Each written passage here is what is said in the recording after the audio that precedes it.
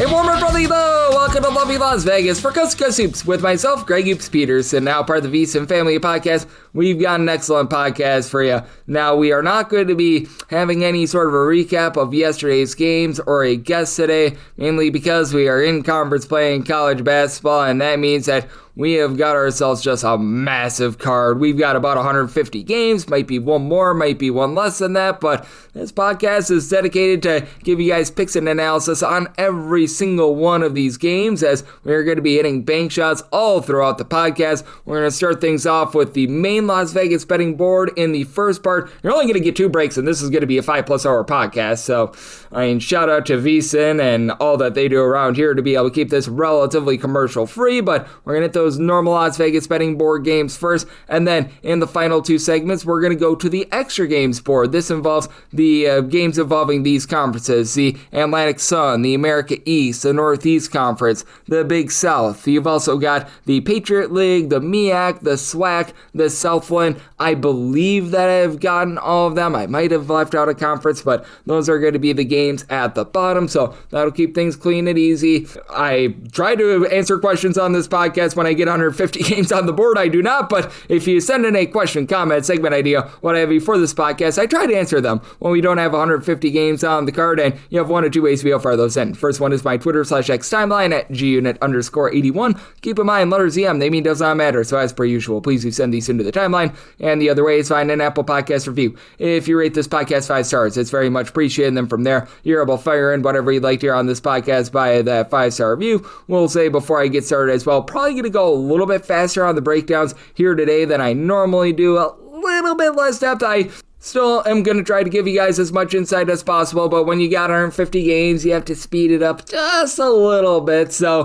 what might be typically like a 2.5 minute breakdown might be more like a 2-minute breakdown, just because of, well, the actual length of the card. But have no fear, we've got you guys covered with all these games, and I think that I've gotten all the formalities out of the way. So let's waste no more time. Picks and analysis on darn near 150 games on the college basketball betting board for this college basketball Saturday as we hit some bank shots. That starts right about now. Most financial establishments close at a certain time, but not here. It is time for a side and total on every game on today's betting board bank shots.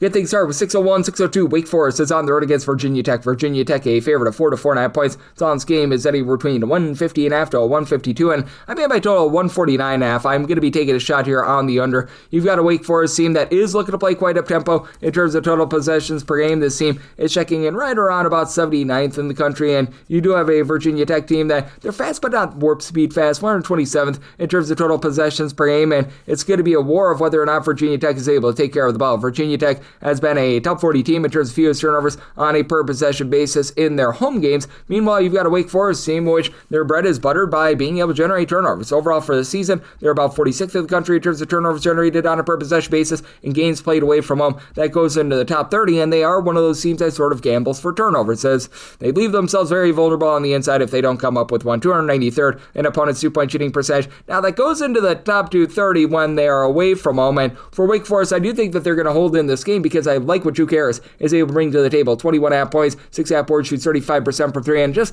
look at the entirety of this Wake Forest team. Out of your top 6 scorers, all but one of them shoot at least 35% from 3, none shoot above 38.8%, and lone guy that doesn't, you've got Makai Mason shooting 33.6% from the outside, so relatively good balance up and down the boulevard. You've got a Wake Forest team that is giving up a lot of second and third chances, though. This is a unit that has been outside the top 225 in terms of defensive rebound percentage. Virginia Tech gives up quite a few second and third chances as well, but they've been a little bit better ever since getting back Toby Lual, top rebounder with about 11.5 points, 8.8 rebounds per game, and then you've got Imani Ansberry, 14 points, about 8 rebounds, 2.5 assists, 2.5 per contest. Virginia Tech has been able to shoot about 35.5% from 3-point range, but the one forte of this Wake Forest team outside of generating turnovers has been the fact that they have been able to do a really good job in terms of guarding the 3-point line. Right now for Wake Forest, they're allowing teams away from home to shoot just 30.1% from the outside. That's a top 35 mark in the country, and I think that that's going to hold up here. It's a Virginia Tech team that shoots about 73.5% at the free throw line. They themselves have been outside the top 200, both with their own 2-point shooting percentage and opponent's 2-point shooting percentage. So made a total of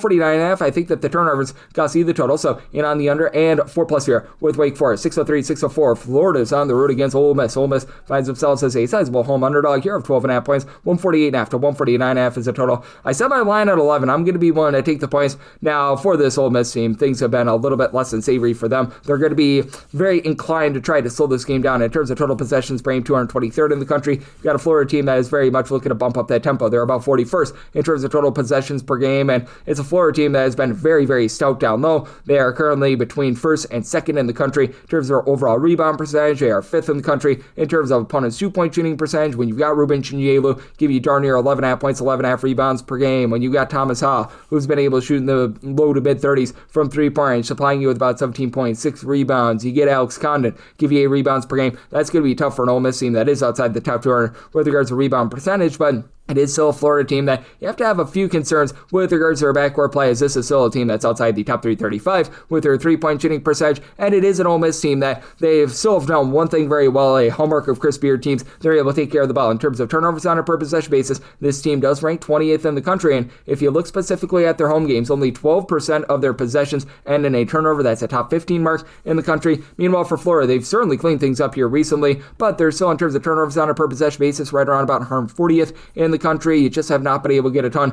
out of Boogie Flan with about 11 points, 3.5 assists per game. He shoots 18% from 3. Xavier Lee seems to be figuring it out. He still has only shot for the season about 27% from the outside. As Urban Glovesar has been your top 3-point shooter in conference play only. Shoots about 41% from 3-point, but I do think that AJ Storr and what he's been providing for Ole Miss is able to keep them lively. Recognize that he's not necessarily the best team player in the world, but he's been able to supply the team with 15 points, shoots 38% from 3. Peyton Prinkins has been able to be a 45% 3-point shooter. Ole Miss not necessarily going to put you under duress, generate a lot of turnovers themselves, and this has been a team that has been giving it up a little bit with regards to their shooting percentages outside the top 135 with regards to opponents' 2-point and 3-point shooting percentage, but I do think that they're going to be able to keep things clean themselves. It's an Ole Miss team that has been about a country average team, shooting 33.5% from the outside. Certainly have been a little bit weak down low, but I do think that with the way that they're able to take care of the ball, I think that they're going to be looking to slow things down a little bit, and this is a Mississippi team that, while their offense is not quite what it has been in the past, they have been a whole heck of a lot more efficient when they've been at home rather than away from home in terms of points scored on a per possession basis.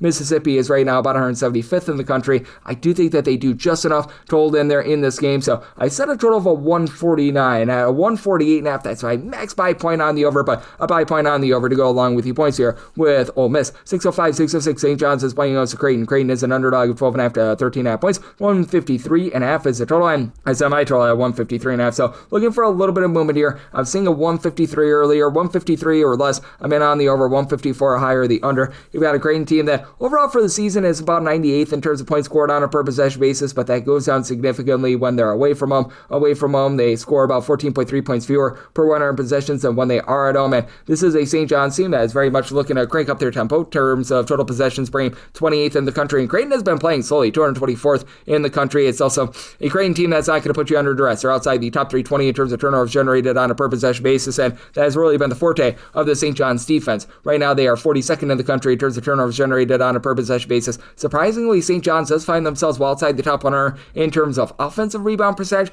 Creighton not necessarily giving themselves a lot of second and third chances, though, which is a big reason why I did set my line here at a 13.5, so at the 12.5, I'm going to be willing to lay that number as Zuby Ejiofor should be able to win that battle down low. 16 points, 7.5 boards, 3.5 assists per game. Still a little bit concerning that he and Dylan Mitchell are your top two facilitators, but Bryce Hopkins, he does a bit of everything. 14 points, a steal, 6 rebounds. You've got Isaiah Sellers shooting 36% from the outside. St. John's, they shoot 34.5% from 3. That's an ordinary mark, but the one thing that they've done a great job of is being able to guard down low. They've been a top 45 team with regards to opponents' 2-point shooting percentage, overall top 35 team in terms of points allowed on a per possession basis, and this is a great team that they're very much looking to have you drive the ball down low. In terms of percentage of opponent shots that come from 2-point range, they are a top 25 team in the country, which that is going to be able to put this St. John's team right at home. Creighton overall 242nd in the country, by the way, in terms of points allowed on a per possession basis, but they interestingly give up about a half a point less per 100 possessions away from home rather than at home. Josh Hicks has been rock solid for the team with about 12.5 points per game. Austin Schwartz here in conference play has really been able to come alive. He's been a little bit more silent, has been dealing with a little bit of injury, but still 11.5 points. He's really been your top 3-point shooter at about 40%. Blake Harper throws in there 38% from the outside, but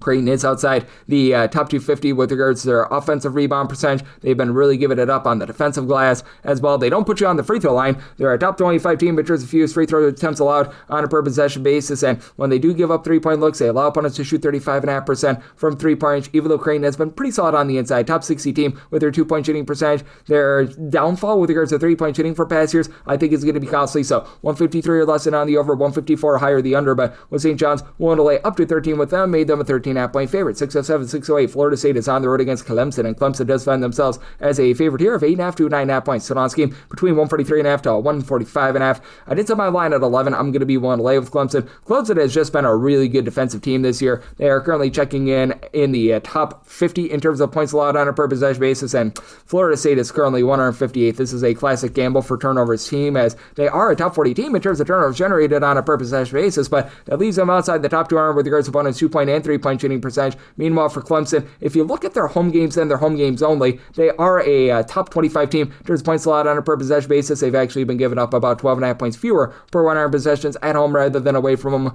and it's going to be a little bit of a tempo war. Clemson looking to play slow and controlled, 326th in the country in terms of total possessions per game. Florida State is absolutely looking to gun it. They are 29th in terms of total possessions per game, and Florida State, they take over 50% of their field goal attempts from three-point range as a top 15 mark in the country, but they're shooting less than 32% from three-point range. They're outside the top 275 with that regard, and this is a Clemson team that has done a nice job in terms of being able to guard the three-point line. With Clemson right now, they're allowing teams to shoot from three-point range at 26.4% at home. In terms of just home numbers and home numbers only, that is a top 10 mark in all of college basketball, and I do think that that's going to be able to win out in this ordeal, especially when you have just so much balance in general with this Clemson team. You really don't have anyone that's giving you over 11.5, 12 points per game, as R.J. Godfrey has been that top scorer with 11.4 points, 5.1 rebounds per game, but then you have Carter Welling giving you 5.5 boards, 10.5 points per game. Nick Davidson, 4 boards, 9.5 points. It's a Clemson team that shoots about 34% from three. They're country average in a lot of their offensive metrics. They don't grab a lot of second and third chances. They're outside the top 200 with regards to offensive rebound percentage, but they also don't allow you to be able to grab second and third chances as well. Not that that was a forte of Florida State to start with, but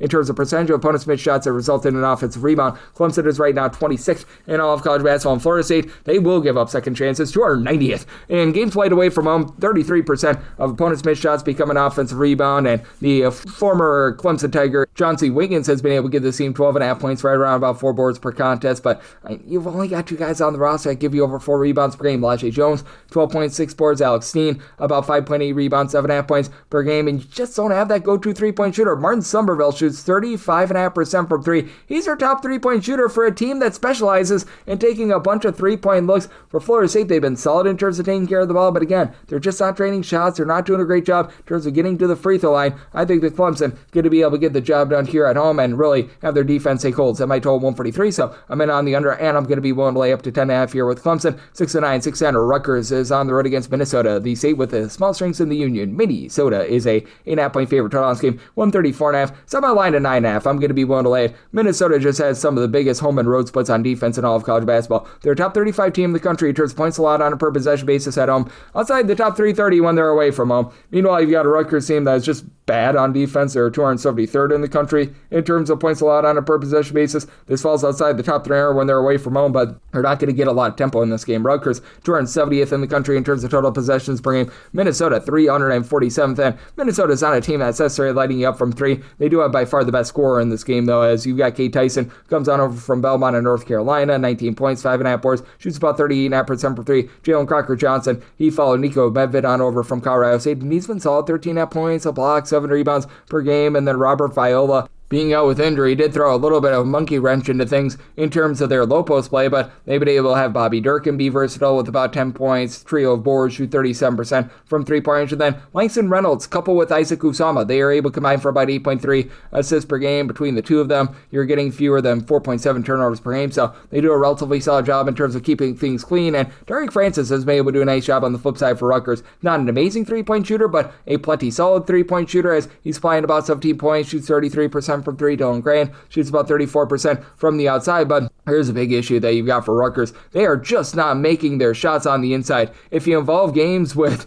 non-Division I teams, they're 346 in terms of their two-point shooting percentage. If you take those out, they're 329. So they just have not necessarily been efficient on that side. And they're not really turning the ball over a ton. They're just not shooting well. I wish I could put it any other way. They also shoot 32% from three-point range as well. You just have not been able to have the team hold up defensively as well. They're also outside the top 10 with regards to opponent's three-point shooting percentage. I do like what they've been able to get down low out of Emmanuel Agbola, who's got like no body fat whatsoever, 4.6.5 rebounds per game. But for Rutgers, they're always a team that they play a little bit differently in terms of to the negative away from the rack. And I do think that Minnesota gets the job done in what I think is going to be a slog of a game. Semi-total 133.5. I like the under, and I'm going to be willing to lay up to 9 here with Minnesota. 6-11, 6-12. East Carolina is on the road against Charlotte. Charlotte is a favorite of 6.5 to 7 points, and their total is anything between 145.5 to 146, and I like the under at semi-total at a 138.5. East Carolina, not the slowest team in the world. As a matter of fact, they're 97th in terms of total possessions per game. Charlotte is a very slow team in terms of total possessions per game. These guys check in 329th in the country, and for Charlotte, they do have a few deficiencies on defense in terms of points allowed on a per possession basis. They do check in 286th in the country, and East Carolina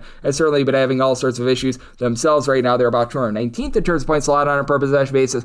I just do not trust this East Carolina offense, which is why I also did make Charlotte the 8.5 point favorite. I'm going to be willing to lay the number. East Carolina is just awful from three-point range. They are shooting as a collective 28.4%. That is 356th in all of college basketball. They don't even convert their two-point shots. They're outside that top 280 in terms of their two-point shooting percentage, in terms of overall points scored on a per possession basis. East Carolina is 311th in the country. If you put them away from home, it's even worse. And for the Charlotte team, they've been able to do a solid job in terms of flowing good, clean offense. Top 110 team in terms of points scored on a per possession basis. Charlotte is doing a nice job in terms of giving themselves some second and third chances as well. They've been a top 125 team in terms of their offensive rebound percentage. And for Charlotte, even though Ben Bradford really doesn't shoot it well from three, he's giving you 12.5 points per game. Zane Bingo has been your main facilitator, 4.3 assists, 12 points. Bingo with shooting 38% from three. And then Damani Harrison, Arden Coyers, they both shoot about 40% per three between the two of them, 17 points per contest. And then Anton Boyke stands right around about 7'2", comes over from Providence,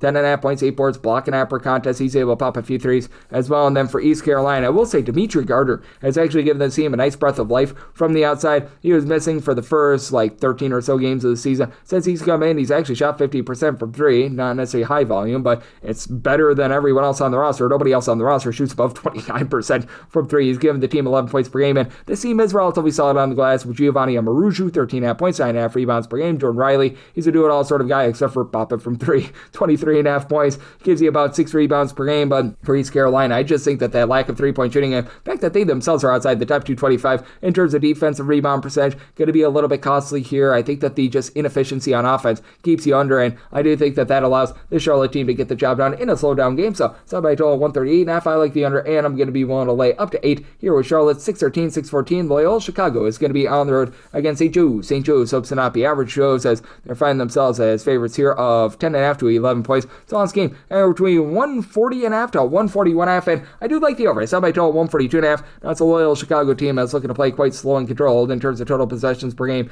These guys are 309th in the country, but they're really not doing a great job on the offensive side of things or the defensive side of things. Loyola Chicago is 309th in the country in terms of points scored on a per possession basis. They generate absolutely no turnovers whatsoever, 340th in the country in terms of turnovers generated on a per possession basis, and it's a night and day difference between the defenses of these two teams. Well, Chicago 329th in the country in terms of points allowed on a per possession basis, and St. Joe's, they are 84th, and for St. Joe's, they've been especially strong down low. They're a top 50 team with regards to their shot block percentage in terms of their opponent's two-point shooting percentage as well. Now St. Joe's is about 335th in the country with their three-point shooting percentage right around about 30.3%, but it's gotten a little bit better here in conference play. Not saying that's amazing, but 33.4%, a little bit more respectability. You've had Deuce Jones be out of the fold for the team, so they've needed Jaden Glover and Derek Simpson to step up, and they've been able to do so. Combined 29 points per game with Glover. He's now shooting 36% from the outside. You just have a really nice committee of guys doing a great job in terms of pulling in there some boards. Justice Ajabor, 5 points, 5 boards, and then 2.4 blocks per contest. Azir Haskins has been able to give you about 6.5 rebounds per game, and I will say for Loyola Chicago, they're not the world's worst interior defense, as in terms of opponent's 2-point shooting percentage, they are a top 125 team in the country. They're just getting bludgeoned from the outside. Teams are shooting 38.3% from 3-point against them. That is a bottom 30 mark in all of college basketball for Loyola Chicago. They themselves are only shooting about 30.5% from 3. That's outside the top 10 in the country. Now, they've been dealing with an injury to Xavier Amos, who's been leading the team in points per game with 11 points per contest. He still only shoots about 25% from 3-point. As a matter of fact, you take a look at your top 6 scorers, only one of them shoots above 31.5% from 3. That'd be Cade Dodson at 35.5% from 3, and he's been in and out of the lineup here in the last few weeks as well. Miles Rubin does give you about 10.5 points, 7 boards, 2 blocks per contest, so he's been solid down low, but overall, just been a mismatch for the team. Dominic Harris was a big giant flopperoonie for this team, and for Loyola Chicago, if they do get to the free throw line, they shoot 66.7% at the free throw line. That is outside the top 340 in the country. I did set St. Joe's here as a 10.5 point favorite. I was seeing an initial opener of 10, and between a 10 to 11, I would rather lay 10 rather than take 11 in this spot. So looking at St. Joe's at a 10 or less, and like the over semi-total at a 142.5, 615, 616. You've got Marshall on the road against Coastal Carolina, and the Chanticleers find themselves as a 1.5 point home underdog. Totals between 150 to 151.5. Coastal Carolina, the 2-point favorite. I like them on the money line. Marshall, a pretty miraculous win against Appalachian State a few days ago. They were down 16 points and they rally. It's a Marshall team that's looking to push a little bit of tempo, 100th in the country in terms of total possessions per game. Coastal Carolina is 149th, and for Coastal Carolina, top 100 team in terms of points allowed on a per possession basis. This is despite the fact that they are awful at generating turnovers. They are 361st in terms of turnovers generated on a per possession basis. Marshall, not a team that's going to be a heat-seeking missile in terms of generating turnovers as well, but for Marshall, this has been a team that has prided themselves on their 2-point shooting percentage, both offense and defense. On offense, away from home, they've been a top 75 team with that 2-point shooting percentage. When they've been away from home on defense, they've been a top 80 team as well, but they're going to get absolutely nothing on the inside against the Coastal Carolina team that is 9th in the country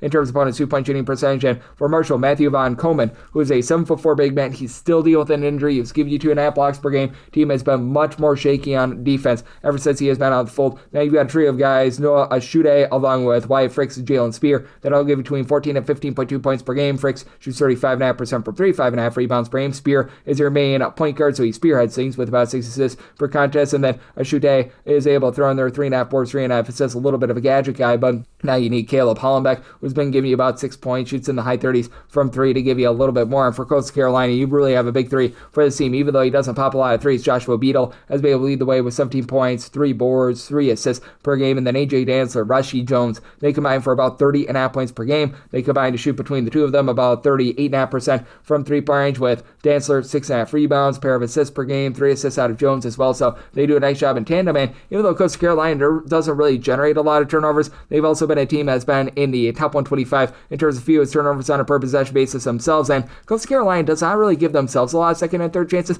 Pretty solid on the defensive glass. So the top 85 team in terms of defensive rebound percentage. Marshall, they're allowing teams away from home to grab 32.4% of their missed shots as an offensive rebound. That's outside the top 10 in all of college basketball, and I do think that that's going to be the difference in this game. In a pressure spot, Coastal Carolina, they shoot about 72% of the free throw line, neither here nor there, and they've been weak on the inside. They're outside the top 330 with regards to their 2-point shooting percentage, but with the way that they do a nice job on the glass and the way that they do a good job in terms of not allowing opponents to be able to get those inside looks, I think that they get the job done. So I set a total of a 150, anything above 150 in on the under, and Coastal Carolina on the money line, 617, 618, Cincinnati, and yes, we're on to Cincinnati. They're on the road facing off against Kansas. Kansas, 10.5 to 11.5 point favorites, 134.5 to 136.5 is the total. I made a total of a 139.5, so I'm going to be in on the over. Recognize that this is a Cincinnati team that's been great on defense. Top 30 team in terms of points allowed on a per possession basis. They're slowing things down. They're still about 150th in terms of total possessions per game. If you looked at conference play and conference play only, I'm sure that they'd be well outside the top 200, but they're still not a super slow team. Kansas, they're mid-tempo team, 210th in terms of total possessions per game, and obviously the question remains with Kansas, what are you going to get out of Darren Peterson? Will he not play at all? Will he play 20 minutes? Will he play 30 minutes? You just don't know. When he's out there on the floor, he's obviously a difference maker, shooting 43% for 3, 20 points per game, but I mean, you still have really good low post play with Flory Badunga being able to give you about 3 blocks per contest. Kansas is about 90th in the country in terms of points scored on a per possession basis. Obviously, with Peterson out there, they're much more efficient, but even without him, you've got Trey White shooting 40% for 3 with about 14 points, 7 rebounds per game. Alvin Council is a stat sheet for 14 points, 5 boards, 5 assists. Love his game. And for Kansas, they're not going to put you under duress. So that helps out a Cincinnati team that has been very sloppy with the ball. Kansas outside the top 340 in terms of turnovers generated on a per possession basis, and Cincinnati's been outside the top 225 in terms of their ball security. Now for Cincinnati, they're outside the top 225 with both their 2-point and 3-point shooting percentage. I will say in conference play, they've been a little bit better with their 3-point shooting. Jizzle James has been the main guy, shooting 44% for 3, 11.5 points per game. He missed the first 10 or so games of the season, and then Bobby Miller's able to give you double-double, 13 points, 7.5 rebounds per game. And while Cincinnati is as good as they are on defense, they're actually 10th in the country in terms of points allowed on a per possession basis. It does take a big giant fall off when they're away from home in games in a road/neutral venue. It is a Cincinnati team that is giving up right in that neighborhood above 18.7 points more per 100 possessions, and this is a Kansas team that they themselves have been a top 40 team in terms of points allowed on a per possession basis. They're a top 50 team with regards to opponents' 2-point and 3-point shooting percentage, and I think that that's going to be able to win out in this spot. So my line at 13.5, I'm willing to lay with Kansas, even if you don't get a full allotment of minutes from Mr. Peterson. You will on this podcast, though. And then I do like the total over as well, 619, 620. Texas State, they're on the road against Louisiana. Louisiana does find themselves as a home underdog of 2.5 points, 134.5 is the total line with Louisiana. I did set them as a home underdog of 4 points. I'm going to be willing to lay with Texas State. Texas State is looking to pile drive the ball down low. They are numero uno in all of college basketball in terms of percentage of their shots that come from 2-point range, which that might not be the world's greatest in this game because it is a Louisiana team, but which their forte is very much on the inside. Louisiana is outside the top 300 with regards to opponents' 3-point shooting percentage, and they themselves have actually been an okay 3-point shooting team. They're up to about 33% there. They're not necessarily strong on the inside with that regard in terms of their overall shooting percentage, but with regards to opponents' 2-point shooting percentage, it's been a pretty respectable team. Right now, they're checking in about 153rd in all of college basketball, but it is a Texas State team that should be able to win that turnover battle as well. Overall, Texas State is a top 130 team in terms of points allowed on a per possession basis. And for the Texas State team, in terms of turnovers forced on a per possession basis, right now 87th in all of college basketball. And Louisiana started to generate a few turnovers themselves. They're about 112th in the country with this regard. Texas State, they've been outside the top 300 with regards to their own ball security. But that's it for Texas State. I do like the main two guys for this team, as you've got Mark Drone along DJ Hall, who've been able to combine for about 29 points per game. And Hall shoots 40% for 3 on a very, very low volume.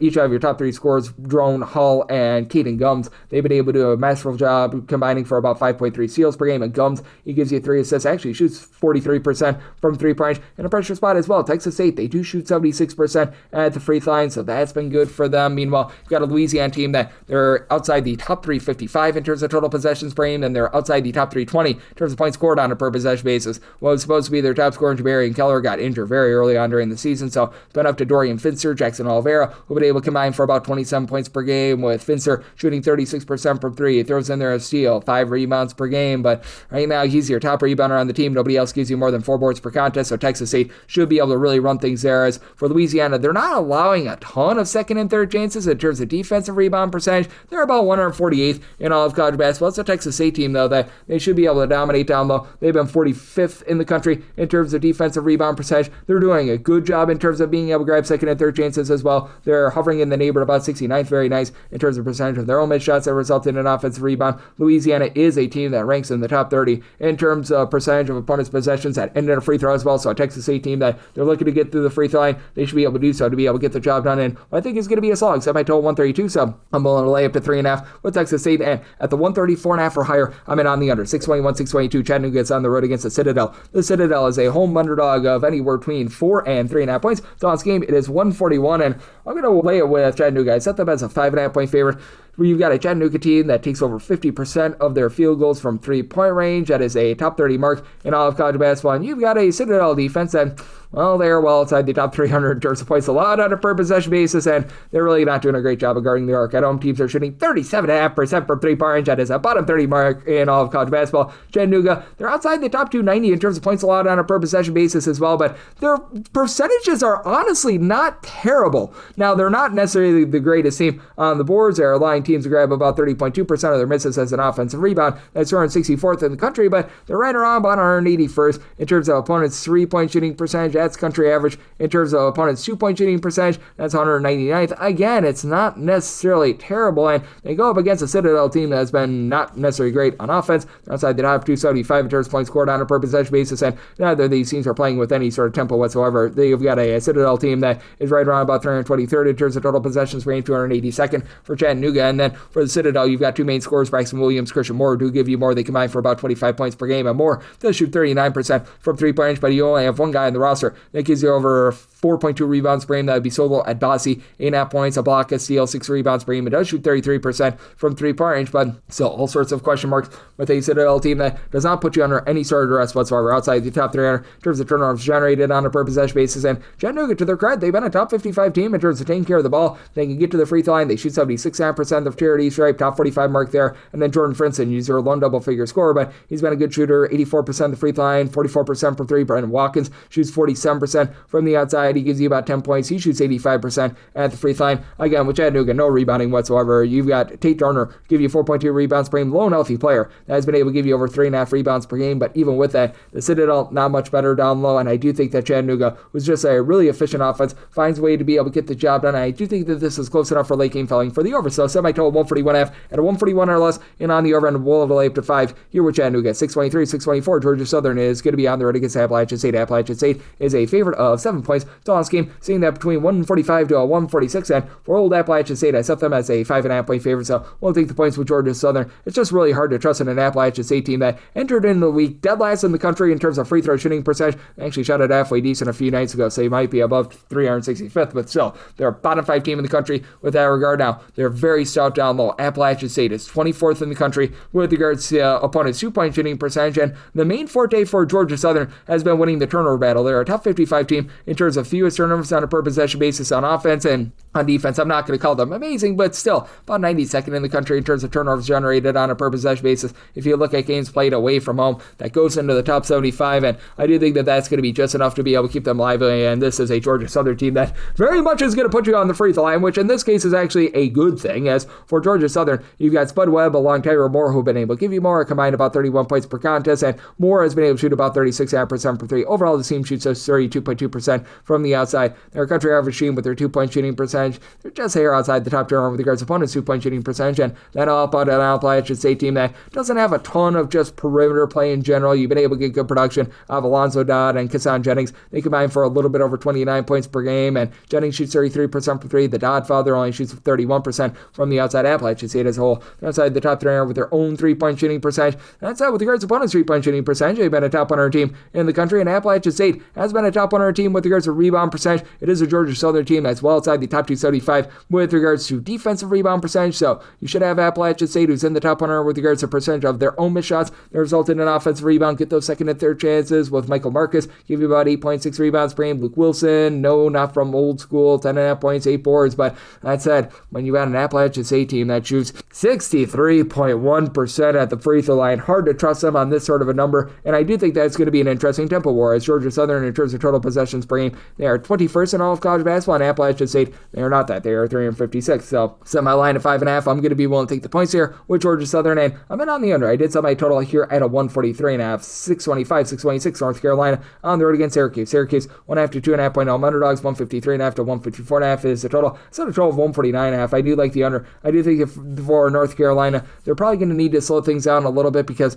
right now they're dealing with Henry Vassar being in and out. There's a chance that Vassar is going to be able to play in this game. He's been missing last few games, and we know that Caleb Wilson is going to be out for quite some time. These are your top 2 rebounders and your top 2 scorers for North Carolina. That's a combined, by the way, 36.2 points per game that they are currently missing. But you do have Seth Trimble in the backcourt who's been able to give you 13 points per game. North Carolina, pedestrian 3-point shooting team at 33.5%. They've been good on the inside. They've been a top 15 team with regards to opponents' 2-point shooting percentage, or a top 35 team with their own 2-point shooting percentage. And in their games, there's a lot of clean possessions. For North Carolina, top 20 team in terms of fewest turnovers on a per possession basis on offense, and they are outside the top 335 in terms of generating turnovers on defense, and they're about 158th in the country in terms of total possessions per game. So neither here nor there. We've got a Syracuse team that they themselves are not super slow. They're not really super fast either in terms of total possessions per game. They're about 138th in the country, and they just have not been able to do a ton on offense. The defense has been solid. They're a top 120 team in terms of turnovers generated on a per possession basis.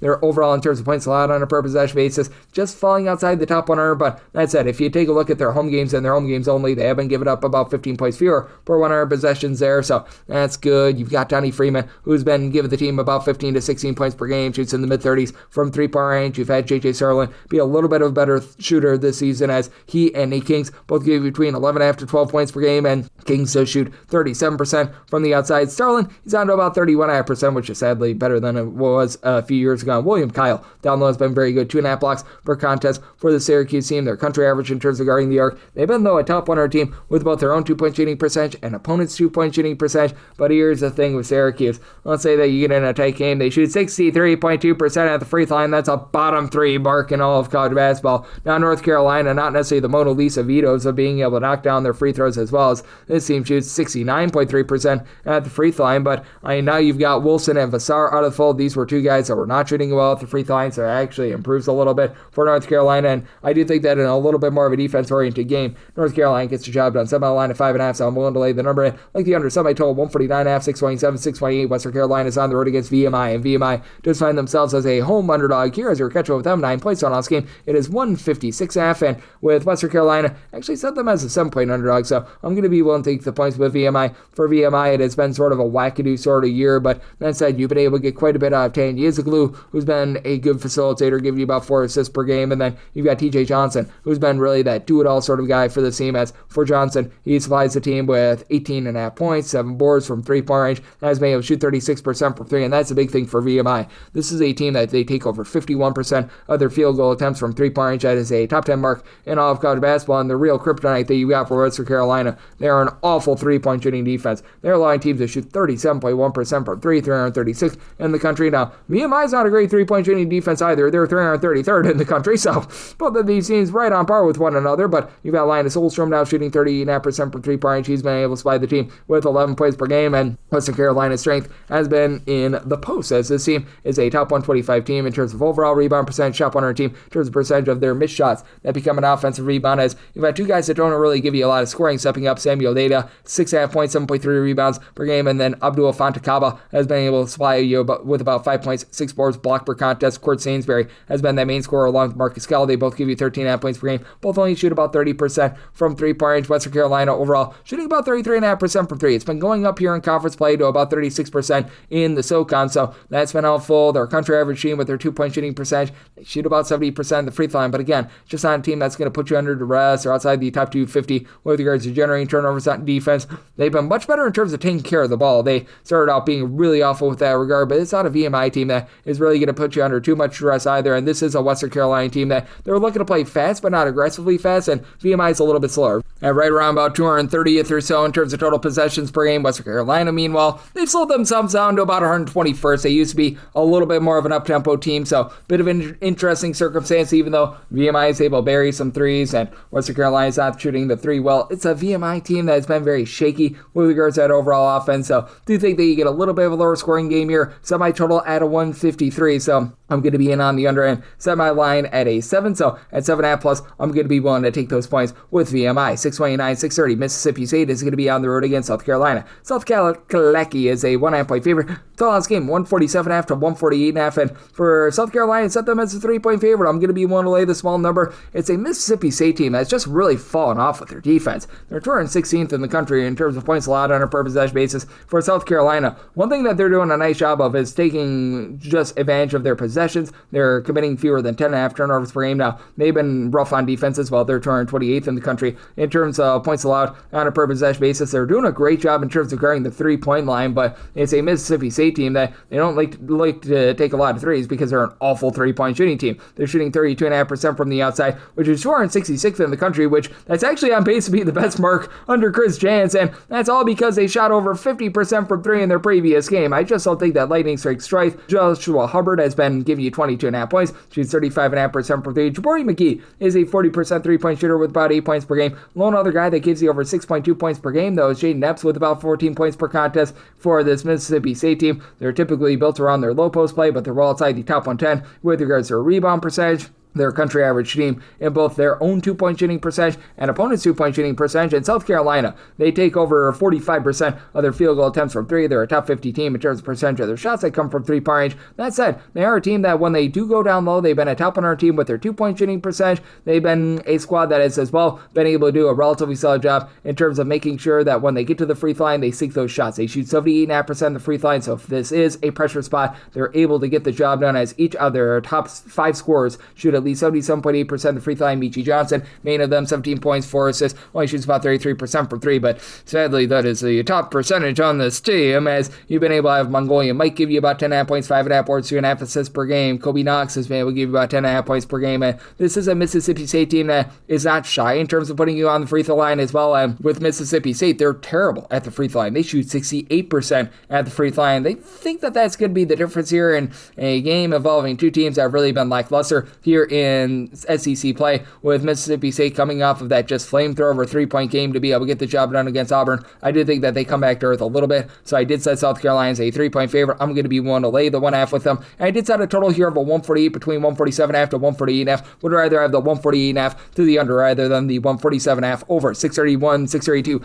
Xavier is on the road against Butler. Butler 2.5 to 3.5 point favorites. 158.5 to 159.5 is the total, and I made a total of a 162. I'd like the over. You've got a Butler team that's very much looking to push tempo. They are 70th in the country in terms of total possessions per game. Xavier, a very similar team. Xavier has really sped themselves up. They're now 40th in terms of total possessions per game, and for Xavier, they do a nice job taking care of the ball. Top 65 team in terms of fewest turnovers on a per possession basis, and additionally, you've been able to get a lot out of the Xavier team in terms of just being able to keep the ball clean. They've been a top 55 team in terms of fewest turnovers on a per possession basis, but this is a Xavier team that is very much going to get it taken to them from the outside. They're allowing opponents at home to shoot about 34.9% for 3, which goes down to 33.3% away from home, so they've been a top 100 team with that regard. Meanwhile, you've got a Butler team that they've been able to do an okay job with regards to perimeter defense. They do have that taken to them a little bit more on the inside, but Xavier is outside the top 265 with regards to their 2-point shooting percentage. Meanwhile, Butler is around 40th with regards to opponents' 2-point shooting percentage, and Xavier 276th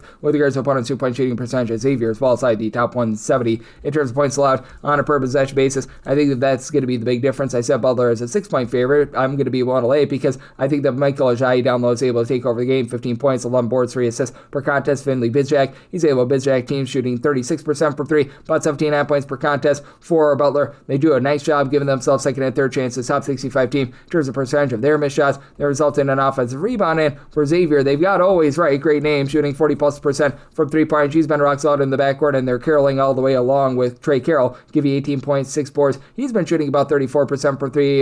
Jovan Milicevic along with Malik Moore, they do give you more. With Moore, he gives you about 11 points, 4 assists per game, and Milicevic 12 points. He's been shooting 43.5% from 3-point range, but that's it with Xavier just being as inefficient as they are on the defensive side of things. And Xavier in a pressure spot, they only shoot about 71% at the free throw line. I do think that the lack of interior play gets it done for Butler, and I think that helps you out for the over. So semi-total 162, I'm in on the over, and for Butler, I'm going to be willing to lay. Made them a 6-point favorite. 633, 634, SIU Edwardsville on the road against Tennessee State. Tennessee State, a favorite of 4.5 points, 143.5 is the total, and I made my total a 143.5, so we're going to be waiting upon a little bit of line movement here. I was seeing before a 143 or less, and on the over, 144 or higher, the under. And with Tennessee State, I am going to be willing to lay with them. I set them as a 5.5 point favorite. Tennessee State last year in a pressure spot, they were really bad at the free throw line. They're still not an amazing outside shooting team for Tennessee State. They're only shooting in the neighborhood about 31.5% from 3. That's 291st in the country, but Edwardsville just does not have really a great offense. They've actually shot it halfway decent from 3. Their 34.7% is 136th in the country, but overall the team is outside the top 280 in terms of points scored on a per possession basis. Very, very stout defensively, though. Right now for Edwardsville, they are 30th in the country in terms of points allowed on a per possession basis. Overall, you put them in a spot where they're away from home. That actually goes up to 6th in the country, but you do have a Tennessee State team that's going to be looking to push tempo, and Edwardsville is not. Edwardsville is about 298th in the country in terms of total possessions. Tennessee State is 44th, so a little bit of a tempo war there. And for SIU Edwardsville, they have been dealing with injuries to their top 2 scorers. Ring Malaith has been out for quite a while. He was giving you 17 points per game, and Miles Thompson, he's been out for a very long time, so it's been up to Jack Champion along with Tyler King in the backcourt, supplying you with a combined about 18 points per game, and both shoot 37+% from 3 to be able to hold down the fort. You don't have a single guy that's healthy right now that gives you over 5 rebounds per game, but you've essentially got like 5 different guys that give you between 3.7 and 4.9 rebounds per game. Jack Champion, the point guard, doing a bit of everything. Is stealing half 5 assists, 3.5 boards, 8.5 points per game. So love what these guys bring to the table. But for Tennessee State, you have to love the versatility out of Aaron Namakura. He's been supplying 17.5 points, 5 boards, 3 assists, 2.5 steals, shoots 34% from 3. And then Travis Harper, he shoots 39% from 3. If this is a pressure spot, Tennessee State, they shoot 75.5% at the free throw line. That's the top 75 mark in the country. And they've been able to do a pretty okay job in terms of guarding the perimeter. Their country average team there. They actually get it taken to them a little bit more down low. They're outside the top 225 with regards to opponent's 2-point shooting percentage, but it's an Edwardsville team that they're amazing with their 2-point shooting defense. They're a top 30 team with that regard. They're outside the top 275 with their own 2-point shooting percentage, and they shoot just 68.5% of the free throw line. So I do think that in a pressure spot, Tennessee State gets the job done. Willing to lay up to 5 with Tennessee State, and I do want to see this go to a 144 plus, as I did set my total 143.5. So going to try to target a 144 plus to the under 635, 636. Penn is going to be on the road against Yale, and the Quakers of Penn do find themselves as 9.5 to 10.5 point underdogs. 152.5 to 153.5 is the total. I made my number 11.5. So I'm going to be willing to lay with the Yale. Yale has just been such an incredible offensive team this year. They're a top 10 team in terms of points scored on a per possession basis, and depending upon the day that you look, they're either number 1 or number 2 with regards to their 3-point shooting percentage. Now they'll give it up from the outside. Teams are shooting about 34.7% from 3-point against them. That's about 219th in all of college basketball. And Penn has actually been a solid 3-point shooting defense. They're allowing teams overall to shoot 32.6% from 3, but that goes up to 35.1% away from home. So demonstrative home and road splits there. But for Penn, they are currently shooting 41.6% from 3-point in a road/neutral court venue. That is number 3 in all of college basketball. And Penn has been a relatively mid-tempo team, 184th in the country in terms of total possessions per game. Yale is slow but efficient, 305th in the country in terms of total possessions per game. So interesting dynamic here. I'm going to be looking at that 152.5 after the over, as I did set my total at a 153.5, mainly because I just believe that this Yale team is that efficient, as you've been able to get incredible production out of your 6'6", little bit of a combo player, Nick Townsend, 16.5 points, 50.5% 3-point shooter, 7 boards, 4 assists, steal per contest, and then Isaac Salazar throws in there 5.5 rebounds per game. Samson Altinen, a block and a half, 6 rebounds per game. Riley Fox, he's been Fox. He's shooting about 39% from 3-point. And for Penn, it's a little bit more of a top-heavy team. You've been able to get great power out of TJ Power along with Ethan Roberts. They combine for about 32.5 points per game between the two of them. Shoot 40% from 3-point range, about 5 assists the two of them, as well as Penn. It's also been a top 150 team in terms of taking care of the ball, but also for this Penn team, they're getting absolutely blowtorched down low. They're outside the top 275 with regards to opponents' 2-point shooting percentage. They're outside the top 300 with their own 2-point shooting percentage as well. Michael Zanoni, though, he gives you about 12 points, shoots 37% from 3-point range. You've had Dalton Scantleberry be able to throw in there about 4.5 boards. Augustus Guerra, 5.5 rebounds per game, but also in a pressure spot, this is a Penn team that they shoot 69.2% at the free throw line. That is outside the top 275 in all of college basketball. Yale, they shoot about 76.5% at the free throw line. With this being a Yale team that also has been a top 125 team with their own 2-point shooting percentage, I think that they win from within. We'll take the over, set my total 153.5, and want to lay up to 11 here with Yale. 637, 638. Davidson is on the road against Fordham, and Fordham does find themselves as a very slim favorite here of 1.5 to 2.5 points. 130.5 is the total. Set my total 129.5. So I'm going to be in on this total to the under, and I did set my line at 1.5. 2 plus does become my buy point on Davidson. It's a Davidson team that defensively, they're very ordinary in darn near every category. They're about 150th in terms of points allowed on a per possession basis. We'll say that actually ascends into the top 120 when they're away from home. Meanwhile, you've got a Fordham team that they're going to have a nice advantage on the glass. For Davidson, they don't have a single guy that gives you 5+ rebounds per game. Fordham overall 51st in the country in terms of points allowed on a per possession basis, and they're a top 30 team with regards to rebound percentage, but it's also a Fordham team that's been well outside the top 250 in terms of points scored on a per possession basis, and for this Fordham team, they're just getting absolutely nothing going from the outside. They shoot 29.3% from 3. That's a bottom 10 mark in the country, and let's say that they need to cover at the free throw line. They shoot 69% when they're there. That's outside the top 275 in the country. DeJure Reeves has been solid, 17 points. He shoots about 29% from 3-point range. You've been able to have Christian Henry have great versatility, 5 assists, 11.5 points per game. As Fordham country average team in terms of turnovers generated on a per possession basis and taking care of the ball themselves, and been rock solid on the inside. They're a top 55 team with regards to opponents' 2-point shooting percentage, but they can be had a little bit more around the outside. And this is a Davidson team that they're very much content to be going bombs away from 3-point range, as right now for Fordham, they're outside the top 170 in terms of opponents' 3-point shooting percentage. Meanwhile, for Davidson, they're a team that they're country average with regards to their 2-point shooting percentage. They get it going much more from the outside, as you've got Robert Blums, who's right now giving you 11.5 points per game, shoots starting near 40% from 3-point range. You've been able to have Parker Fredrickson shoot about 40% from the outside. He supplies about 10 points per game. You've really got nobody other than Josh Kovins, who gives you over 4 rebounds per game, but this team shoots 39% from 3-point range in a road/neutral court venue. This is going to be a super slowed down game. Davidson is right now 353rd in terms of total possessions per game. Fordham is 352nd, but with Davidson shooting 39% from 3 from games away from home, I do think that that's an enough for them to hold in there. So Fordham has 1.5 point favorite, so at the 2.5, take the points with Davidson, 130 plus, and on the under side by total 129.5, 639, 640. Hofstra is going to be on the road against Northeastern. Northeastern does find themselves as a home underdog of 8.5 points, 149.5 to 115.5 is the total. Semi-line at 8.5, so at a 9 plus, that is my buy point on Northeastern, even though Northeastern has been a brutally bad defense. They are outside the top 3 in terms of points allowed on a per possession basis. Their 3-point shooting actually falls when they're at home, 32.5% at home, 34.9% away from home, and Northeastern, a little bit more of a mid-tempo team, 135th in terms of total possessions per game. Hofstra is super slow. They're 303rd in the country. For Hofstra, what they've got going for them is that they are a really good team on the interior. They're a top 20 team with regards to opponents' 2-point shooting percentage. They can be at a little bit more on the outside, and both of these teams have not done a great job in terms of guarding the 3-point line. This is a Hofstra team that, in games played away from them, they allow opponents to shoot 34.9% from 3-point.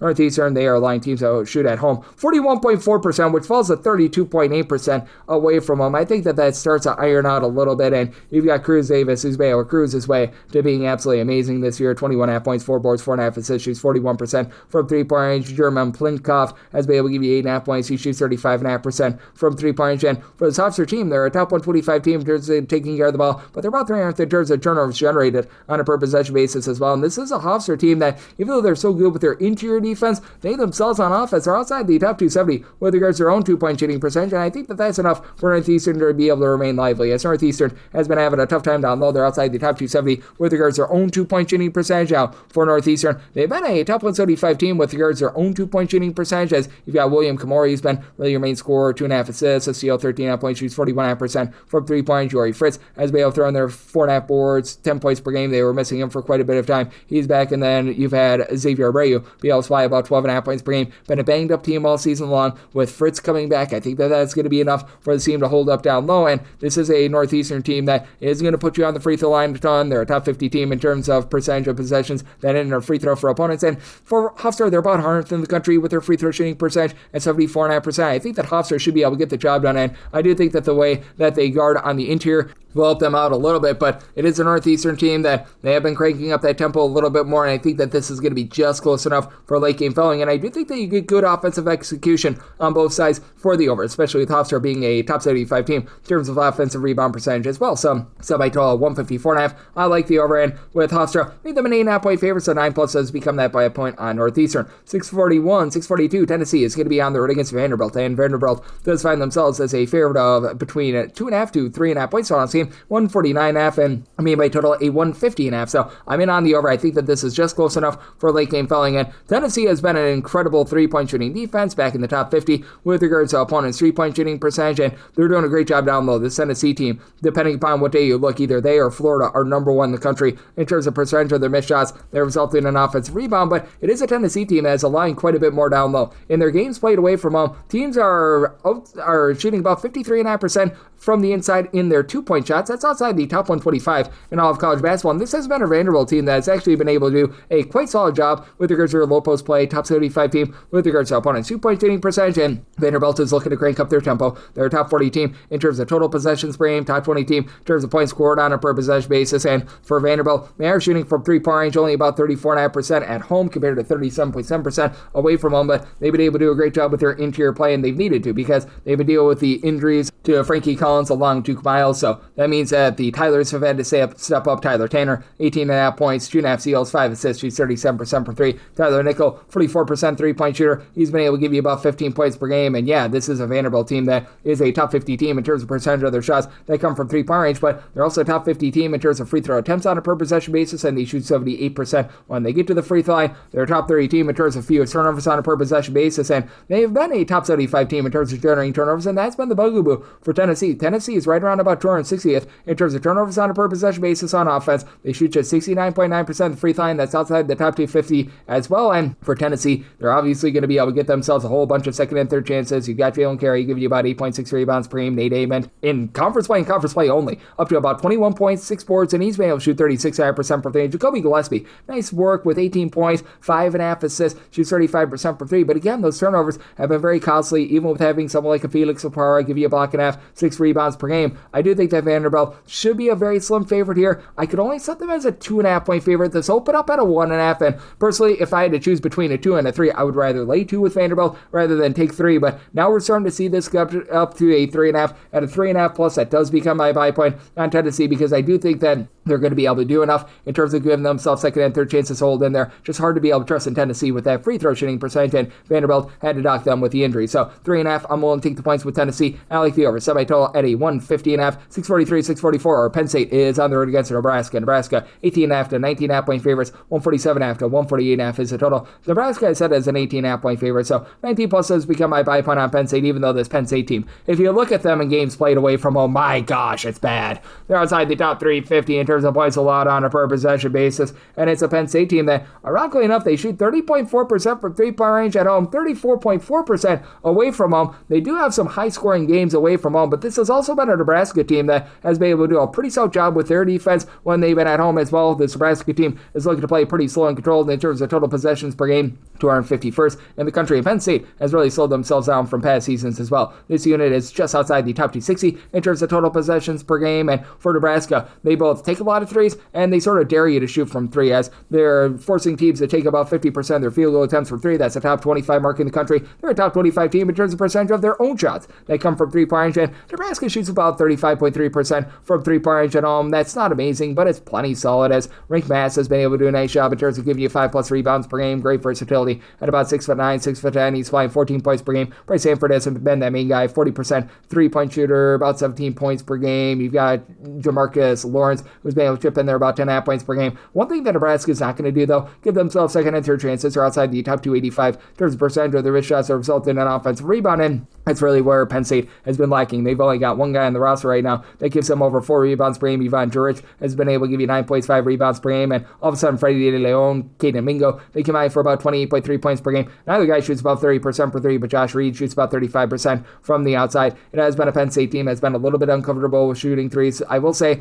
they've been a top 130 team in terms of turnovers generated on a per possession basis, but it's a Nebraska team that does a nice job taking care of the ball. They're a top 25 team in terms of fewest turnovers on a per possession basis. Nebraska should be a big favorite here. I set them at an 18.5, but with them not really getting a lot of second and third chances, and with this Penn State team actually shooting a little bit better from the outside away from them, I think that that's just enough for them to hold in there. So at the 147 plus and on the under end, we'll take 19 plus here with Penn State. 645, 646. Harvard is on the road against Cornell, and Cornell does find themselves as a favorite of 4.5 points. 155.5 is the total, and I did make a total of 160.5. I like the over. Now, Harvard is a super duper slow team. 359th in the country in terms of total possessions per game. Cornell's a super fast team. 24th in the country in terms of total possessions per game. Cornell's absolutely giving it up from the outside. 357th in the country in terms of opponent's three-point shooting percentage. Harvard is a team that will give you some looks from three-point range. They're about 149th in the country, and name of the game for Cornell is being able to sink threes. It says they're a top 30 team in terms of percentage of their shots that come from three-point range. They shoot 38.8% from three. That is 11th in the country. And this Harvard team, away from home, they shoot 37% from three-point range, as is a top 45 mark in all of college basketball. So I do think that even though this is a Harvard team that's looking to play slow, that you're going to get a nice high-scoring expose. I do like the over. Robert Hidden, he's hitting it hard with about 17 points, shoots about 34% from three. Dave Barber has been able to shoot 40% from three with 13 points, 5 rebounds per game. Thomas Beatty's 12.5 points, 5 boards. He shoots 47.5% from three. Not a lot of depth, but with a Harvard team that plays it slowly as they do, you don't need a lot of it now. Harvard's not giving themselves any sort of second and third chance. It's outside the top 325 in terms of offensive rebound percentage, and they could be out a little bit more on the inside as well. They're outside the top 10 with regards to opponents' two-point shooting percentage, and while Cornell is a team that is very much looking to go bombs away from three-point, it also sets them up to be efficient on the inside as well. They're a top 15 team with their own two-point shooting percentage outside the top 10 with regards to opponents' two-point shooting percentage. Jake Feigen, about 17 points per game. He's been able to shoot 40% from three. Cooper Nora at 40% three-point shooter, 18.5 points per game. Feigen was dealing with injury. He has come back from it, and he's given the team 70-plus points to three out of the last 4 games, so he's all good to go there. Adam Sang-Hinton, he's hitting it hard with 13 points. He shoots about 45% from three-point range. It's a Cornell team that in a pressure spot, they also shoot about 74% of the free throw line. They don't get a lot of free throw attempts because they attempt so many threes, and for Cornell, they're about a country average team in terms of taking care of the ball. They're neither here nor there. They're outside the top 3 in terms of points allowed on a per possession basis, and this is a Harvard team that, even though they are able to do a relatively okay job in terms of not allowing second and third chances, they've been giving up a few points as well. They're about 131st in terms of points allowed on a per possession basis. Do think that in the end, Cornell is going to be able to do a great job with their overall offense in terms of getting the job done. Neither team generates turnovers, so lots of clean possessions to be had, and perhaps a late game fouling in this game as well. So I did set my total at a 116.5. I like the over, and I'm willing to lay with Cornell. Made them a 6.5 point favorite. 647, 648. Miami is going to be on the road against Virginia, and Virginia is an 8.5 to an 8 point favorite. 145.5 to 146.5 is the total, and I did set this total at 142.5. I like the under. And for a Virginia team that's really not looking to push a lot of tempo in terms of total possessions per game, they check in at about 217th in the nation. Miami, fast but not warp speed fast. They're about 123rd in terms of total possessions per game, and both of these teams have been able to do a really good job on the glass in terms of percentage of missed shots that resulted in an offensive rebound. Miami is 37th in the country, and Virginia is right now 4th. Theodorus or Ritter has been able to give you 15 points, right around about 6 rebounds per game, but then you've got the two main shot blockers in Jonah Grunlow along with Ogana Onyesu. They combine for between about 4.5 to 5 blocks per game. Malik Thomas has been able to give you about 12.5 points per game, shoots 35% for 3. Virginia started out the year smoking hot from 3-point. They're not necessarily a bad 3-point shooting team anymore, but still they're not what they were towards the beginning part of the season. Meanwhile, you've got a Miami team that they only shoot about 31.7% from 3 points away from home. That is outside the top 230 in all of college basketball, while Virginia, about 35.5%. That's about 90th in all of college basketball. So I do think that this Miami team holds in there. I set my line at a 6.5 because you do have a guy in Ernest Uday who's able to give you 9 boards, over 8 points per game, and then you've been able to have Malika Renew do a little bit of everything, mid-33 point shooter, 20 plus points, 7 plus rebounds per game, and then Trey Henderson has been able to do a nice job in terms of being able to contribute as well. So you have to like the way that these guys have been able to come together in a tandem. And for Virginia, they only shoot about 70% of the free throw line. That is outside the top 235 in all of college basketball. Really good with their shooting percentages on defense, by the way. They're a top 20 team in terms of opponents' 2-point and 3-point shooting percentage, and that's a big reason why I'm in on the under, but also a Miami team that has been getting a bit blasted from the outside. They're outside the top 250 with regards to opponents' 3-point shooting percentage, but top 70 team in terms of opponents' 2-point shooting percentage, and they've been solid but not amazing in terms of generating turnovers. This is a Virginia team that is well outside the top 225 in terms of turnovers generated on a per possession basis. Meanwhile, you've got a Miami team that they're about 86th in the nation in terms of turnovers generated on a per possession basis. I think they get a bit more of a defensive game, so my line is 6.5 to get the points with Miami, and I'm going to be in on the under, made by a total of 142.5, 649, 650. You got Delaware, they're on the road against Middle Tennessee, and Middle Tennessee does find themselves as a 9.5 point favorite. 136.5 is the total line, made by a total of 135.5, so 136 plus. I'm going to be in on the under. You've got a Delaware team that just is not playing with any sort of tempo whatsoever. They are currently 354th in terms of total possessions per game, and for Middle Tennessee, they're about 226th, so they're about a country average team. For Delaware, they're actually a really good 3-point shooting team as well. This Delaware team, in games played away from home, they've been shooting well above 34.5% for 3-point range overall for the season. They find themselves about 40th. They shoot about 36.8% from the outside. Middle Tennessee is just average in everything. 33.8% 3-point shooting team. That's about 191st in the country. They're 131st in terms of defensive rebound percentage. In terms of opponent's 2-point shooting percentage, they're 140th. There's nothing that they really do great. There's nothing that they really do badly. For Middle Tennessee, you've been able to have Kamari Lance, come in there, give you about 13 points, 4 boards per contest, and Torrey Olsen, he's been able to supply a little bit over a block, 7 rebounds per game, so he's been solid, and I like what Jalen Carter brings to the table with about 3.5 assists per game, but that said, I do think that this Delaware team is going to be able to do a solid job in terms of holding in this game. I did set my line at a 6.5, so here in the 9.5, I'm going to be willing to take the points, even though it's a Delaware team that's not going to give themselves second and third chances. They are a bottom 10 team in the country in terms of percentage of their missed shots that result in an offensive rebound, but in terms of being able to guard inside, this Delaware team has been pretty solid. They're a top 100 team with regards to opponents' 2-point shooting percentage, and in games played away from home, this actually really ascends into the top 10 in all of college basketball. For Delaware, you've been able to get good production out of Christian Bliss. Blissfully give you about 16 points, 5.5 rebounds, shoots 40% for 3. Justin Fernandez shoots 40% from the outside. He's by 16 points per game. It's a little bit of a top-heavy team with Jameel Brown and Mason Ellison being out with injury, but McCall Memory, 11.5 points, 6 rebounds per game. Tyler Hauser, 5.5 rebounds per game. Playing good, versatile basketball. It is a Delaware team that's had a little bit of a tough time taking care of the ball in terms of turnovers on a per possession basis. On the offensive side of things, this is a team that does check in outside the top 225 in the country, but still, it's a bunch of Middle Tennessee not generating turnovers the way that they have in the past, so I do think that they're going to be able to hold in there, and what I think is going to be a slow down game. So my line at 6.5, I'm willing to take the points with Delaware, and like the under, somebody total 135.5, 651, 652. You've got Notre Dame on the road against Pittsburgh. Pittsburgh's a favorite of 1.5 to 2.5 points, 138.5 is the total, and I mean on the under, semi total at a 136.5. I just don't think that you're going to be able to get a lot of second and third chances in what is going to be a slow down game. For Notre Dame, 252nd in the country in terms of total possessions per game. For Pittsburgh, 341st, and for Notre Dame, they're currently a top 20 team in terms of percentage of opponents' missed shots that are not resulting in an offensive rebound, and Notre Dame has been a good three-point shooting team at home at 39.3%. That falls to about 32.2% when they're away from home. Pittsburgh has been an up-down all-around sort of three-point shooting team. They're shooting about 34.3% at home. That's about country average, but it's hard to trust this Pittsburgh team in a nip-and-tuck spot. That's why I set them as a 1.5-point favorite, so I 2+. I'm going to be willing to take the points with Notre Dame because Pittsburgh, with regards to their free throw shooting percentage, they shoot 66.3%. That is a bottom 20 mark in the country, even though you have Braden Cummings, who's able to give you 12.5 points. He shoots about 33% from three. Cam Corn has been solid down low, 12.5 points, 7 rebounds per game, but then you get Carson Tout on the flip side for Notre Dame, and he's been able to do a rock-solid job in terms of just being able to hit the boards, only about 6.3 points per game, but 9.3 boards. They dealt with the Marcus Burton injury, but Brandon Shrewsbury, 12.5 points, best sharpshooter in this game, shooting 42.5% from three. You've had Jalen Harrelson really take hold of the offense, 15 points, 2.5 assists per game. It's a Notre Dame team that's about country average in terms of taking care of the ball, and they don't force turnovers. They're outside the top there in terms of turnovers generated on a per possession basis, but they've also been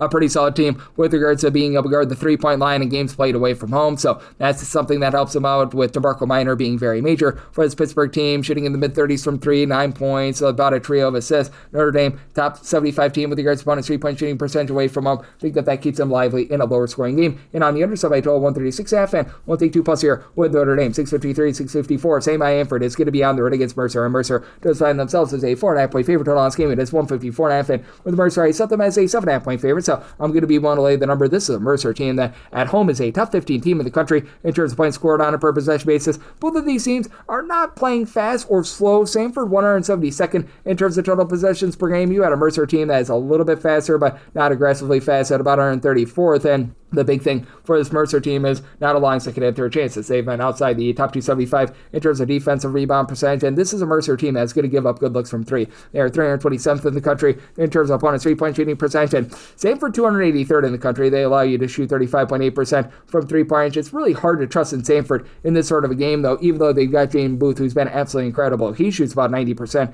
at the free throw line, 20.5 points, 2.5 assists per game, because for Sanford, they shoot 68% at the free throw line. That is outside the top 3 in all of college basketball for the Sanford team. I mean, they've been solid, but not amazing with regards to their overall shooting percentages, and they're good at taking care of the ball. The Sanford team is a top 10 team in terms of fewest turnovers on a per possession basis, and they're a top 100 team with regards to opponent's two-point shooting percentage, but Barako Koji on the flip side for Mercer has been absolutely amazing. He's right now giving you 19.5 points, 5.5 assists per game, and this is a Mercer team that is a top 85 team in terms of percentage of their own missed shots that result in an offensive rebound. They're in the top 175 with regards to both their two-point and three-point shooting percentage, very similar to Sanford. Zaire Williams, he's able to give you 12.5 points, shoots 35% from three. Quentin Prinkins has been able to shoot about 37.5% from three-points. Just up and down the boulevard, you've got solid three-point shooters for Mercer. They shoot about 73% at the free throw line. That's not great, but again, much better than what Sanford has been able to do, and I do think that with this team being very stout down low in terms of being able to just hold up with regards to opponent's two-point shooting percentage, being a top 150 team with that regard, that's enough for them to be able to get the job done here. Semi-total at a 155.5, so want to lay it with Mercer, and with this total right now, seeing that at a 154.5, I'm in on the over. 655, 656, Duquesne is going to be on the road against Dayton. Dayton is a 6.5-point favorite, 148.5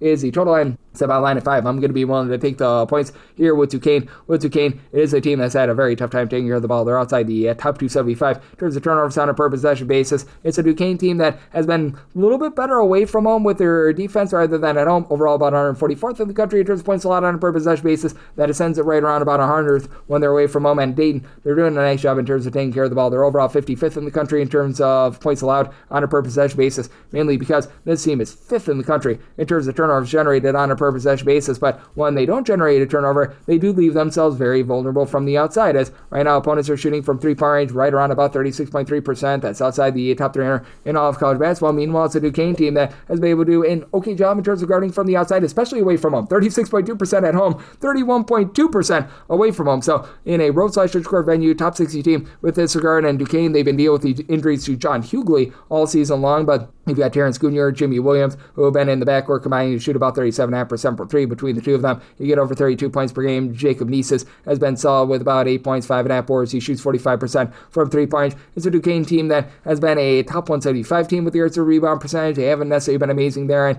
to their credit, Duquesne has become a top 110 team in terms of turnovers generated on a per possession basis, and their forte is being able to drive the ball down low. They've been a top 50 team with their two-point shooting percentage, and they've been a okay two-point shooting defense. So right around about 100th in the country. You've got Emil Latang at 7 feet tall, is able to give you versatility, 5.5 boards, 11.5 points, and throws in their block per game while shooting 33% from 3-point. Keontae Jones is like a 6'6", little bit of a gadget guy, 8.5 points, 5.5 boards, 2.5 assists, shoots 39% for 3. Deshaun Montgomery has been really that main 3-point shooter at about 37.5%, 15 points per game. Javon Bennett, he gives you 16 points per contest, but for name of the game for them, trying to get to the free throw line, they've been a country average team, but they're 2.8 3-point shooting percentage, but they're a top 25 team in terms of possessions that end in a free throw. And this is a Duquesne team that is going to follow you quite a bit. They're outside the top 275 with regards to fouls committed on a per possession basis. But that said, I do think that Duquesne is going to be able to do a relatively solid job of holding in there. I think that this is going to be a little bit of a sloppier game with a lot of turnovers, but I think that Duquesne gets a cranked up tempo, and I think that you have late game fouling to be able to push you over. So by total 150, I like the over, and I'm going to be willing to take the points with Duquesne. Made them a 5-point dog. 657, 658. Dartmouth is on the road against Columbia. Columbia is a 6.5 to a 7.5 point favorite. 150.5 is the total line with Columbia. I made them a favorite of 7.5 points. I'm going to be willing to lay this 6.5. You've got a Dartmouth team that just has been a little bit too sloppy with the ball, in my opinion, and really both of these teams' weaknesses is turnovers, both in terms of generating turnovers and being able to come up with them themselves. As for this Dartmouth team, they're outside the top 335 in terms of turnovers generated on a per possession basis. Columbia is 331st, and then you look at both of these offenses, and right now for Columbia, they're about 335th in the country in terms of turnovers on a per possession basis on offense. Dartmouth is about 281st, but the way that Columbia is able to offset that and be able to get the job done, they have been by far the better rebounding team. This is a Columbia team that's just absolutely pile driving on the glass. 18th in the country with regards to rebound percentage. Dartmouth is 274th, even though you've got Brandon Mitchell-Day, who's been able to give you about 13 points, 7 plus rebounds per game. Kareem Thomas has been an incredible 3-point shooter, give you over 15 points per contest. He's been able to shoot over 46% from 3 points, but you just look at the plethora of guys for Columbia that are coming up big for them, and that's massive. You've got Kenny Nolan, who's supplying 17 points, 3.5 assists. He's able to shoot 39.5% from 3. It's a Columbia team that they do shoot just 69% at the free throw line, so you do need to take a little bit of caution there. And I will say this for Dartmouth, they've actually been a really good 3-point shooting defense when they've been away from home and games played away from home. Dartmouth is allowing you to shoot just 30.9% from the outside. That is the top 50 mark in the country. Columbia, right now, they are allowing teams to shoot about 36% from the outside, but it's a Dartmouth team that is also getting blowtorch on the inside. And well, this Columbia team is a good 3-point shooting team. They're a team that's very comfortable being able to pile drive the ball down low as well. Top 75 team with their 2-point shooting percentage. As you got Blair Thompson, who right around about 6'7", gives you about 11 points, 4.5 boards. He shoots 42% from 3. Jared O'Keefe shoots 42% from the outside, 9 points per contest. Miles Franklin has been able to give you about 9.5 points, 4 rebounds per game. The way that this team is able to control the boards, I think, is going to be massive. And you do have a Dartmouth team that, while they do a nice job in terms of guarding the outside, and while they do a nice job in terms of being able to go bombs away from 3 themselves, especially with Connor Edmondson stepping up, giving you about 10 points, he's been able to shoot about 36% from 3-point. It is a group that, in a little bit of a tight game, they're just not executing on the inside, and with this team just not coming up with any of those turnovers whatsoever. Really, neither of these teams doing so. I think that you're going to get a relatively clean game between a pair of teams that are relatively mid-tempo. Columbia is about 215th in terms of total possessions per game. Dartmouth is 161st, so a little bit of an interesting circumstance here. I'm going to side with the better rebounding team. I said Columbia is a 7.5 point favorite. I'm going to be willing to lay the number in. Made my total 145.5. I'm going to be in on this total under as well. 659, 660 on the card. North Dakota State plays us at UMKC. The Kangaroos of UMKC, aka Kansas City, are a 28.5 point dog. 146.5 is the total, and I'm back to fading UMKC. I said North Dakota State is a 22.5 point favorite. Kansas City has covered 5 spreads this far this season. 5! We're in late February right now. That's not great, to say the least. And for North Dakota State, this team has been able to do a really good job of the little things. They're a top 55 team in terms of turnovers generated on a per possession basis. Top 45 team in terms of defensive rebound percentage. They themselves are about 100th in terms of taking care of the ball. They're a top 100 team with regards to their 2-point and 3-point shooting percentage, with Damari Bullier-Thomas being able to give you 14 points, shoots 36% for 3. Travion Carson has been a 40% 3-point shooter, 12.5 points, 6.5 rebounds per game. Andy Stefanovic has thrown in their 4.5 assists, so 1.8 turnovers per game. Really like this North Dakota State team. They don't really play out of sorts, but they're not a super slow team either. They're about 182nd in the country in terms of total possessions per game. Kansas City, for some reason, has bumped up their tempo to 58th in the country. When the team has had success, they've been more around about 300. They've relied upon their low post play. They are doing none of that this far this season. And like for Kansas City, it's just a big giant sea of red. They're 311th in the country in terms of opponents' 3-point shooting percentage. As a matter of fact, they're just 343rd in the country in terms of points allowed on a per possession basis. And it's not like they're doing anything better on offense. On offense, they're 356th in terms of points scored on a per possession basis. They've been able to get a little bit more from the outside, with Carmelo Branch being able to give 12.5 points, shoots 33% from three. He's the lone guy on the roster that shoots above 33% from three, other than Chris Dockery, who shoots 36.5% from three, but he takes less than 1 3 per game. You don't have a single guy on this roster that has really been able to give you over 2 assists per game outside of Uriah Evans, who's been able to give you about 12 points, 3.5 assists per contest. You've got 2 guys in Jerome Powell, along with Dockery, who I mentioned before, who do combine for about 12.5 rebounds per game, but they're still getting blowtorched on the glass. They're outside the top 3 in terms of their own ball security. They're not generating a lot of turnovers themselves. They're outside the top 3 with regards to their own 2-point shooting percentage and opponent's 2-point shooting percentage. Just not a good situation here, to say the least, and I think that they get dump trucked once again. So, somehow line at 22.5. I'm going to be willing to lay the number. Somebody total 144.5. I flat out don't think that Kansas City does their part with the total, so I'm in on the under. 661, 662. Georgia Tech is on the road against Louisville. Louisville is a 22.5 play favorite. 163.5 is the total. Maybe my total 158.5, so I'm going to be in on the under. You do have a Georgia Tech team that is looking to play with a lot of tempo right now. They're 39th in the country in terms of total possessions per game, and they're honestly a good 3-point shooting team. Away from home, they shoot 36.7% from the outside. That's a top 50 mark in the country, but they're just not taking care of the ball. In terms of turnovers on a per possession basis, this team is 277th in the country. It's a Louisville team that has been able to do a pretty good job in terms of maximizing possessions, as they're a team that has been really looking to bum away from 3-point range, as they're right now taking over 53% of their field goal attempts from 3-point range. They're about a country average team in terms of taking care of the ball and generating turnovers, but that said, this is also a group that has been a top 45 team with regards to rebound percentage, with Mohamed Siala currently out of the fold for the Georgia Tech team. That does hurt them quite a bit, and for Louisville, you've been able to get really good production down low out of Thondera Frew, who's been able to supply about 10.6 rebounds per game. Javon Hadley is up to about 11.5 points, 5 rebounds per game, and just getting back their main facilitator, and Mikel Brown has been big. 5 assists, 18.5 points per game. He's shooting much better from 3-point range than he did pre-injury. He's up to about 35% 3-point shooting. And Louisville, overall for the season, they're shooting 35.8% from 3-point, just a hair inside the top 100 in the country. It's a little bit better at home rather than away from home. They've also been a rock-solid team on the inside. They're a top 50 team with regards to opponents' 2-point shooting percentage, and they're a top 20 team with their own 2-point shooting percentage. Meanwhile, for Georgia Tech, Kawasi Reeves has been able to shoot in the high 30s from 3-point range. He's supplying the team with 14-plus points per contest, and then Baye Ndongo has been very versatile, supplying the team with about 12 points, 8.5 boards, 2.5 assists per game. But that injury to Ciala hurts them down low, as right now he's the lone guy that gives you 5-plus rebounds per game. Lamar Washington, 10 points, 5 boards, 5 assists. He's been able to give you some good versatility, but this is a team that will put you on the free throw line. And for Georgia Tech, while they are a top 130 team in terms of points allowed on a per possession basis, they're giving up over 15 points more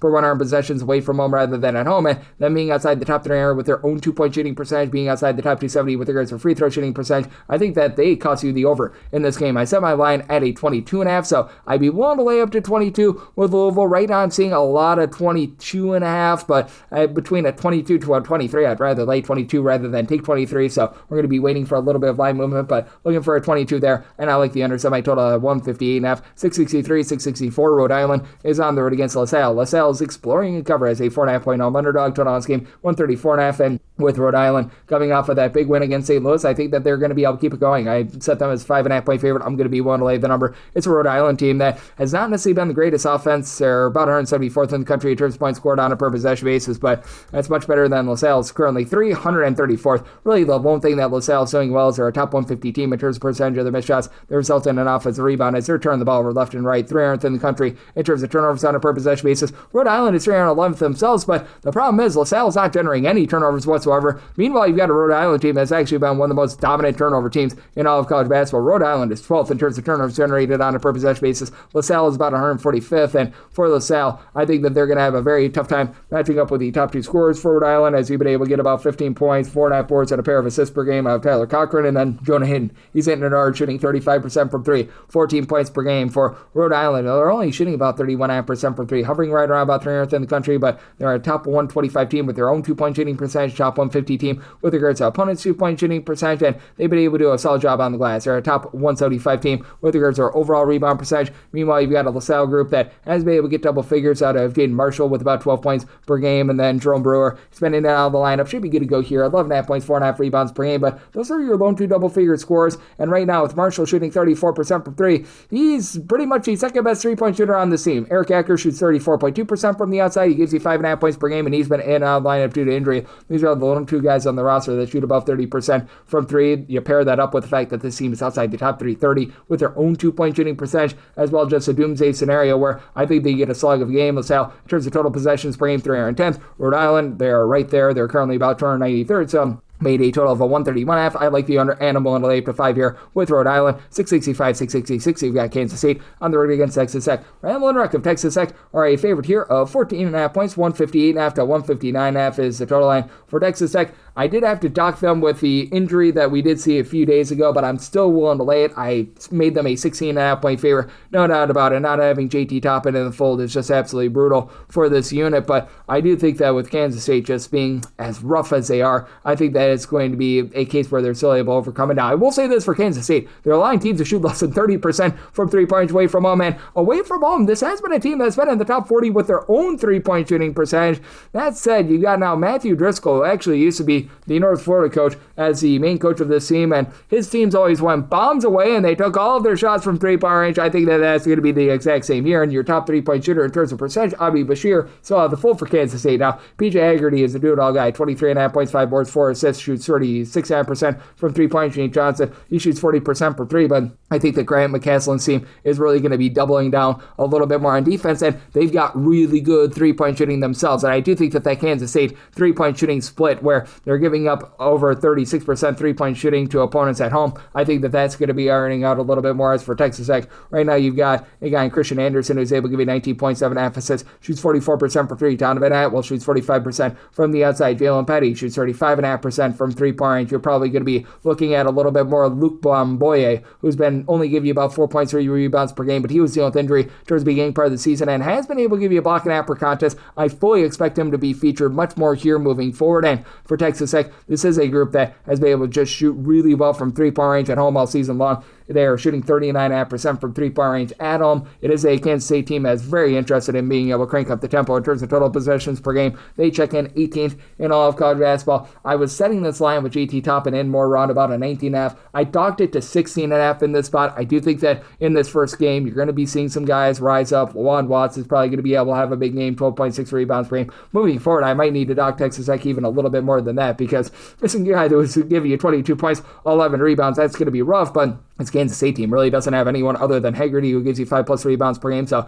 actually, this is a good soft landing spot for Texas Tech in game number 1 without Toppin, and I do think that they get the job done here. So set my line at 16.5. I'm going to be willing to lay the number with Texas Tech, and I'm in on the over. So my total 161.5, 667, 668. Old Dominion is going to be on the road against Southern Miss, and Southern Miss does find themselves as a 3.5 to a 4.5 point favorite. Total on this game 147.5 to 148.5, and with Southern Miss, I did set them as a favorite of 4 points. So I'm going to be willing to lay the number. Now, Southern Miss, a bottom 10 team in all of college basketball. The girls are a 3-point shooting percentage. It's an Old Dominion team that's taken a massive step back on the board. So 284th in the country in terms of their overall rebound percentage, and Southern Miss is 105th. I think that they win this game from within, and for Old Dominion, they've been a respectable 3-point shooting team. They shoot about 35.4% from the outside away from home. That's inside the top winner in all of college basketball, Jordan Battle. He's been fighting hard for you, 14 points, about 5 boards, 3 assists. He shoots 41% from 3, and then Casey Shaw does not give you any sort of 3-point shooting, but 17 points, 4 boards per contest as well. But this team is not going to put you under any duress whatsoever. They're outside the top 300 in terms of turnovers generated on a per possession basis.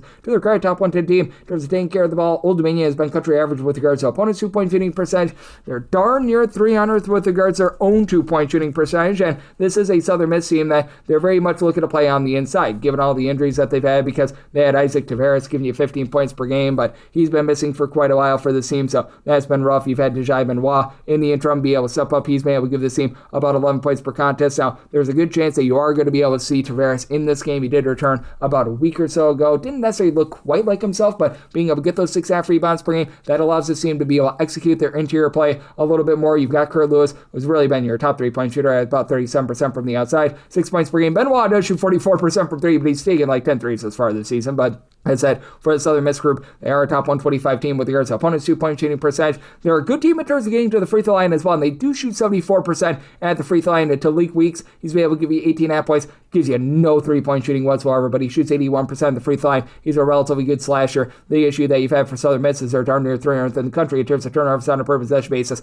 on offense, with Old Dominion generating no turnovers whatsoever. Southern Miss, top 125 team in terms of defensive rebound percentage. I do think that they go out there, get the job done in this game. So I did set Southern Miss as a 4-point favorite. Very big that it looks like Tavares should be good to go in this game. So one to lay up to 3.5 there. And I did set my total at a 146.5, like a 3-point shooting. I think keeps you under 669, 670. You've got Houston playing goes to Arizona. Arizona 4.5 to 5-point underdogs. 141.5 to 142.5 is the total. This was on the overnight numbers, like a high 130s on the very initial openers. I set my total at 142. Personally, I would rather take a 142.5 under rather than a 141 after the over, because you've got two teams that rank in the top 25 in terms of points allowed on a per possession basis. Fully recognize that Arizona is going to be looking a gun at their 32nd in the country in terms of total possessions per game. Meanwhile, Houston, they're checking in 327th, and Houston has still been a very dominant defense, but they do allow second and third chances. They're outside the top 120 in terms of their defensive rebound percentage. Now, Houston, if you look at games played at home, they are second in the country in terms of points allowed on a per possession basis. It's an Arizona group that they are overall 5th in the country in terms of points allowed on a per possession basis, and even away from home, that stays in the top 20. And with Arizona having Monte Uvas along with Toby Awaka down low, give you combined about 18 rebounds per game, I think that they're going to get those second and third chances to hold in this game. So I did take the points. With Arizona, they're not an amazing shooting team. They're a country average team with their free throw shooting percentage. They do shoot about 35.5% per 3. That is a top 100 mark in the country, with Braden Burries stepping up, giving you about 37.5% 3-point shooting, 15.5 points, 4.5 rebounds per game. And then Jaden Bradley has been a 40% 3-point shooter, 13 points per game. Koa Pete has been able to give you 14 points per game. So you've got a plethora of different options. Meanwhile, Milo Suzanne, he's been picking it up with his offense ever since a relatively rough start to the season. You're in conference play only shoots over 40% from 3, but it is a Houston team that they're very average with their shooting. They're outside the top 100 with regards to their 2-point and 3-point shooting percentage. Now, they're great at the free throw line. If they need to cover at the free throw line, 76.9%, that is a top 40 mark in the country. And here's what Houston is number one in: fewest turnovers on a per possession basis on offense. Meanwhile, on defense, they are a top 35 team in terms of generating turnovers as well. They've been good on the inside. They're a top 20 team with regards to opponents' 2-point shooting percentage. But again, they're not doing a great job themselves. They rely upon second and third chances, being a top 25 team in terms of percentage of their own missed shots that resulted in an offensive rebound, with Chris Henich being able to give you 9.5 points, 7.5 rebounds per game. Joseph Tugler, 7.5 points, 5.5 boards, block and half per contest. But with the way that Arizona does a great job on the inside, I think that Arizona holds in there. So at a 142.5 higher and on the under, I set my total at a 142. And with Houston, going to make them a 2-point favorite. So taking the points with Arizona, 671, 672. Valparaiso is on the road against Illinois, Chicago, and UIC does find themselves as a 6.5 to a 7.5 point favorite. 137.5 to 135.5 is the total. And with Valpo, I did set them as an underdog of 10 points, so I'm going to be willing to lay with UIC. It's a Valparaiso team that I wish I could put it any other way. They can't shoot. They're outside the top 325 with regards to their 2-point shooting percent. Now, Valparaiso, not a bad team on the glass. In games played away from home, they are a top 100 team with regards to rebound percentage. It's an Illinois-Chicago team, which second and third chances are going to be very bountiful in their games. They're outside the top 3 with regards to defensive rebound percentage, but they're amazing in giving themselves second chances. They grab 34.9% of their missed shots as an offensive rebound.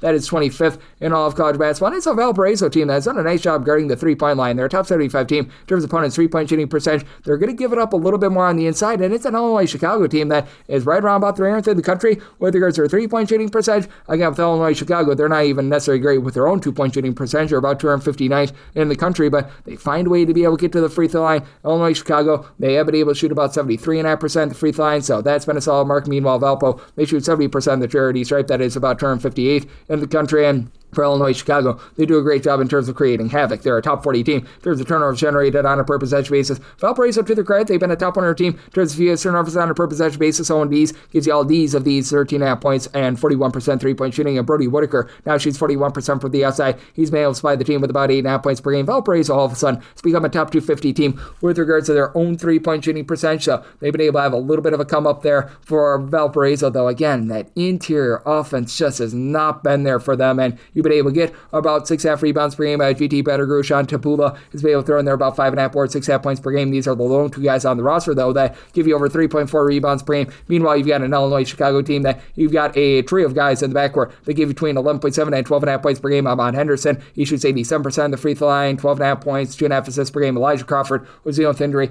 12 points, 4.5 assists. He doesn't shoot it well from three, but Andy Johnson, he shoots 35.5% from three. He supplies the team with about 11.5 points per game. Valpo has fallen outside the top 175 with regards to their own opponent's 2-point shooting percentage, so that helps out this Illinois Chicago team. I think that Illinois Chicago are going to generate those second and third chances. I think that they're going to be able to get some good turnovers in this game as well and be able to get the job done. So I set my line at 10. I'm going to be willing to lay it with Illinois Chicago, and they did set my total here at a 136. Right now I'm seeing between 135.5 to 137.5. Personally, I would rather take that 137.5 to the under, with both teams not shooting it well inside the arc. 673, 674. North Dakota on the road against South Dakota State. South Dakota State 6.5 to 7.5 point favorites. 151.5 is the total, and I made my line 9.5. I'm going to be willing to lay it with South Dakota State, mainly because South Dakota State has some of the more demonstrative home and road splits that you're going to find on offense. As overall for South Dakota State, in terms of points scored on a per possession basis, they're about 168th in the country, but they're generating 17.2 points more per 100 possessions when they're at home rather than away from home. And you got a North Dakota team that just as happy will find it on offense. They're overall 207th in terms of points per possession, but again, they're averaging about 13 points fewer per 100 possessions when they're away from home rather than when they're at home. And for North Dakota, the one forte of this team is generating turnovers. They are 25th in the country in terms of turnovers generated on a per possession basis, and in a road or neutral court venue, that actually goes into the top 20 in the country. But it's a South Dakota team that's been able to do a really nice job in terms of protecting the ball when they've been at home in their home games. This is a South Dakota team that is a top 75 team in terms of fewest turnovers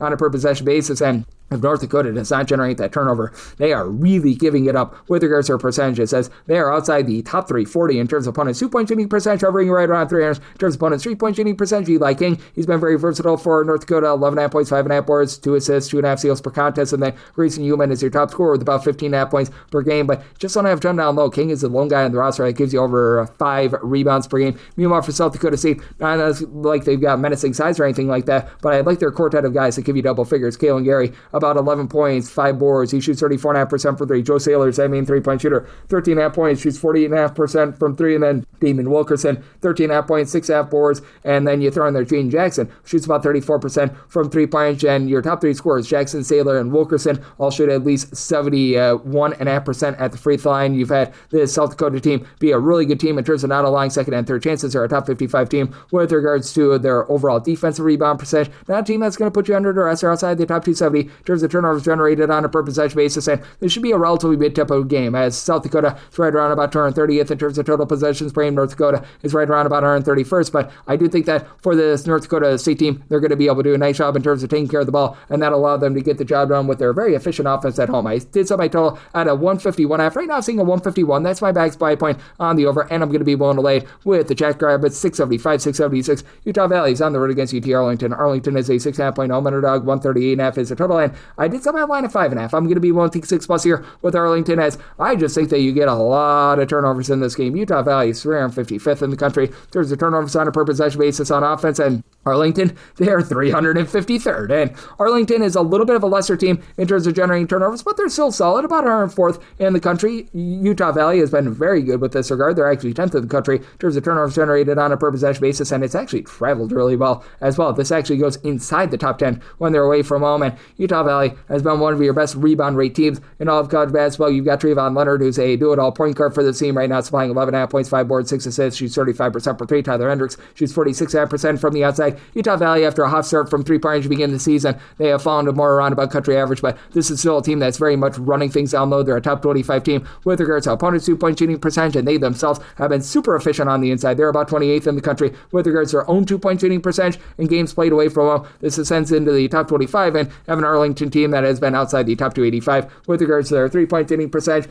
and at home they're outside the top 275 with their own 2-point shooting percentage. That said, what I think is going to be able to keep them lively in this game, this Arlington team is a top 15 team in all of college basketball with regards to opponents' 3-point shooting percentage, and that's a big reason why I do think that they're going to be able to make this close enough for late game fouling. And if Utah Valley has to sink free throws to be able to cover this number, they do shoot about 70.8% of the free throw line. That's outside the top 225 in the country. You've got Marcel McCreary for this Arlington team, supplying allowing about 13 points per emphasis, 5 boards. He shoots 35% for 3, like the lone guy on the roster that shoots about 33% for 3. But Rayshon Semester, 13 points, 6.5 rebounds per game. It is an Arlington team that has been a top 100 team in terms of their offensive rebound percentage. You're also a top 100 team with regards to opponents' 2-point shooting percentage. I do think that this is going to be a sloppier game, but this is a Utah Valley team that is looking to push a little bit of pace. Arlington is at 239th in terms of total possessions per game. Utah Valley 112th. I think that this is close enough for late game fouls, which I think gets you the over. So I total 139.5. So in on that 138 after the over, and won't take the points with Arlington. Made them a 5.5 point dog.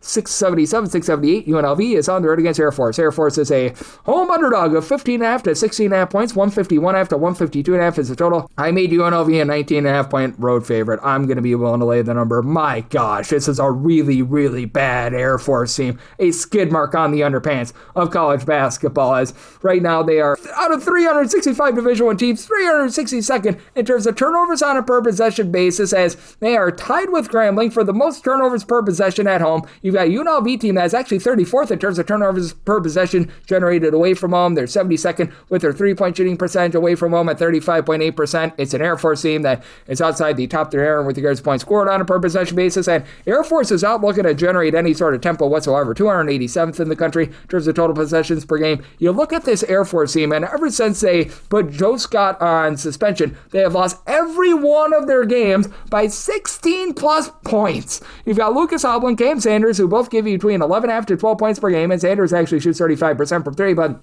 in this team, outside the top 3 with their 3-point shooting percentage, outside the top 235 with their 2-point shooting percentage, outside the top 335 with regards to both opponents' 2-point and 3-point shooting percentage, bottom 15 team with regards to their offensive rebound percentage as well. It's just really, really bad. And for UNLV, Drake Gibbs Lawhorn, I mean, this guy has been absolutely on one. In that comeback win against Boise State, he had like 40 points in that one. He's up to about 20 points per contest, shooting 39.5% for 3. Kamani Hamilton has been able to shoot 37.5% for 3, 12.5 points per game. Tyron Jones, pair of blocks found low. I recognize that UNLV not necessarily the most trustworthy team, as they're outside the top 10 with regards to bonus 2-point shooting percentage. They're giving it up from 3, but Air Force can't even put together clean possession at this point. So I did set my line at 19.5. I'm going to be willing to lay the number. Do not think that Air Force does their part with the total, so I total 145.5. So I'm also in on the under 679, 680. Washington is on the road against Maryland. Maryland is a home underdog of 3.5 to 4.5 points. 145.5 is the total line with Washington. Made them a 4.5 point favorite. So at the 3.5, I'm going to be willing to lay the number. Fully recognize that this is a Washington team that doesn't necessarily shoot it well from 3, and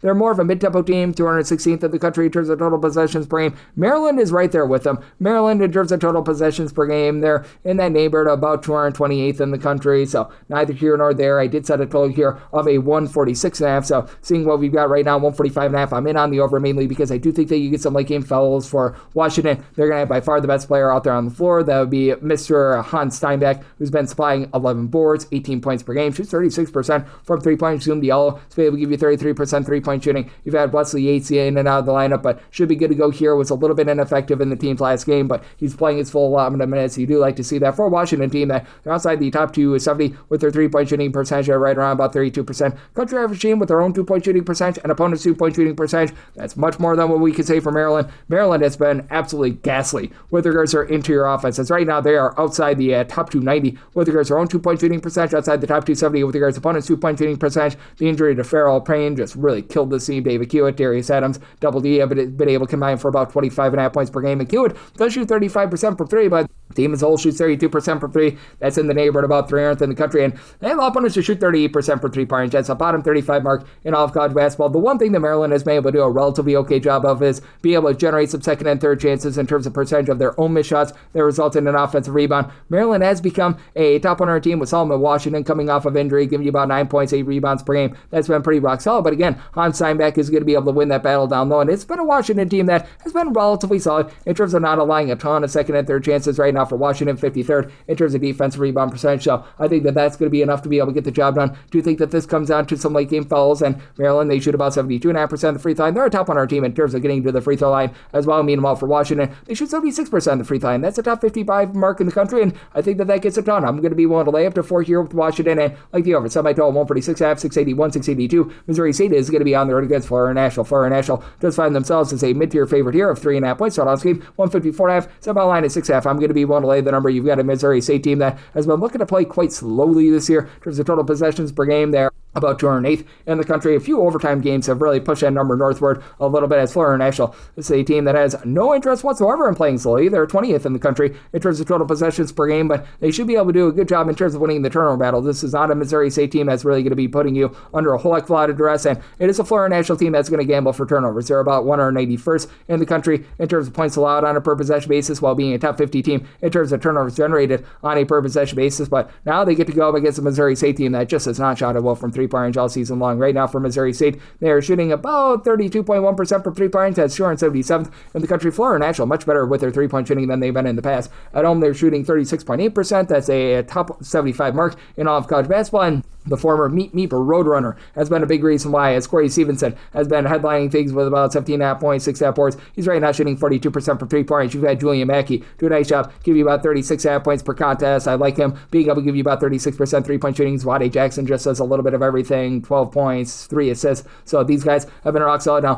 for this Florida National team, they're outside the top 320 in terms of percentage of opponents' missed shots. They resulted in an offensive rebound, but this is not a Missouri State team that has really done a great job in terms of giving themselves second and third chances, despite the fact that Michael Osi-Benusu gives you double figures. He throws in there about 7 rebounds per game. Missouri State only about 166th in terms of percentage of their missed shots that resulted in an offensive rebound. And Florida National much better with this regard. They're about 85th in the country. And for Missouri State, they've had a lot of, shall we say, suspect three-point shooting all season long. The only two guys that have been able to shoot it from three-point range have the same last name as Kobe Williams, has been able to give you about 15 points per game, shoots 37% for three. Trey Williams, he shoots 36% for three, 8.5 points per game. And then Keith Palak the third, 18 points, 3.5 assists, a steal, 7 rebounds per game. He's been a little bit of a do-it-all guy, but this team is a top 30 team in terms of free throw attempts on a per-possession basis, and they shoot 67.3% at the free throw line. That is outside the top 3 in all of college basketball. For National, they've got their free throw shooting woes as well at 68.5%, but a little bit better there. It's a Florida National team that's not tried to put you on the free throw line because they look to generate turnovers. They've been a top 175 team with regards to opponents' two-point shooting percentage. I think that gets the job done here. So I did set my total at 151.5. I think that the turnovers cost you an over. So, and on the under end, I'm willing to lay a Florida National 683, 684. Arkansas State is on the road against Louisiana Monroe. Monroe does find themselves as a home underdog of 14.5 to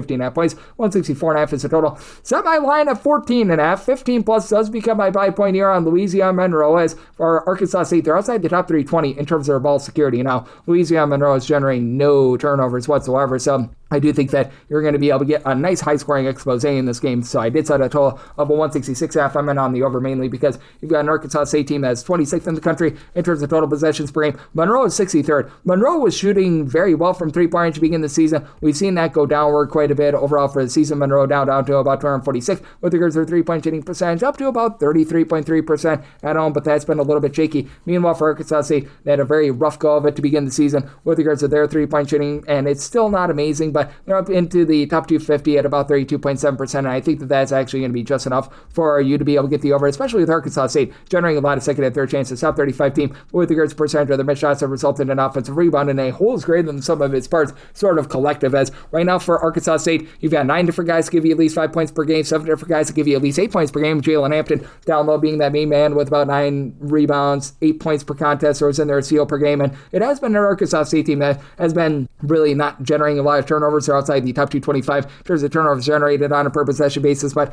they have been a top 125 team with regards to opponents' three-point shooting percentage, so that does mean for Louisiana Monroe, who's been quite sloppy with the ball, a lot of good clean possessions for them, and Louisiana Monroe does have a pair of guys I really like in the backcourt. Martavius Russell, 15.5 points, shoots 32.5% from 3, pair of assists per contest. Christian Lewis is up to 18 points, 4.5 boards, and then additionally you've had Renes Sanders be able to give you about 11 points, shoots 35% from 3. Lavelle Bruneau was dealing with an injury, but he's your top rebounder with about 8 rebounds per game. Getting him back has been able to breathe a little bit of life into this team, and it is a Monroe team that, to their credit, they don't put you on the free throw line. Top 55 team with regards to fewest free throw attempts allowed on a per possession basis, and Arkansas State is a top 75 team with regards to their free throw shooting percentage. Now they're getting blowtorch down though for Monroe outside the top 320 with their own 2-point shooting percentage and opponent's 2-point shooting percentage, but not being under duress, not having a lot of turnovers. I think that they start to find a little bit more 3-point shooting and do just enough to get you the total and the cover. So my line at 14.5, so taking 15 plus here with Monroe and the over 685, 686. Ohio is going to be on the road against Northern Illinois. Northern Illinois, home underdog of 5.5 to 6 points, 148.5 is the total, and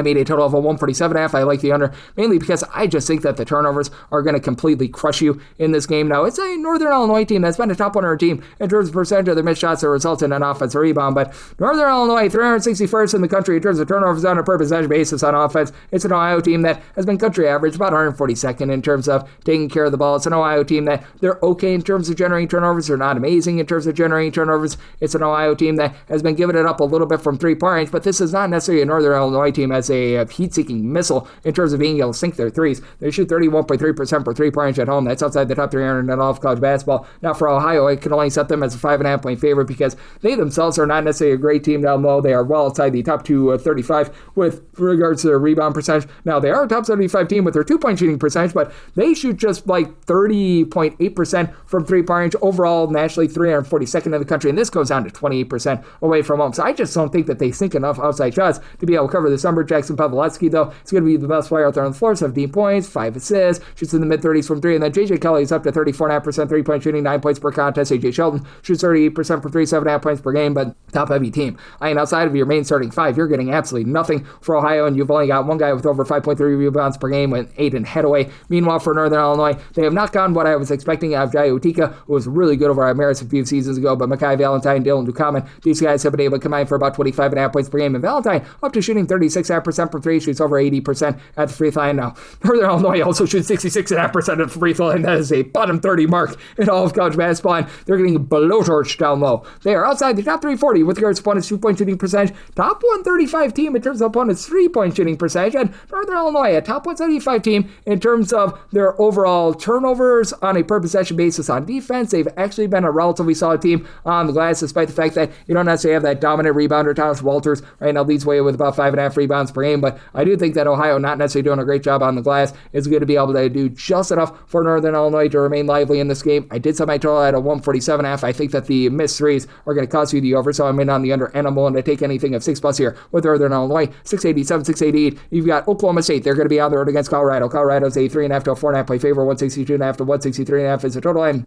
for Oklahoma State. I did set them as a underdog here of 1.5 points, so I'm going to be willing to take those points for Oklahoma State. They are well outside the top 100 with regards to points allowed on a per possession basis, but this has been an Oklahoma State team that has been able to heat up quite a bit with their offense, with Anthony Roy being able to be one of the more underrated scorers in all of college basketball, right now up to 17.5 points from three-point. She's right now launching at about 42% from three-point. Oklahoma State does a nice job in terms of getting to the free throw line. They shoot about 73.5% at the free throw line. They're getting it taken to them a little bit from the outside, but this is a Colorado team that's been all sorts of ghastly with regards to their own three-point shooting percentage defense as well, and with this Oklahoma team being one of the most up-tempo teams in all of college basketball, right now they are 8th in the country in terms of total possessions per game. I am going to be in on this over. I did set my total at a 165.5, and when it comes to Colorado, they themselves have been a pretty solid three-point shooting team. Right now for Colorado, they're shooting overall as a collective from three-point range right around about 35%. That goes up to 37.3% in their home games. And you've had a lot of guys with versatility be able to step up. Barrington Hargris continues to shoot over 48% from three-point range. If they could only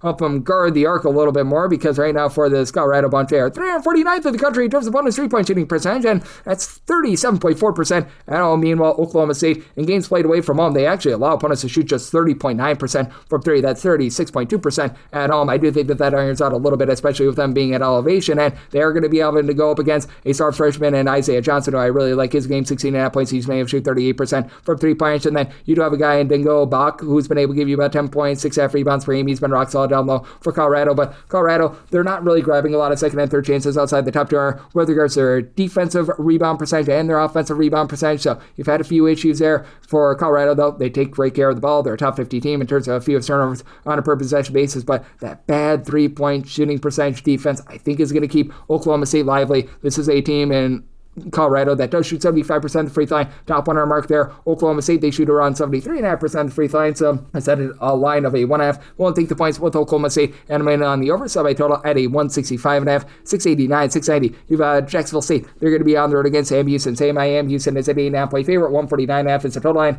for Sam Houston. I made them a 7.5 point favorite, so at 8+, I'm going to be willing to take the points. It's a Jacksonville State team that is very much looking to slow this game down. They're 311th in the country in terms of of total possessions per game. They're not quite the same team in terms of being able to grab second and third chances that they have been in the past, but they're still a relatively good team on the defensive glass. 80th in the country in terms of percentage of missed shots that result in an offensive rebound for opponents, and they've actually been better in terms of being over the glass when they've been away from home rather than when they have been at home. And this has been a Sam Houston team that has been able to do the little things well. They're a team that does a rock-solid job in terms of being able to grab those second and third chances, top 75 team with regards to offensive rebound percentage. But now you've got a Jacksonville State team that is a top 45 team in terms of defensive rebound percentage away from home. And for Jacksonville State, they might have the best scorer in this game, but Mustafa El Montequil has been able to give you 18 points, 7 boards, and he shoots about 32.5% from three. But AC Bryant is 40% three-point shooter. He gives you 13 points per game. And this is a Sam Houston group that has been very good in terms of perimeter defense. They're allowing teams to shoot just 29.2% from three-point range. And it's a Jacksonville State team that has been weak on the inside in terms of their two-point shooting percentage. They're outside the top 300, but with regards to that three-point shooting percentage, it's one above 34%. Meanwhile, you do have a Sam Houston team that if they do find themselves in a little bit of a nip and tuck spot and they need to cover at the free throw line, they're neither here nor there with it. They are about 180 for a 72.1% at the free throw line, and for the Sam Houston State team, it's been very much a holes greater than some of its parts approach with the team, though. They are starting to find a little bit more of that go-to score as you've got one of the best names in all of college basketball, and Boy King on their side right now, give you 14 points from three-point range, shot 36.5%, and as a whole, this has been a Sam Houston team that has shot it pretty well from three-point range, right around about 36%, and they've been doing it without the TCU transfer and Isaiah Manning, who's been out the last about 10 or so games, but even without him, you still have 7 different guys that give you at least 8 points per game. Justin Begg, along with Damian Nichols, these guys have been able to combine for right around about 18 points per game. With Nichols, he's been able to give you 5 boards, throws in there a little bit over a steal per game. Kashai Knott has been able to supply 2 steals per contest as well, and for Sam Houston, about 200th in the country in terms of turnovers on a per possession basis on offense, so they now go up against a Jacksonville State team that really is not going to put you under too much stress. They've been a top 175 team with regards to opponents' 2-point shooting percentage as well. I do think that for Sam Houston, they do enough to be able to get the job done, but that said, I do think that Jacksonville State is going to do a nice job being able to slow this game down, being one of the more slow-tempo teams in all of college basketball, so I did set a line here of a 7.5. I'm going to be willing to take 8+ here with Jacksonville State, and with this total, mine a 143.5. I'm in on the under 691, 692. It is Texas. They are back to being on the road against Georgia. Georgia is between a 1.5 to a 3.5 point favorite. Total on this game 164.5 to 165.5, and I made my line 2.5. This opened up at a 1.5, and I did take the 1.5 very early on. If this gets past a 3, that's just a point of no return, and that will be a buy point for me on Texas. But I sort of have what I have right now with Georgia, and I do think that Georgia is going to be able to bounce back and get their up-tempo style in this game, as Georgia is 5th in the country right now in terms of total possessions per game. The big bugaboo for Georgia is that they are just doing an absolutely terrible job on the glass. They're allowing teams to grab 33.3% of their missed shots as an offensive rebound, 336th in the country, and that's where Texas is going to have a nice advantage. You're 22nd in the country, with opponents only grabbing about 23.9% of their missed shots as an offensive rebound, but has been a Georgia team that's been a top 55 team in terms of turnovers generated on a per possession basis at home. You do have a Texas team that they're pretty okay in terms of taking care of the ball, about 11 turnovers per game, but it's been an either here nor there 3-point shooting team. Dalen Swain has been your top guy, comes over with Sean Miller from Xavier, 17.5 points, 7.5 boards, 3 assists, shoots in the mid-30s from 3. Tremont Mark is only shooting 30% from 3. You expected more. Jordan Pope, Simeon Wilcher, they both shoot about 35.5% from the outside. Wilcher only about 7 points per game, but Pope is now supplying the team with about 13 points per game. Flip side, you got a bunch that has been very much up and down with regards to their 3-point shooting in Georgia. They're so outside the top 225 with that regard, but you're getting a lot out of Jeremiah Wilkerson, 17 points, shoots about 34% from 3. Marcus Millender is out shooting 39% from the outside as well. It's a Georgia team that, while they are giving up a lot of second and third chances on the glass, they themselves, for their offense, have been able to grab those second and third chances too. In terms of offensive rebound percentage, Georgia is 38th in all of college basketball at home. They grab about 35.7% of their misses as an offensive rebound, and if it comes down to free throws, they do shoot about 74.5% the free throw line. That's a top 100 mark in the country. Both of these teams are top 40 teams with regards to their 2-point shooting percentage on offense. On defense, Georgia's been a top 95 team with regards to guarding inside. Texas has been more around about 60th in the country, but this is a Texas team that they also are outside the top 235 with regards to opponents' 3-point shooting percentage, with Georgia having Blue Kane being able to supply you with about 13 to 14 points per game. That's been large. He's been able to give you about 2.5 assists per game. And with this being a Georgia team that really does a nice job putting you under duress, and they lead the country in block shot percentage as well, with Samato Surreal give you 2.5 blocks per game, even though Justin Absent only gives you 3 points per game. He also supplies 2 blocks per contest. I think that that's just enough for Georgia to get the job done. 1 to lay up to 2 here with Georgia. Do think that you get an up and down game, so by total 166.5, so I'm also in on this total over 693, 694. Boston College is on the road against SMU, and SMU is a favorite here of 16 to 16.5 points. 149.5 to 150.5 is the total. And I did set SMU as a 14.5 point favorite. I'm going to be willing to take the points with Boston College. Boston College has been a relatively respectable defense. Now, they're giving you nothing on offense whatsoever. They are, in terms of their 2-point shooting percentage and 3-point shooting percentage, outside the top 265 in both categories. And they shoot less than 67% at the free throw line. But they are 66th in the country in terms of points allowed on a per possession basis. And this is an SMU defense that, put it politely, they're not great, 148th in the country. In terms of points allowed on a per possession basis. Do have to love what you get out of this backcourt, though, as for Kevin Miller, I'm not going to call him Boopy, but he does a nice job in terms of booping teams with 19 points, 7 assists, and he's a 41.5% three-point shooter. Corey Washington has been able to shoot 44% from the outside. Jermaine O'Neal is a 40% three-point shooter, and that would be the son of Jermaine O'Neal. And for SMU, this is a team that does an okay job in terms of giving themselves second and third chances, but for Boston College, they should be able to feast upon the fact that this is an SMU team that, even with some Yedoglu, give you about 8 rebounds per game. They rank just 177th in terms of percentage of missed shots to become an offensive rebound for opponents, and in their home games, that falls well outside the top 235. Meanwhile, you got a Boston College team that,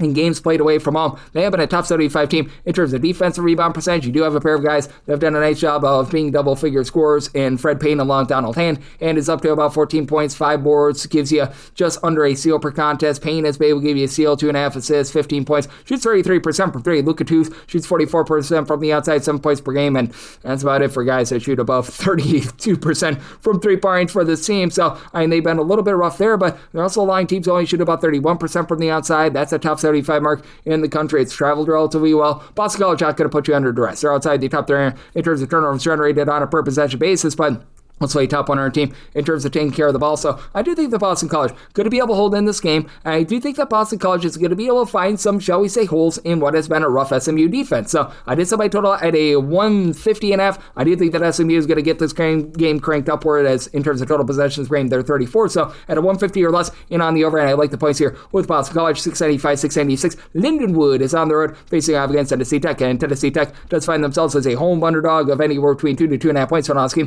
153.5 to 154, and for Lindenwood, made them a 3.5 point favorite. I'm going to be willing to lay the number. It's a Lindenwood team that's been able to do a pretty solid job on the glass in terms of their defensive rebound percentage. This is a team that does find themselves more around about 20th in the country, but what they do is they generate for themselves a lot of second and third chances, and this is a team that's very much built around their interior play, as Lindenwood is outside the top 330 with their 3-point shooting percentage, but they're a top 25 team in terms of percentage of their shots that come from inside the 3-point line, and this is a team that is a top 125 bunch in terms of percentage of their missed shots that become an offensive rebound. For Tennessee Tech, they have been outside the top 330 in terms of their ball security, and Tennessee Tech, to their credit, in games played at home, they have been a top 150 team with regards to percentage of their own missed shots that resulted in an offensive rebound as well. But for Lindenwood, you do have, in my opinion, the top 2 players in this game. Jadis Jones, 16 points, 8 rebounds, steal and half per contest. He doesn't really pop it from 3, but Aeneas Fitrell, he's like the lone guy on the team that shoots so well from 3, 38.5% from the outside, 17.5 points per game. Now, Lindenwood, they shoot 68.3% of the free throw line. That is 310th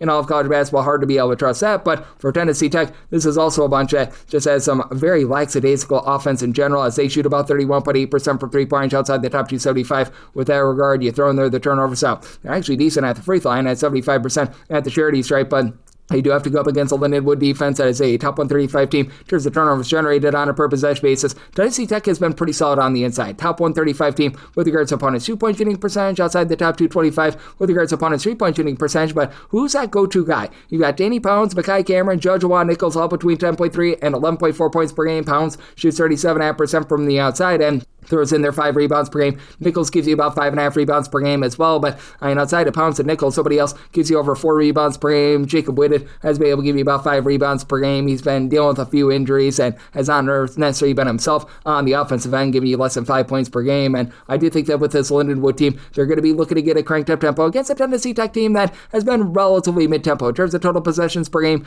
they are checking in right around about 20th in all of college basketball. Lindenwood is absolutely just looking to fly. They're currently 16th in the country, and I do think that Lindenwood is going to get that up-tempo style. I think that they generate enough turnovers to be able to get the job done here. Just don't trust either of these teams to shoot well enough to be able to get you the over. Semi-total at a 149.5, so in on the under, and with Lindenwood, I'm going to be willing to lay up to 3 with them. 697, 698, you've got Troy on the road against South Alabama, and South Alabama just find themselves as a home underdog of 2.5 to 3 points. 140.5 to 141.5 is the total, and made my total a 140.5, so I'm going to be taking a shot on the under. You've got a South Alabama team that just dares you to shoot from 3. Over 67% of opponents' field goal attempts in their home games come from 3. That is by far numero uno in all of college basketball. Now, South Alabama is going to allow you to be able to grab second and third chances. 291st in the country in terms of percentage of opponents' missed shots to become an offensive rebound. Troy is 261st, though, so they're giving up a lot of second and third chances as well. This is a South Alabama team that does not put you on the free throw line, top 5 team in terms of fewest free throw attempts allowed on a per possession basis, and for Troy,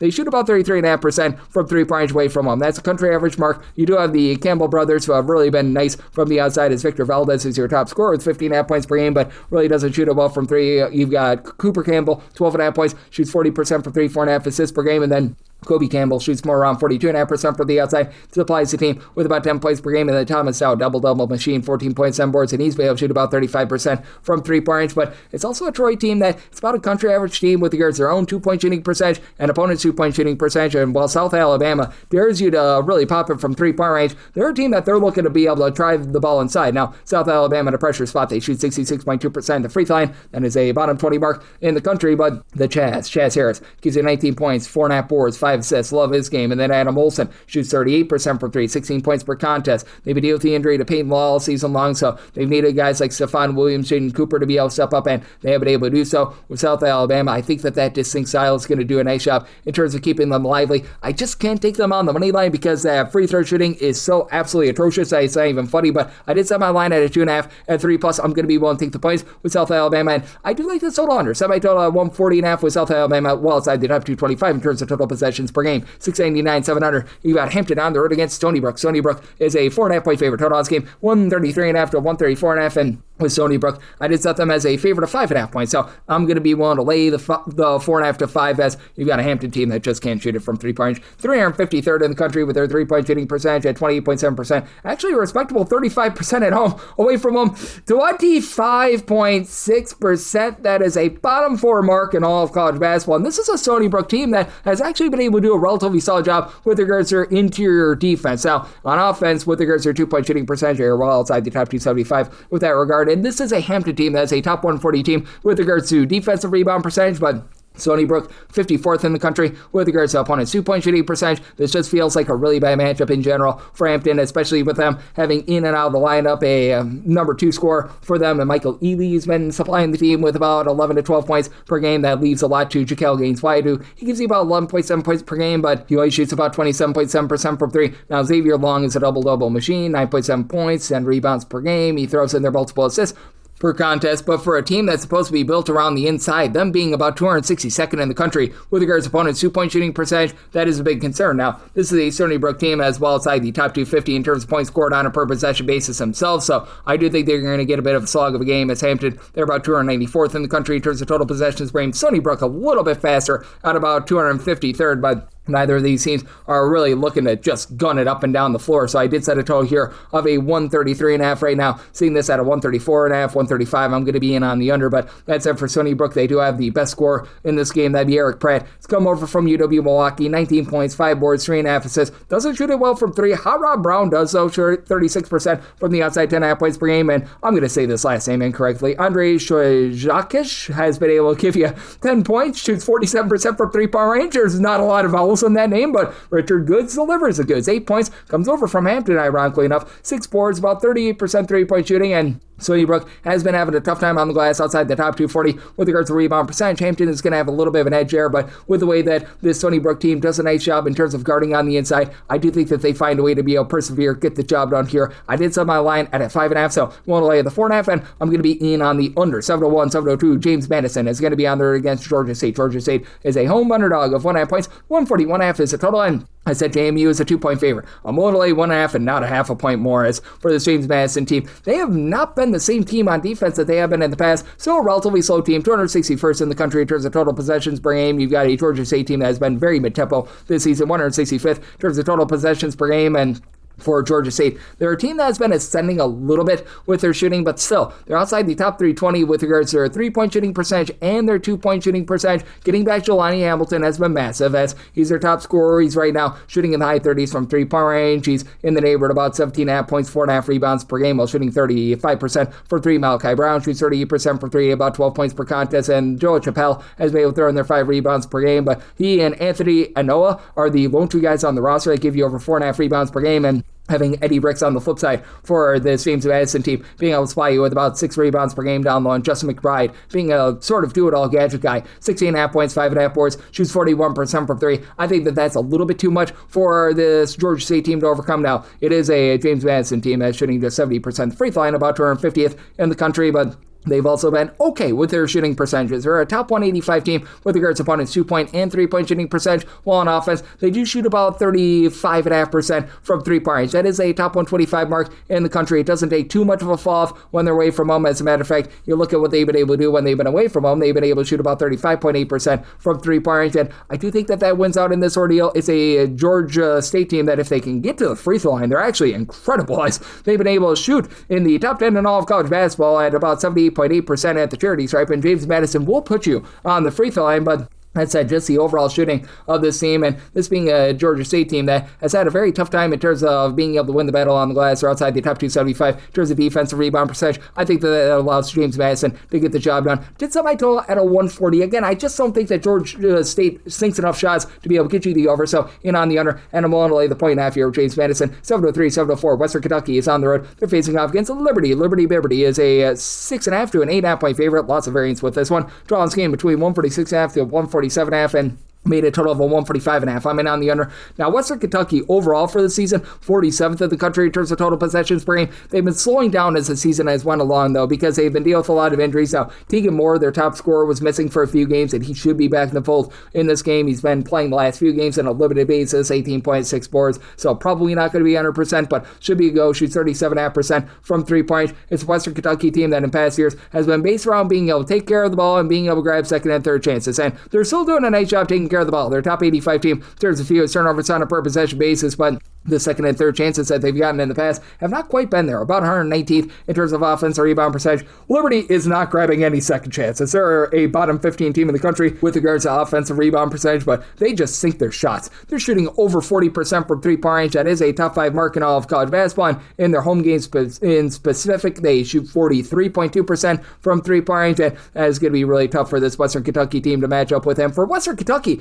they've been really bad with their interior offense. They're outside the top 320 with regards to opponents' 2-point shooting percentage. Now, Liberty also gives it up from 3. They are 325th in the country with regards to opponents' 3-point shooting percentage. Western Kentucky, though, away from home, they allow opponents to shoot over 35% from 3-point. I think that that's doomsday for them, so I'm willing to lay it here with Liberty. I did set them as a 9.5 point favorite, as Brett Decker shoots 48.5% for 3, 17 points per game. Colin Porter has been able to shoot 40% for 3, 11.5 points per contest, and then Zach Cleveland, 11.5 points, 8 boards, 7 assists. He just does a little bit of everything with his Liberty team. They've been able to do a nice job with their interior offense as well, as they're a top 10 team as well with regards to their 2-point shooting percentage. Meanwhile, for Western Kentucky, they've also been dealing with a little bit of an injury to Armello Boone. Did get out there in the last game against Delaware on a bit of a limited basis, so he should be good to go in this game, but they're still missing their top rebounder, Brian Selbungwe, so I do think that Liberty going to be able to go bombs away from 3, get the job done, and what I think is going to be a lower tempo game considered Liberty in terms of total possessions per game, 334th in the country, so made a total of 145.5 in on the under, and I'm willing to lay up to 9 here with Liberty, 7-5, 7-6 on the card. You've got Missouri, and they're going to be on the road against Arkansas. Arkansas is a 10 to a 10.5 point favorite, 159 after 161 is the total, and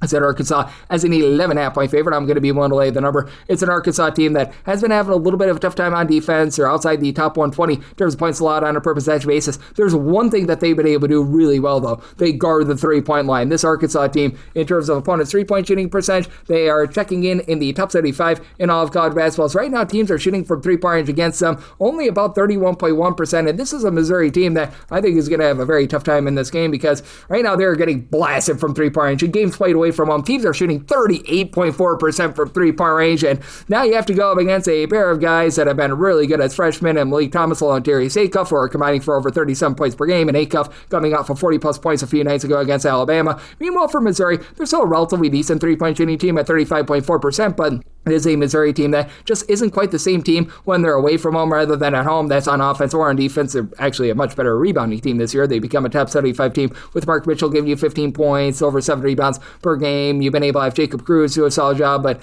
he was playing in a very limited basis a few nights ago. And for this Missouri team, they are averaging 16.1 points fewer per 100 possessions when they're away from home rather than at home. You've been able to get some good production out of Jaden Stone, who's give you 15 points per game, but he's another guy that has been a little bit banged up. Sean Phillips, though, is able to give you 5 boards and a block and a half per contest, but this is an Arkansas team that has a versatile big man in Trevon Brazil, who's right around about 6'9". He's playing you with double figures, 12.5 points, shoots 35% from 3-point. Malik Ewan is a shot blocker. He's able to give you a block, about 5 rebounds per game. And for this Arkansas team, they just do such a good job in terms of taking care of the ball. Top 10 team in terms of fewest turnovers on a per possession basis. And for Missouri, unlike past seasons, they just don't have a great backcourt, and they've really been turning the ball over a ton. In terms of turnovers on a per possession basis, they're currently 252nd in all of college basketball. I think that Arkansas is going to be able to find good looks from 3, get the job done, and be able to get you that over. Semi-total 163.5, so I like the over, and I'm willing to lay up to 11 here with Arkansas. 707, 708. You've got UNC Wilmington on the road against Campbell, and Campbell's a 2.5 to a 3.5 point home underdog. Total on this game 151.5. Set Wilmington as a favorite of 5.5 points, so I'm going to be willing to lay the number. It's a Wilmington team that has been so good on the glass, top 30 team with regards to overall rebound percentage.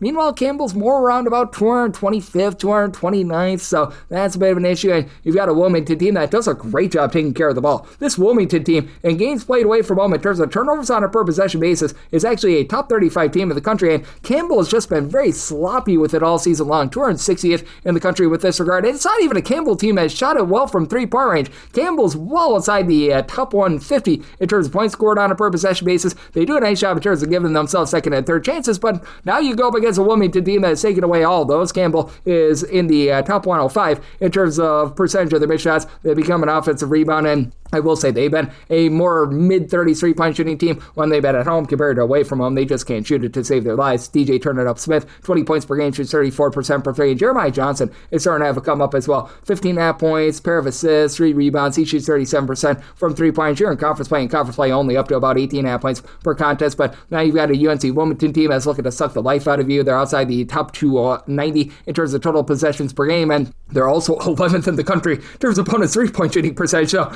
they're both dominating the boards, and they're not allowing you to shoot it from 3-point. Patrick Wessler, the 7-footer, 13.5 points, 9.5 rebounds, block per contest. Owen Hodge shoots 40% per 3, 15 points per game. And then you've got Christian May, Madison Durr, who've transferred in from within the CAA. They both give you 10.3 points per contest. Mayday to give you about 5.5 rebounds per game. Now, Wilmington, in a pressure spot, they only shoot about 69.5% at the free throw line. They're not going to put you under duress. They're outside the top 275 in terms of turnovers generated on a per possession basis. Campbell shoots more around about 72% at the free throw line. And Campbell has been good at getting to the free throw line. They're a top 40 team in terms of free throw attempts on a per possession basis, but Wilmington doesn't really put you on the free throw line too much. They're also a top 100 team with regards to opponents' 2-point shooting percentage. Trusting this Wilmington defense to be able to slow this game down a little bit more and get the job done. Semi-line at 5.5. I'm going to be willing to lay it with Wilmington, and I like the under semi-total 149.5, 709, 710. You've got Oregon. They're going to be on the road against USC, and USC does find themselves as a 5.5 to a 6-point favorite. 147.5 to 148.5 is the total, and for USC, made them an 8.5-point favorite. I'm going to be willing to lay the number. Now, the good news for Oregon is that they've got Nate Biddle back. That's their leader in points and rebounds per game, as he's supplying the team right now with 17 points, 6.5 boards. He also shoots at about 34% from 3 points, but they are just outside the top 200 in terms of points scored on a per possession basis. They are well outside the top 225 in terms of points allowed on a per possession basis. Really, the forte of this team has been grabbing second and third chances. It's an Oregon team that is a top 65 group in terms of percentage of missed shots that become an offensive rebound, and you've got a USC team that's been very shaky with regards to their 3-point shooting percentage. Oregon, not necessarily stout on the inside. They're about 183rd in the country with regards to opponents' 2-point shooting percentage as well. Not a team that's generating a lot of turnovers, and that's another issue that you've had for USC. USC has been well outside the top 225 in terms of turnovers on a per possession basis because they've been dealing with so many injuries with regards to that backcourt, having Rodney Rice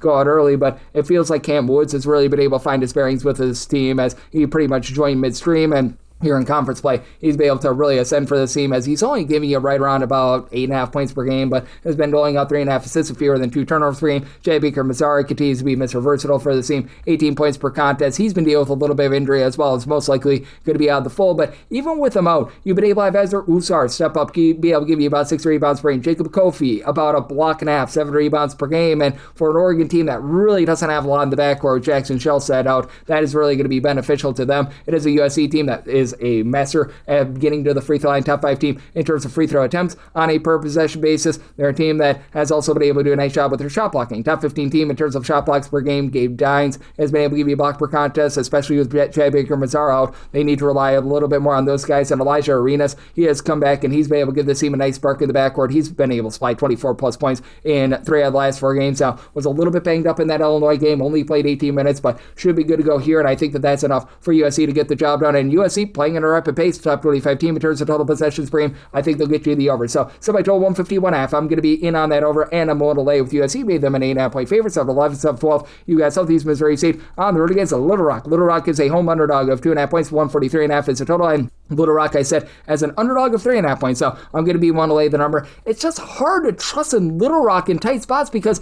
they don't do the little things well. It's a Little Rock team that's actually a relatively solid 3-point shooting team. Little Rock from 3-point range, they shoot about 35.5%. That goes up to 37.3% at home. But if you put these guys on the free throw line right now, they're shooting a nice hearty 67.8%. That is outside the top 320 in all of college basketball. Not to say that Southeast Missouri State is amazing, 68.3%. That's their 9th in the country, but also for Southeast Missouri State, they do a nice job in terms of not allowing a lot of second and third chances in terms of their defensive rebound percentage. They've been a team that's been in the top 100 with that regard. Little Rock well outside the top 250, and it's a Little Rock team that does not do a great job in terms of taking care of the ball as well. In terms of turnovers on a per possession basis on offense, they rank 315th in all of college basketball. Southeast Missouri State, they're more around about 229th, and I will say this for Little Rock, they, along with Southeast Missouri State, are a pair of teams that are in the top 100 in terms of turnovers generated on a per possession basis, but I do think that for the Southeast Missouri State team, they do find a way because you've got a little bit more of a disbursement of the wealth as you've got a quartet of guys that give you at least 11 points per game with Luke Almendover has got really good athleticism,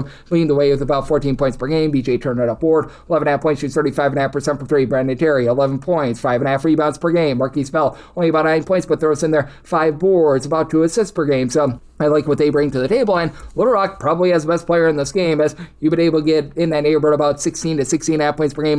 Jonathan Lawson throws in there 4 boards, 4 assists, shoots 36% for 3, and Kachai Nazai has been able to shoot about 41.5% for 3, 11.5 points per game. Cam Walls, Braxton Bayless, between the two of them, they give you about 23 points per game, but outside their main starting 5, they just have absolutely nothing whatsoever. They're also outside the top 300 with regards to opponents' 3-point shooting percentage. They're outside the top 300 with their own 2-point shooting percentage. Do think that in this spot, Southeast Missouri State gets the job done in a game where Southeast Missouri State is going to look to push a little tempo, 143rd in terms of total possessions per game. Little Rock, they're just 276th in terms of total possessions per game. Do think that you get a bit more of a slowdown game, but those late fouls push you over. So semi-total 143.5 at the 143, like the overhand, one to lay up to 3 here with Southeast Missouri State. 7-13, 7-14, Southern Utah on the road against Abilene Christian. Abilene Christian is a 6.5 point favorite, 144.5 is the total, and made my line 7.5, one to lay with Abilene Christian. Now, Abilene Christian outside the top 330 with regards to their just turnovers on a per possession basis on offense, but still a top 10 team in terms of generating turnovers. With regards to their defense, Abilene Christian is going to give it up on the inside. They're outside the top 285 with regards to opponents' 2-point shooting percentage, and they're a bottom 5 team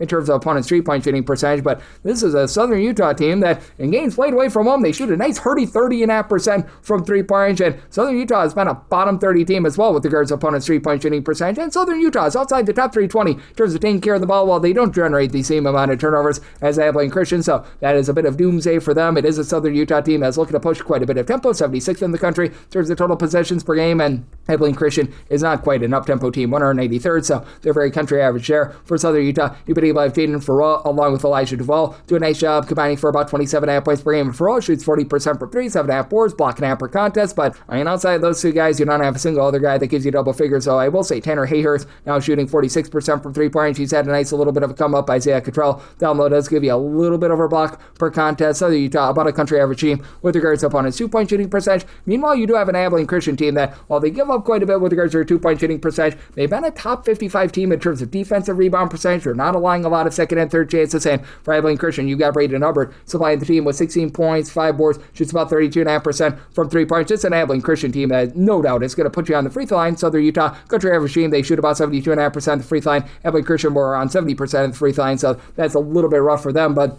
You've got Yanel Rivera, who stepped up in a big way, giving you about 7 points, shooting about 34.5% from three-point inside. Wright has been Mr. Right from the outside with about 36% three-point shooting. And with Southern Utah's inability to take care of the ball, Abilene Christian being masters of being able to generate turnovers and not allowing second and third chances on the glass. So I'll give you a lot of good chances first time around. I do think that Abilene Christian finds a way to get the job done. Semi total at a 143.5. So I'm willing to lay up to 70 with Abilene Christian and at the 144 plus in on the under. 715, 716. You've got Arizona State on the road against Baylor. Baylor is a 6.5 to a 7.5 point favorite total on this game. 157 after 159, and with Baylor, set the best a 7.5 point favorite. So at the 7 or less, I'm going to be willing to lay the number. It's an Arizona State team that strangely has been more efficient on offense away from home rather than at home. They shoot 37.7% from three-point range away from home compared to 30.7% at home. In games played away from home, this is actually a top 35 team with their three-point shooting percentage.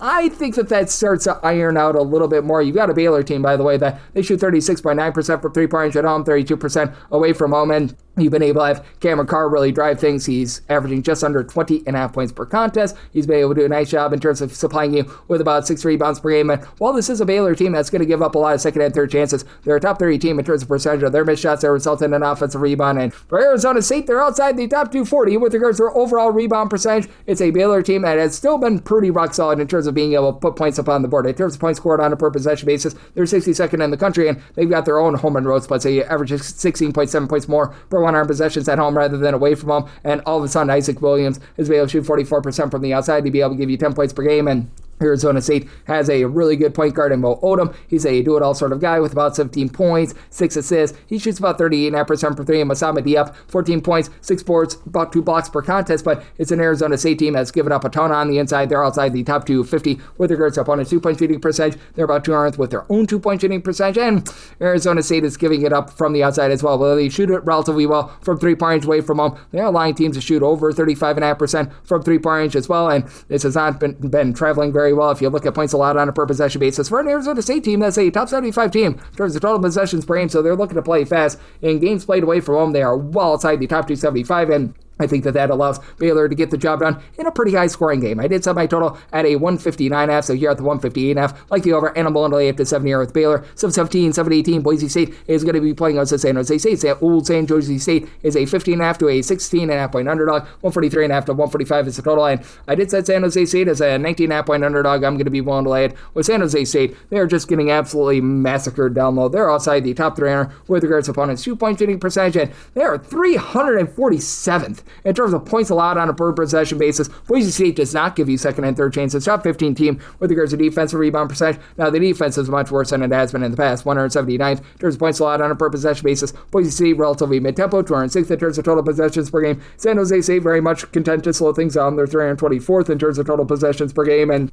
for San Jose State, they have been able to have Mr. Kobe Garland do a nice job in terms of leading the offense. 19.5 points. He shoots about 42% for 3, 4.5 assists per game. There is nobody around him that's really contributing, though, as the lone other double-figure scorer that may or may not be healthy for this game is Jermaine Washington, but he's been out the last few weeks, and there's no guarantee that he plays in this game. If not, that means that Adrian Myers, with about 8.5 points per game, is your next best healthy player. So they really have been a mash unit with Yafat Mundi, that top rebounder, being out of the fold. They're just getting absolutely plowed on the glass right now, and they are a bunch in San Jose State that's actually shot it well from 3. They're shooting about 36.5% from the outside. That's a top 75 mark in the country, but of a Boise State group that I think is going to do a nice job hunkering down there. They've got the advantage with regards to size, and then you've been able to have a pair of guys in Drew Fielder along with Andrew Beto, combined for about 25.8 points per game between the two of them. They shoot about 40% from 3. Dylan Andrews just has not been a great fit for this team. Comes over from UCLA. You just expected more than 12 points and 3.5 assists per game on 32% 3-point shooting, and for Boise State, they've been a team that's shot about 34.5% from 3, just a hair above country average. The one thing that they do really well, though, is get to the free throw line. They're a top 40 team in terms of free throws attempted on a per possession basis. They shoot 77.7% at the free throw line. That's the top 25 mark in the country. And for San Jose State,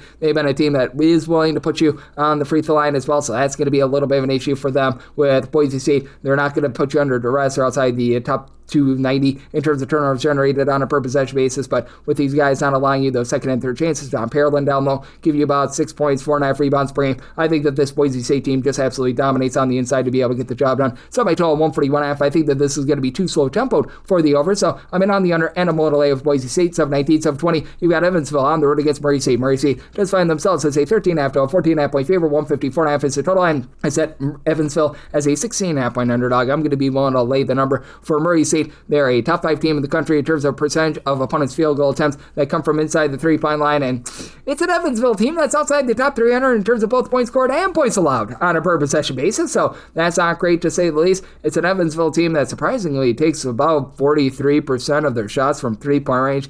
I'm not quite sure why with the personnel that they have, and they just don't take care of the ball. This Evansville team is outside the top 320 in terms of turnovers on a per possession basis. Now, Connor Turnbull was missing for 11 games. He's back. He's your top rebounder, 11.5 points, 6 rebounds per game, and then AJ Casey throws in there a steal, 11.5 points, 5.5 rebounds per game, but he shoots 31% for 3. Leaf Muller has actually given you something in the backcourt, 4 assists, 36% 3-point shooter, 10.5 points per game, but it's an Evansville team that they shoot 32.2% from the outside, and their 2-point shooting percentage along their 3-point shooting percentage are both outside the top 265 in all of college basketball. Meanwhile, on defense, this is a group that they have been okay in terms of not allowing a lot of second and third chances, but they're still outside the top 300 with regards to overall rebound percentage, so you're going to have for Murray State a big advantage down low with having 13.5 points, 8.5 boards, and a pair of blocks per contest out of Frederick King, Javon Jackson, Ramon Doman. They combine to shoot about 36.5% from 3. They combine for about 31 points per contest. It's a Murray State team that they very much are content to be able to get good shots inside. They're a top 75 team with regards to their 2-point shooting percentage, country average team with regards to their 3-point shooting percentage, but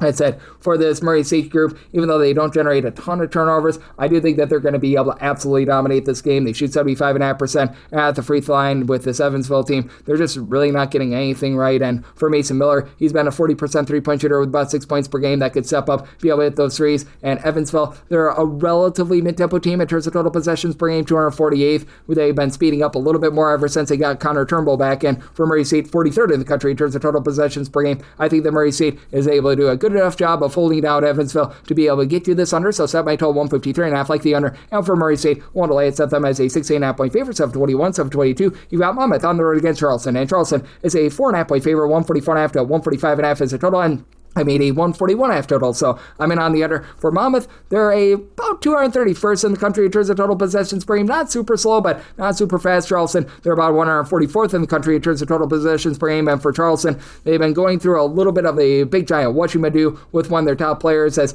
they've been having in and out of the lineup one Mr. Connor Hickman, because he got like an injunction in order to be able to play, and then he was taken off the court once again, but he's back out there for them, so that helps him out. He's been giving you about 11 points per game. Here's a big issue that you got for Charleston, though. They are not shooting it well from 3-point range. They shoot as a collective right around about 29.5% from 3. That is a bottom 25 mark in all of college basketball. And you've got a Monmouth team that they're a top 30 team in terms of percentage of their shots that come from inside the 3-point line, and yet they are outside the top 3 with regards to that 2-point shooting percentage. But it's a Monmouth team that's been pretty rock solid on defense. They're a top 85 team in terms of points allowed on a per possession basis and games played away from home. They've been a top 30 team with regards to shot blocking, as Doc Mortar is able to give you a block and a half per contest, and then Jason Rivera-Torres, your top scorer with about 14 points, 8 boards. He throws in their block and a half per game as well. And for Monmouth, their 2-point shooting percentage away from home on defense is a top 10 mark in all of college basketball. So that is massive, and I think that that's going to help you out big time with regards to this under. Now, I did set my line at a 5, mainly because Monmouth, again, they're not shooting well on the inside themselves. Now, I do like the just overall backcourt that you got for the team, and now they've been able to get back one of their main pieces as well, as Kavion McLean was missing for the first 23 games of the season. He's come back in the last 4 games and has averaged 19.5 points at 38% 3-point shooting, so that helps out quite a bit. You've got Cornelius Robinson, who's able to give you 9 points per game, and then Jack Collins at the point guard spot, 5 boards, 5 assists, 2 steals, 7.5 points per contest. He's relatively versatile, but it is a Monmouth team that they're very much relying upon generating turnovers for their defense. They're a top 70 team in terms of turnovers generated on a per possession basis, and this is a Charleston team that they should be able to do a solid job in terms of their interior defense, as well as you've been able to Martin Kalu be able to give you about 8 points, 4 boards per contest. Sharma Show has been able to give you about 2.5 blocks per contest, and this is a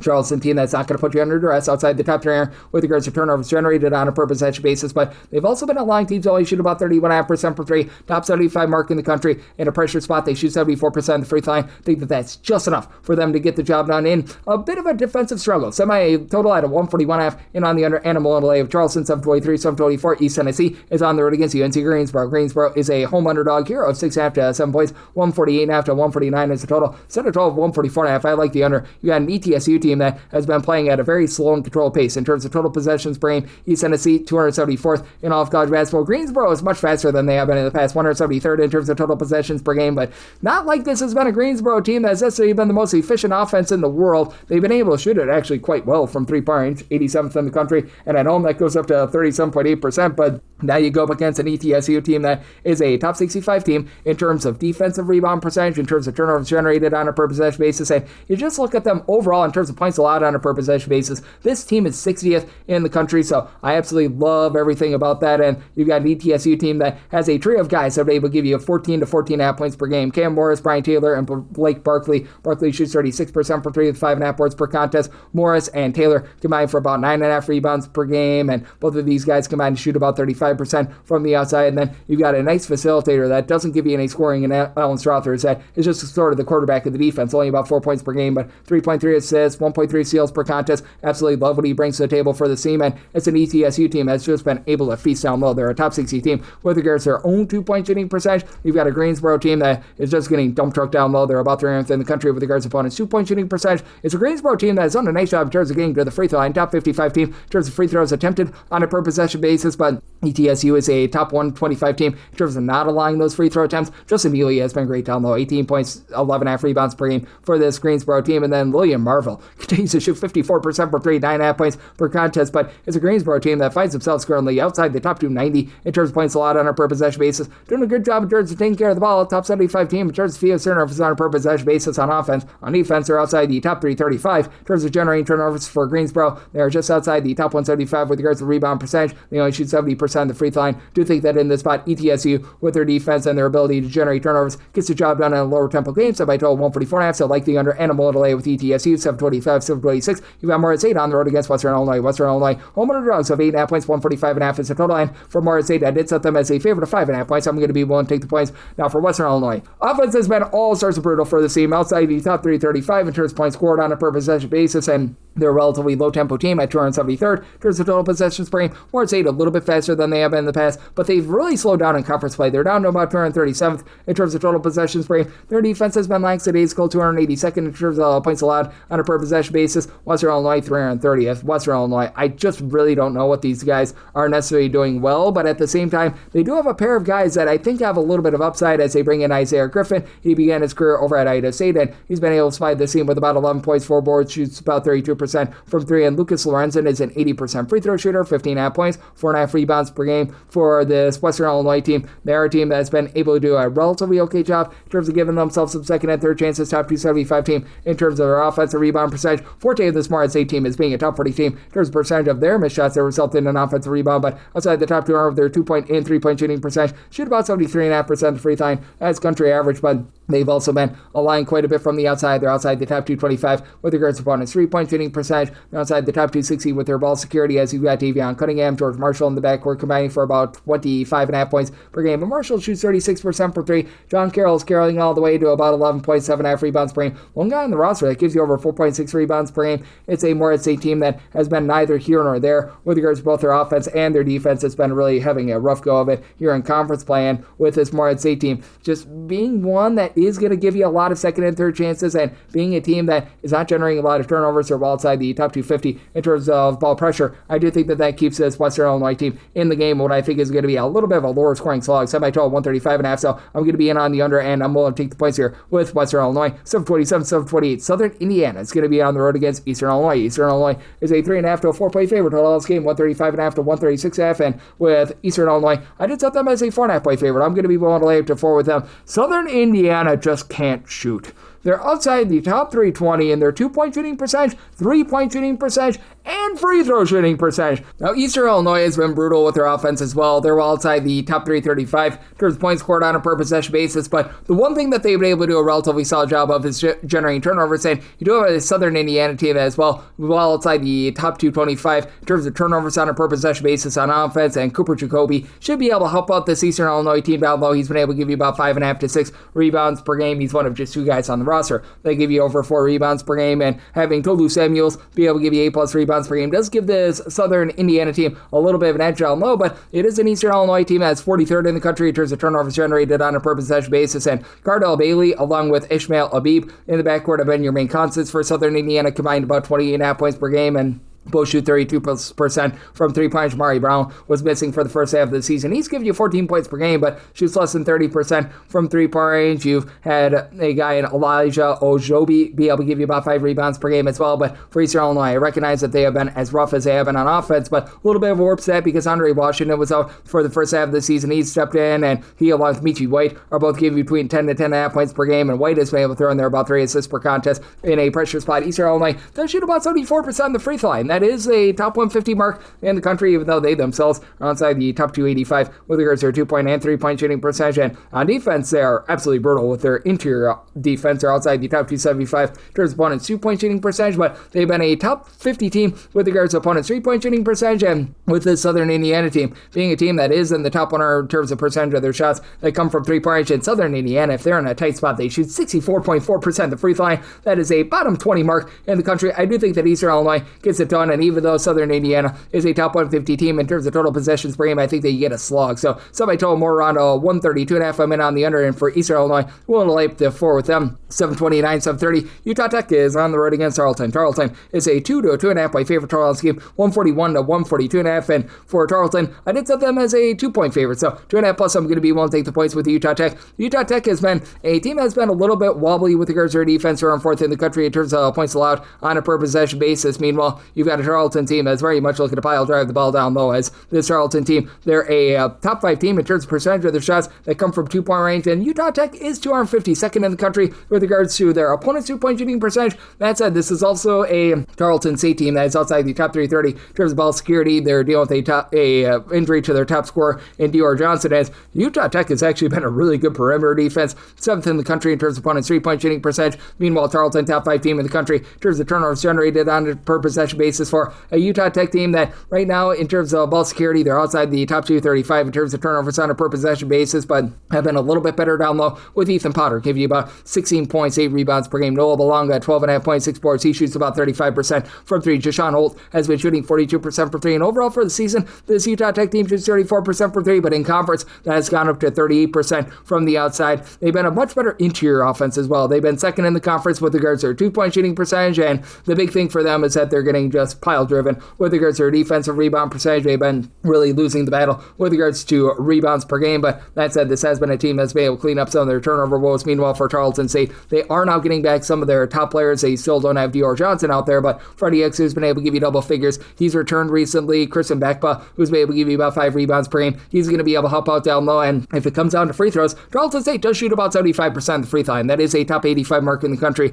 Again, though, even though they're so good in terms of generating turnovers, who turn the ball over about 14.8 times per game as well, and they're outside the top 240 with regards to their own 2-point shooting percentage, even though they do take so many of their shots on the inside. So I do think that it's going to be a little bit of a strange game, but this is also a Tarleton team that's really been looking to fly this year in terms of total possessions per game. They're 46th in the country. Do think that with the late fouls, you get over. So I did set my total 146. I'm going to be willing to take 2.5 plus here with Utah Tech, and I'm in on the over as well. 731, 732. Central Michigan is going to be playing us to Western Michigan. Western Michigan, an underdog of 3.5 points. 151.5 to 152.5 is the total. So by line of 1.5, I'm going to be willing to take 2 plus here with Western Michigan. Now, for Western Michigan, they are not guarding the perimeter whatsoever. They're allowing teams to shoot 39.1% in games played away from home. That is 309th in the country. Central Michigan, they're allowing teams to shoot about 35.8% from 3-point range. That is 286th in the country. So both of these teams have been rough there, and have a Central Michigan team looking to play a little bit slower, 240th in the country in terms of total possessions per game. More of a mid-tempo team with Western Michigan, 179th in terms of total possessions per game, but it's just really hard to trust in the Central Michigan team to be able to get the job done. Now, they might have the best, shall we say, interior player in this game, as they've been able to get right around about 12 points, 6+ rebounds per game. Nathan Clearbot as a true 7-footer, and then you've got a trio of guys in Fat Brooks, Logan McIntyre, Tamaro Edley, who all give you between 10 and 12.5 points per game. But even with that, this is a group that's outside the top 275 with regards to opponents' 2-point shooting percentage. They just shoot 32% from 3-pointers themselves, and in a pressure spot, Central Michigan outside the top 270 with their free throw shooting percentage being below 70%. Meanwhile, for Western Michigan, being able to get back their top scorer, Justice Williams, who is missing for the first 13 games of the season since his return, 15 points, shoots 86% the free throw line, 40% from 3.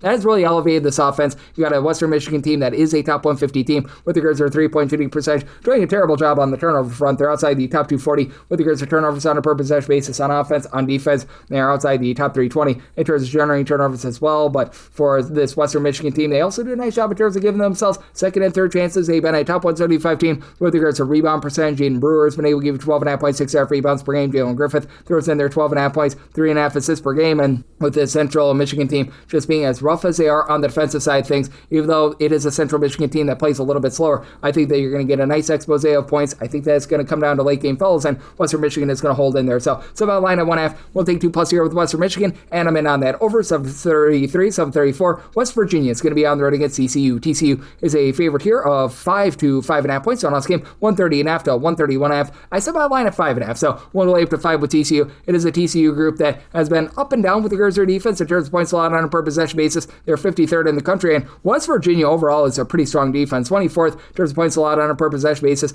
They give up, though, 21.6 points more per 100 possessions when they're away from home rather than at home, and the perimeter defense is what really goes through the issues with this West Virginia team when they're away from home. At home, West Virginia is really good in terms of being able to guard the 3-point line. Teams are only shooting about 32.5% for 3 against them. That goes to 38.5% away from home, and you still have Harlan Obianadel, who's a true 7-footer, who's been able to give you about 5.5 rebounds per game. Hunter Ruff, he puffs, he gives you 15.5 points, shoots about 35.5% from 3-point for a West Virginia team that overall is about 150th in the country in terms of points scored on a per possession basis. And you really can't trust this West Virginia team in a tight game because they shoot just 67.3% in the free throw line. That is a bottom 40 mark in all of college basketball. Even with Trace and Eagles staff having a come up here in conference play, he's been able to give the team about 10 points per contest, along with Chance Moore, both give you between 4.5 to 5 rebounds per game. So they've been able to do a nice job in tandem there. And it's a TCU team that they've got a few select guys that have been able to shoot it well from 3-point. Jaden Pierre has been able to shoot in the high 30s from 3-point, about 11 points per game. Xavier Edmonds has been very versatile, 12.5 points, 6 rebounds per game. But they've got the punch down low. David Punch,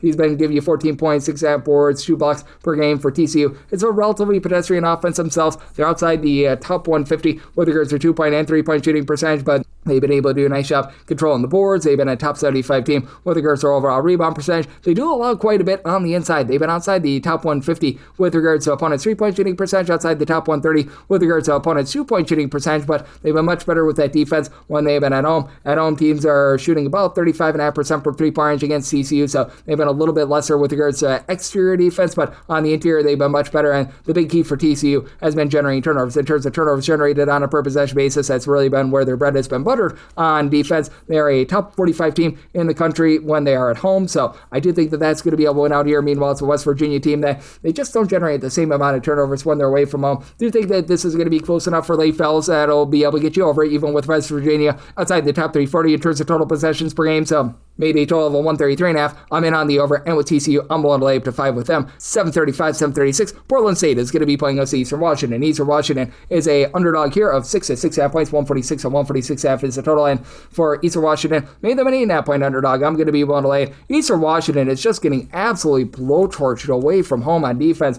Overall, they're 321st in the country in terms of points allowed on a per possession basis, but you get them outside their friendly confines, and that goes into the bottom 30 in all of college basketball. Meanwhile, the Portland State team has been rock solid with their defense. They are 48th in the country overall in terms of points allowed on a per possession basis. You put them on their home floor, and that goes into the top 40. And for Portland State, their forte is currently their interior offense. They're a top 75 team with their 2-point shooting percentage when they're at home. They've been a hit or miss 3-point shooting team at about 33.5%. They're not necessarily the best at taking care of the ball outside the top 225 in terms of turnovers on a per possession basis, but you got an Eastern Washington team that's also outside the top 290 with regards to opponents' 3-point shooting percentage, and then then you got scary Terry Miller along Jalen Henderson, who are the top two scorers in this game. Henderson, 18 points, 6 assists, stealing half per contest. Miller, 19 points, shoots 40% from 3-point. And then the team does a really nice job in terms of being able to win the rebound battle as well. Portland State, top 75 team with regards to the rebound percentage. You've had Kevon Kinsey be able to supply about 7 boards, 11.5 points per game, and Trayvon Minute, 11 points, 9 rebounds per game. Meanwhile, for Eastern Washington, you've been able to get a little bit more on the inside, but the team is based around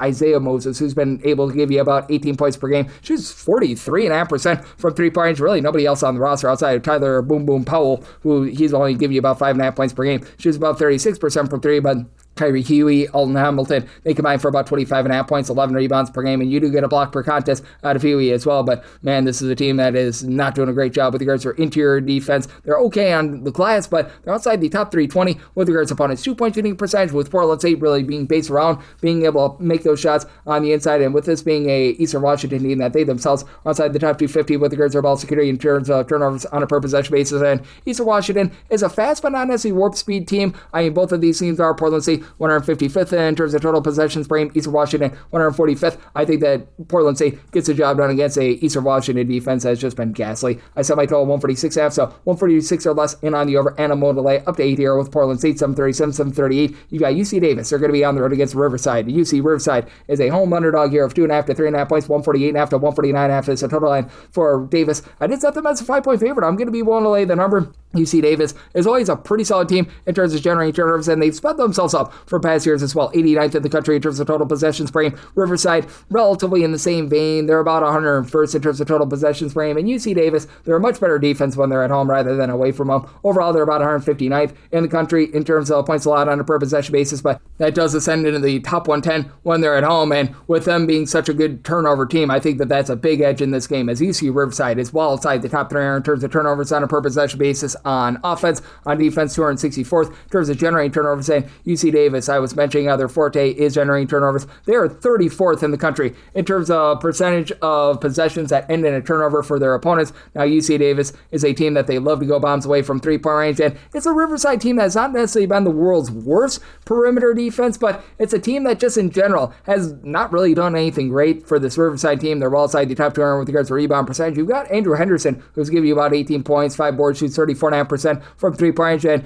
Andre Patriti has been able to shoot actually about 47% from 3-point range, 6.5 points per contest, but he's been dealing with some ailments recently. He's been able to get back out there on the floor, but is not necessarily the most efficient scorer out there on the planet. And for this UC Riverside team, they're outside the top 250 with their own 2-point shooting percentage and opponents' 2-point shooting percentage. UC Davis is not going to fight for second and third chances. They're outside the top 275 with regards to their offensive rebound percentage, not giving up a ton of second and third chances on the glass, but right now Niko Dokac is pretty much a lone guy in the roster that gives you 5+ boards, 9.5 points, 5 rebounds per game, but Niles Cooper has been supplying the team with 13 points, throws in there a steal and a half, 2 assists. He doesn't shoot it well from 3-point range, but your other top scorer and one Mr. Connor Sevilla, he shoots 43% from 3, 90% of the free throw line, 13.5 points per game. This is a bunch that they shoot about 75% of the free throw line, inside the top 100 in all of college basketball. They're not too bad in terms of getting to the free throw line as well. Country average with their 2-point shooting percentage. Do think that that's enough to be able to go on the road, get the job done, and I just don't flat out think that Riverside gets enough clean possessions to help you out with the over. So I'm a little late to 4.5 here with UC Davis, and I like the under, set my total at a 145.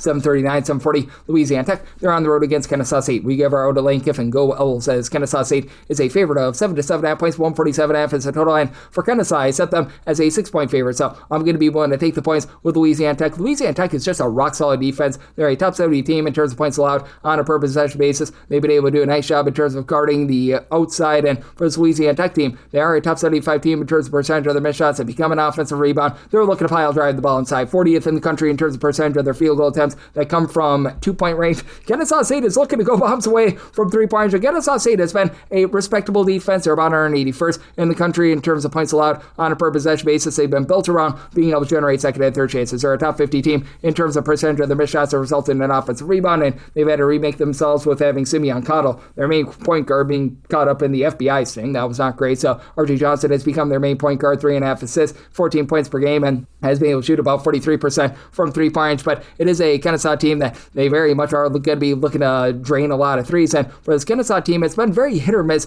with regards to their outside shooting all season long. And this is a team that at home shoots less than 69% at the free throw line. Now, they are shooting about 36% from three-point at home. Louisiana Tech, they are dead last in the country with their three-point shooting percentage. They shoot 23.9% from three-point range away from home. But that said, this is a Kennesaw team that they've been very good with regards to their interior defense. They are giving it up from three-point range. So I think that this has the makings of a little bit of a slog of a game. So I did set my total at a 142. I'm going to be one to take a shot here on the under as for Louisiana Tech. You've been able to have DJ turn it up to ugly, be able to give you a nice double-figure amount of points per game, right around about 12 or so out of him. And then you've had AJ Bates be able to spy about 6 assists per game. He throws in there 11 points per contest. Louisiana Tech has had a tough time taking care of the ball. They're outside the top 275 in terms of turnovers on a per possession basis, and they themselves shoot 64.5% of free throw line. That's a bottom 10 mark in all of college basketball, but they also do a nice job on the interior as well. They're a top 15 team with regards to opponents' two-point shooting percentage as well. I do think that this is going to be a game where you're going to have a lot of just sloppy possessions. It's the Louisiana Tech team that, to their credit, they've been a top 125 team in terms of turnovers generated on a per-possession basis as well. And I do think that for Kennesaw, they're going to be able to come up with a few turnovers as well. That's not necessarily their forte, but Kennesaw, they are a team that, when they've been at home, they've been able to cause a little bit more havoc. And Louisiana Tech, they just by themselves are a little bit more of a sloppy team. But I do think the Louisiana Tech, with the way that they've been able to get some good rebounding out there, as you've been able to get about 8 or so rebounds per game out of Caden Cooper with his 9.5 points per game. Avery Thomas has been able to throw in there 7 boards per contest that they hold in there, even with having, on the flip side, Frank Juan Sherman be able to supply about 8 rebounds per game for Kennesaw State. Skipped my Lou. Brandon Lou has been able to give you 11.5 points, 5.5 rebounds per game, but could only set my total 142 in on the under, and won't take anything above 6 points here with Louisiana Tech. 741, 742. Eastern Michigan, they are going to be on the road facing off against Toledo. Toledo does find themselves as a mid-tier favorite here of 8.5 to 9 points on this game. 144.5 to 145.5. Set my line at 8.5. I'm going to be willing to take the 9 with Eastern Michigan, who's been a top 5 cover team thus far this season. Eastern Michigan is not doing anything special. They're 212th in the country in terms of total possessions per game. They have been, in terms of points allowed on a per possession basis, 153rd. Now, they are giving up about 17.5 points more per 100 possessions when they're away from home rather than when they are at home. And it's not an Eastern Michigan team that's going to put you under a whole heck of a lot of duress. In games played away from home, they are well outside the top 225 in terms of turnovers generated on a per possession basis. But the one thing that this Eastern Michigan team is going to be looking to do is they're going to be looking to pile drive the ball down low. They're a top 40 team in terms of percentage of their field goal attempts that come from inside the three-point line. It is a Toledo team that has actually become a top 100 team in terms of turnovers generated on a per possession basis, but they're the classic sort of gamble for turnover sort of team. They're outside the top 275 in terms of points allowed on a per possession basis, and Toledo 317th in the country with regards to opponents' two-point shooting percentage. Now, one of the top scorers for Eastern Michigan, and Carlos Hart was involved in the FBI sting. So that means that you've got 2 guys on the roster that give you 6.6 points per game.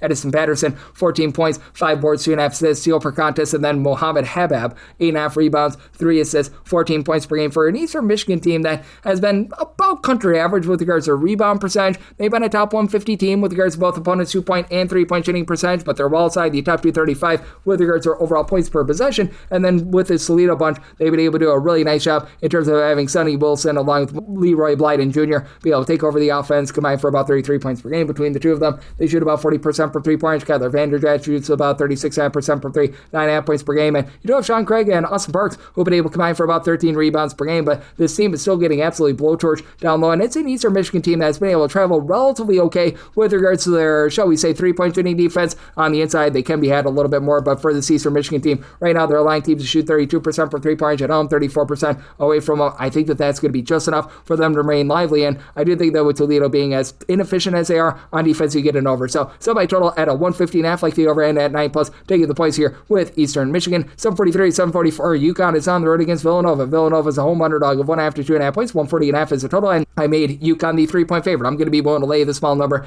It's a UConn team that, even with the blunders that we saw a few nights ago against Creighton, this team is still 18th in the country in terms of points allowed on a per possession basis. They are guarding both the inside and the outside well. In games played away from them, teams are shooting 29.1% from 3-point range against them. That is a top 15 mark in all of college basketball. And for Villanova, they've actually had a really tough time guarding the arc when they've been at home. Teams are shooting 31.5% from 3-point range against them away from home. At home, that goes up to 36.1%. And for Villanova, the main scorer for the team to begin the season, and Bryce Lindsey, has really had a little bit of a fall off, as now he and Duke Brandon are both giving you 12.3 points per game. Brandon has been amazing on the board, 10.5 rebounds per game, but all of a sudden, Tyler Perkins has become your top scorer. 13.5 points, 5.5 boards, and he shoots 36% from 3. Lindsay shoots 36% from the outside as well. And Devin Askew has sort of been a designated three-point shooter for the team, shooting about 42.5% from the outside. It's a Villanova team that they are a top 75 team in terms of percentage of their field goal attempts that come from three-point range, but with the way that UConn guards the arc, I think that gets the job done for them. And UConn still playing a relatively slow and controlled style. They're about 256th in the country in terms of total possessions per game.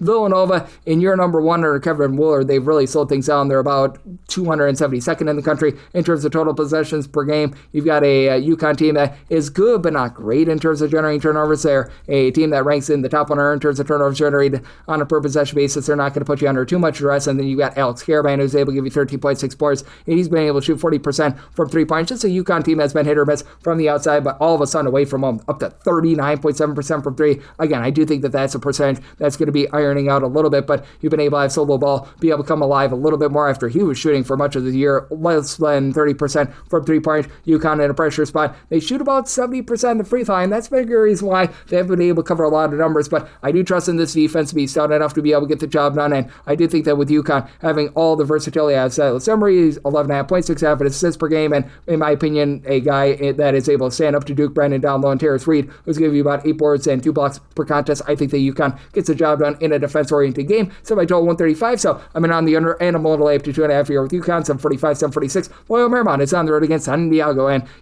San Diego, the Toreros, are a home underdog of 1.5 to 2 points, 150.5 to 151 is the total, and I said a total of 147.5. I'm in on the under for San Diego. They're just getting absolutely blowtorched down low, and now they have to go up against a Loyola Marymount team that they have been a little bit rough with their defense in terms of points allowed on a per possession basis. They have fallen outside the top 100 mainly because they're giving up quite a bit from the outside, and Loyola Marymount, they themselves are not necessarily a team that's been lighting it up with regards to their own offense. They're shooting about 34.7% from 3 points. That's a top 150 mark in the country. They're not great with their own 2-point shooting percentage. Meanwhile, for San Diego, overall for the season, they shoot 37.7% from 3 points at home. That goes down to 29.2% away from home. But Tyler Johnson, their top scorer, he decided to step away from the program. Now you've got the firing of Steve Lavin. So you've got a completely on-the-fly San Diego team that we saw it in their first game without Steve Lavin. They completely disintegrated in the second half against San Francisco. You've got Ternari Lane along with Juan Sebastian Guaracito, who combined for 21 points per game. They combined to shoot about 40% from 3. And both guys do shoot over 80% at the free throw line. San Diego is a top 75 team with regards to their free throw shooting percentage. They're just getting dump trucked down low, though. Again, outside the top 340 in terms of opponents' 2-point shooting percentage. Meanwhile, you've got a Loyola Marymount team that's not necessarily executing well down low. They're outside the top 150 with their own 2-point shooting percentage.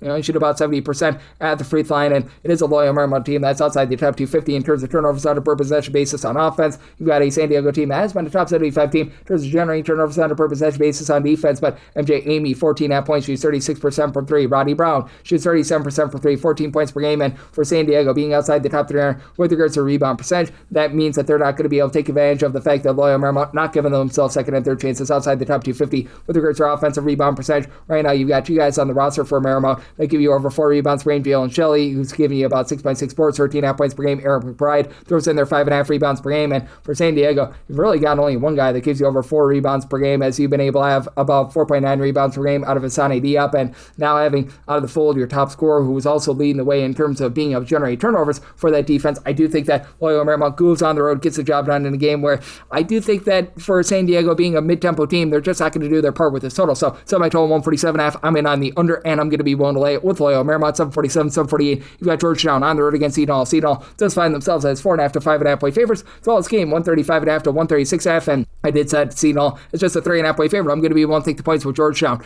Georgetown does a really good job in terms of taking care of the ball. They're a top 50 team in terms of fewest turnovers on a per possession basis.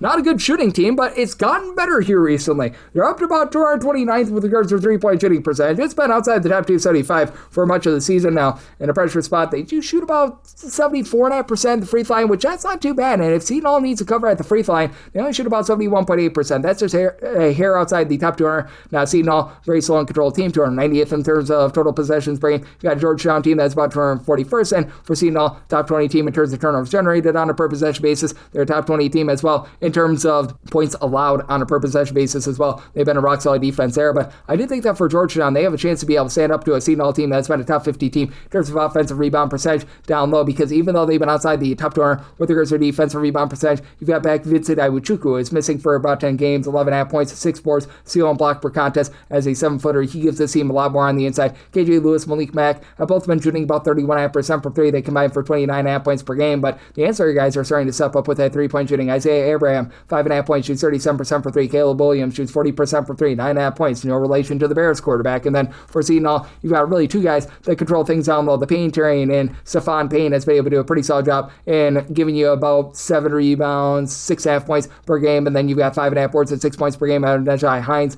You have a trio of guys that give you double figures. Adam Clark, TJ Simpkins, along with AJ Sam McRae, with Simpkins shoots 41% from three. Nobody else on the roster shoots about 34.5% from the outside. Adam Clark is not a good three-point shooter, but pair of steals, 5 assists, 12.5 points per game, and then AJ Sam McRae shoots about 34% from 3 points, but this is a group in Seton that's outside the top 270 with their 2-point and 3-point shooting percentage, but they've been a top 25 team with regards to opponents' 2-point shooting percentage as well. I think that this is going to be a slow-down slog of a game there. I do think that Georgetown is going to be a hold in there, and I think that it's close enough for late game falling. I semi total 134.5, 135.5, 136.5. Won't take a shot on the under, and I'm willing to take the points here with Georgetown. 749, 750. You got UMass playing against Buffalo. Let's go Buffalo as a underdog of 7.5 points, 157 to 158 is the total line. Buffalo, I did set as an underdog of 4 points, so I'm going to be willing to take the points. It's a Buffalo team that actually opened up as a 4.5 point underdog, so we've seen a big giant live move here, but for this Buffalo team, they've been able to do a solid job with regards to hitting the road as they shoot 36.6% from 3 points at home. That goes up to 39.2%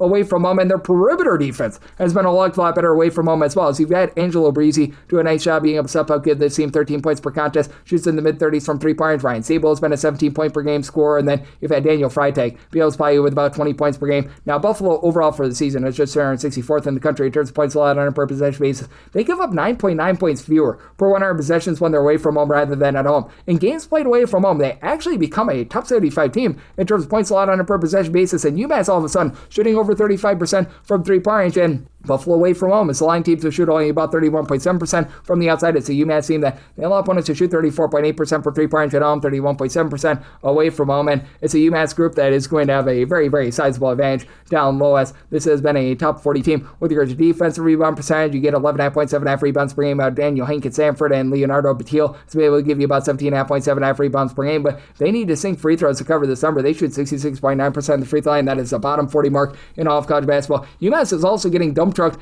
down low with regards to opponents' 2-point shooting percentage. They're outside the top 275 with that regard. It's a Buffalo team that they've been a top 100 team with their 2-point shooting percentage. They're giving it up down low as well. They're outside the top 300 with regards to opponents' 2-point shooting percentage, and Buffalo's not going to fight for second and third chances, but they're a top 150 team in terms of taking care of the ball. UMass has been a pretty good turnover team, but I think that Buffalo, even though they're a team that is playing relatively slowly in terms of total possessions per game, 255th. UMass, they're looking to push a lot of tempo, 22nd in terms of total possessions per game.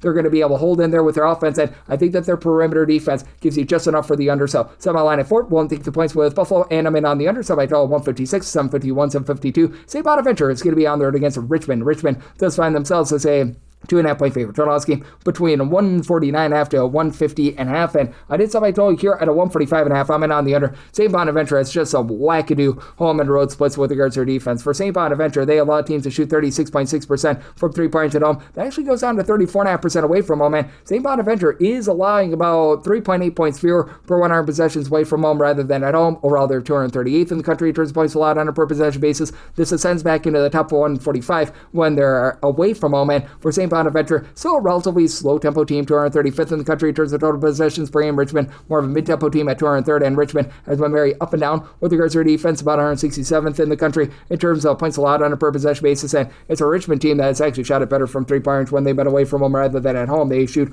over 40% from 3 points away from home. At home, they've been about a team that shoots 36 to 37% with AJ Lopez leading the way, 13 points per game, shoots 41% from 3. Now, if Richmond is in a pressure spot where they need to hit free throws to cover, they shoot 76% of the free throw line, and have Michael Walls down low, who's able to give you 7 rebounds per game. Richmond has been pretty solid in terms of not allowing a ton of second and third chances, but they themselves are outside the top 275 in terms of offensive rebound percentage. They don't give themselves those second and third looks, and they're outside the top 240 with their own 2-point shooting percentage and opponent's 2-point shooting percentage. So Frank Mitchell, who gives you over 14 points, 9 rebounds per game, he should be able able to have a rock-solid night here against Richmond, but you've got Aiden Albright, who's been able to give you about 11 points. He shoots about 35% from three-point, and it is a Bonnie team that has really been giving it up from three-point even when they're away from home. And for the Bonnies, you've been able to have Daryl Simmons be able to supply about 16 points. He shoots 42% from three-point, and it's a Bonaventure team that they shoot 36.8% from three-point. That is a top 55 mark in all of college basketball when they play away from home. It's a Bonaventure team that still shoots 37.3% from three. That actually goes northward. And for this Bonaventure team, you've had Deshaunte Bowen do a nice job of giving versatility, 10.5 points, 4.5 assists, a little bit over a steal per contest. And then you've got Caden Charles, who gives you about 13.6.5 rebounds per game as well. So it's a very interesting circumstance with a Bonaventure team that just has not been great with regards to their defense, but on offense, they're also outside the top 2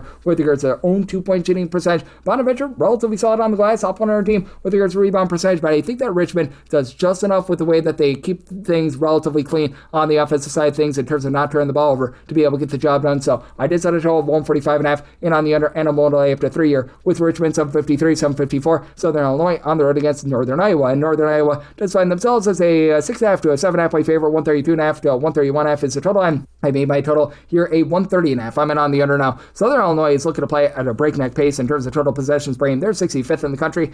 Northern Iowa is not. Northern Iowa, 360th in terms of total possessions per game, and this Northern Iowa defense is just so good in terms of guarding the perimeter. Right now, in terms of opponents' three-point shooting percentage, are a top 15 team in the country. They themselves only shoot about 32.3% from three-point at home. It's a Southern Illinois team that they're very inclined to be pile driving the ball inside. They're a top 20 team in terms of percentage of their shots that come from inside the three-point line, but they're only about 163rd with regards to that two-point shooting percentage, and they're not going to get a lot of second and third looks against the Northern Iowa team that is a top 25 team in terms of defense rebound percentage. Northern Iowa does not give themselves any sort of second and third chances in terms of their offensive rebound percentage or outside the top 340 in the country, but have Trey Campbell and Leon Bond giving you combined about 25 points per game. And Bond has been able to shoot 40% for three. Will Hornseth has been able to give you about 11 points. Shoots 43% for three, but he really doesn't attempt a lot of threes for Northern Iowa. Neither here nor there in terms of generating turnovers, but they do a great job in terms of being able to slow games out with the way that they take care of the ball. They're a top 30 team in terms of fewest turnovers on a per possession basis, and they've been a top 100 team with regards to their own two-point shooting percentage for Southern Illinois. Depending upon the day, you only have one or two guys that average double figures. The guy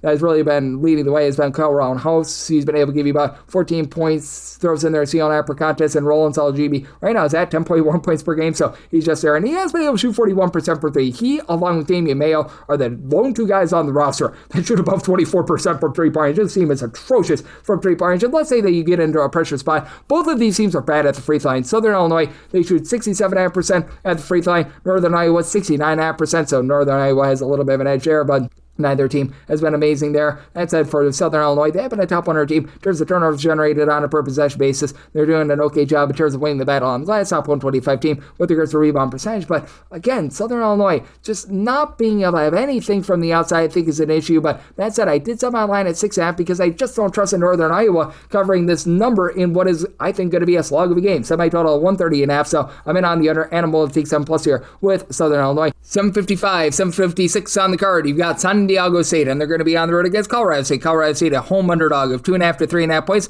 137.5 to 136.5 is the total. And for San Diego State, I did set them as the road favorite here of 3.5, so I'm going to be one to lay the 2.5. San Diego State has been really good in terms of generating turnovers. Top 35 team in terms of turnovers generated on a per possession basis, and this is a San Diego State group that has been neither here nor there with their 2-point shooting percentage, but away from home, that does go into the top 100 in the country. And Colorado State just has not been good on defense. Right now, they're 287th in the country in terms of points allowed on a per possession basis, but they're super slow. 263rd in the country in terms of total possessions per game, and San Diego State has sped themselves up quite a bit this year. They're up to about 86th in terms of total possessions per game. Warp set, though, that triple overtime game against Boise St, the double overtime game against Troy, has that looking a little bit higher, but they would still be, if you look at regulation to regulation only, possessions per 40 minutes, a top 125 team. But for San Diego State, overall 23rd in the country in terms of points allowed on a per possession basis. And for San Diego State, they started off really hot from three-point range. They've been cooling down a little bit, but still, they're shooting about 34.5% from three-point range away from home, hovering right around about 100th in the country. And for Colorado State,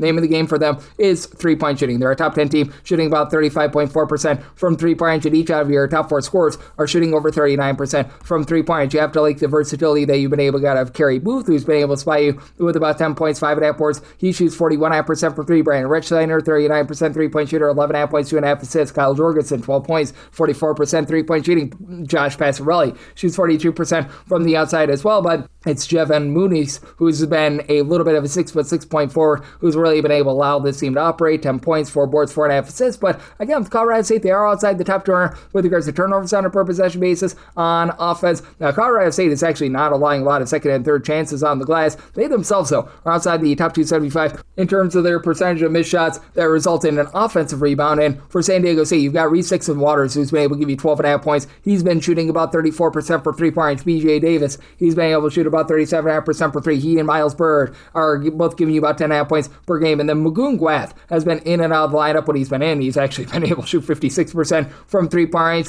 When he's been out of the fold, you've been relying a little bit more on Miles Heady to be able to help them out down low. But Gwath should be good to go in this game, probably in a little bit of a limited basis. But I do think that San Diego State does just enough with their defense to be able to find a way to get the job done. I do think that you get this game close enough for late game volume, which does push you over. And I do think that there's enough made threes at San Diego State, just a hair outside the top 85 with regards to opponent's three-point shooting percentage to be able to get you the over. And San Diego State, if they do need to sink free throws to cover, they shoot 75.5% free throw line. So 108-3 here with San Diego State, and I'm going to be in on this total over as well. 757, 758. Montana State on the road against Idaho State, and Idaho State does find themselves as a very slim home underdog here of 2.5 points. 144.5 is the total, and I said Montana State as a 2-point favorite, so I'm willing to take 2.5 with Idaho State. Now, Idaho State has been wretched with their defense at home. Overall, they're 332nd in terms of points allowed on a per possession basis. They actually give up 4 points more per 100 possessions when they're at home rather than away from home. They are 5th worst in the country in terms of points allowed on a per possession basis at home. Meanwhile, it's a Montana State team that they're overall 186th in terms of points allowed on a per possession basis. It's ascends to about 150th when they're away from home, but they're not really a team that's going to fight for a lot of second and third chances.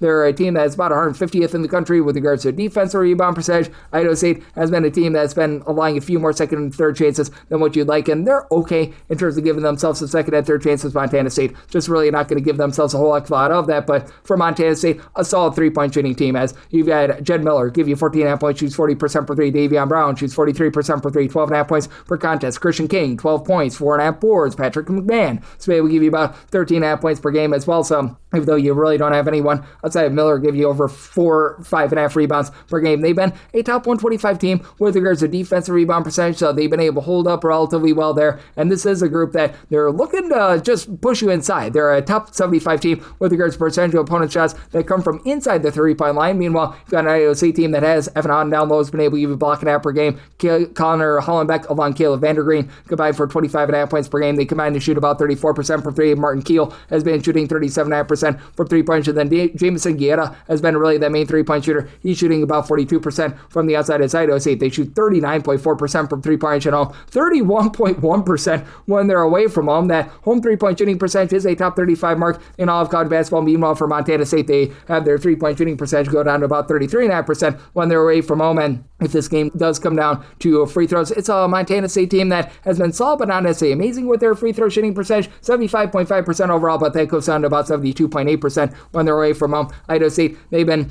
a team that has shot about 75.3% themselves, 76% at home. I think that Idaho State is going to be able to in there, and I do think that even though Idaho State is outside the top 300 in terms of total possessions per game, you get some good offensive efficiency, but I do think that Idaho State and their defensive metrics just iron out a little bit more home to road. So semi-total at 142, I'm in on the under, and I'm willing to take anything of 2.5 plus here with Idaho State, 759, 760. You've got St. Thomas on the road against Denver. Denver is pioneering a cover as a 4.5 point home underdog. Total on scheme 167.5 to 168.5, and with Denver, I did set them as a underdog here of 6 points, so I'm going to be willing to lay the 4.5 to 5 with St. Thomas, as St. Thomas has just been really efficient, a top 25 team in terms of fewest turnovers on a per possession basis, and it's a St. Thomas team that if you look at them in terms of their offensive efficiency, this team is 35th in the country in terms of points scored on a per possession basis. Now, neither of these teams are necessarily the world's greatest 3-point shooting just defenses or anything like that, but for Denver, this team is just getting absolutely barbecued from the outside. This is a St. Thomas team that is a top 35 team in terms of percentage of their shots that come from 3-point range. They shoot 36.6% away from home from 3-point range. That's a top 50 mark in the country. In Denver, they're a bottom 10 team in the country in terms of points allowed on a per possession basis at home. They're allowing at home teams to shoot well above 38% from 3-point range, but this is a Denver team that at home they shoot 42% from 3-point range as well. So you've got two teams that should be able to put on a nice expose of scoring. The only question is, are you going to be able to get enough possession? St. Thomas, fast but not warp speed fast, 116th in terms of total possessions per game. You got a Denver team that's 166th, and for this Denver team. You've been able to have Carson Johnson be able to give you 20 points, shoots 40% from three. Jeremiah Burke shoots 40% from three, 15 points per contest. Logan Kinsey, 12 points per game. And Zane Nelson, he's zany with his 44% three-point shooting. And for Denver, if they need to cover at the free throw line, they do shoot 78%. The charity stripe, that's a top 20 mark in the country. They do a nice job, both in terms of taking care of the ball. They're a top 50 team in terms of turnovers on a per possession basis, and they allow you to take care of the ball. They're a bottom 10 team in terms of generating turnovers. Meanwhile, for St. Thomas, Noah Minsale has been able to give you 20.5 points, 4 boards, 4 assists. He only shoots 30% from 3, but then you've got Carter Bashir-K, who's been able to shoot 43.5% from the outside, 9.5 points per game. Nick Jankowski, 17 points, 5 boards. He's been shooting about 37% from 3-point. St. Thomas has actually been a really good perimeter defense. Their line teams only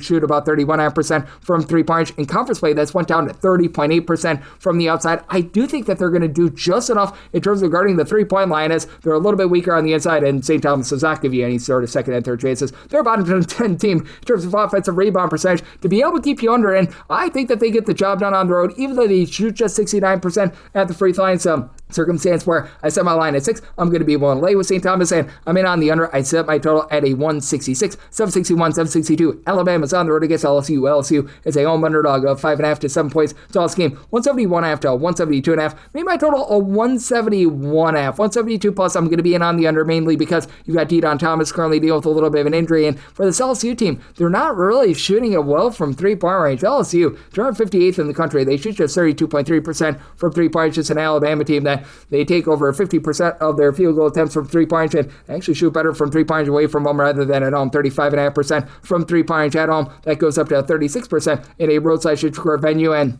for LSU, it's going to be up to really guys like Max McKinnon and company to be able to step up in the absence of De'Don Thomas, as McKinnon has a little bit of versatility. He's able to give you about 2.5 assists per game, and he's been, in a lot of cases, coming in off the bench to be able to give you about 15.5 points per game. And then Markel Son, Michael Nwoko down low, been able to combine for about 12 boards in the neighborhood, about 27 points per game. And for McKinnon, he does shoot about 40% from 3-point range. For this LSU team, name of the game for them is getting to the free throw line, top 40 team in terms of free throw attempts on a per possession basis, and they've been a top 75 team with both their 2-point shooting percentage and opponents' 2-point shooting percentage, but they do allow opponents to shoot over 35.8% from 3-point. That is outside the top 275 in all of college basketball, and that's a big reason why I'm going to be willing to lay it with Alabama. I did set them as a 7.5 point favorite. You've got LeBaron Filan give you over 21 points per game. He's been able to shoot darn near 40% from 3-point. Additionally, you've been able to get a lot of production from Aiden Terrell at 6'10" with about 11 points, 6 boards. He's able to pop it from 3. Aiden Holloway continues to shoot 45% from 3-point. For Alabama, they're not going to put you under duress. They're a bottom 10 team in the country in terms of turnovers generated on a per possession basis, but a top 35 team in terms of taking care of the ball themselves. They've been a top 10 team in terms of points scored on a per possession basis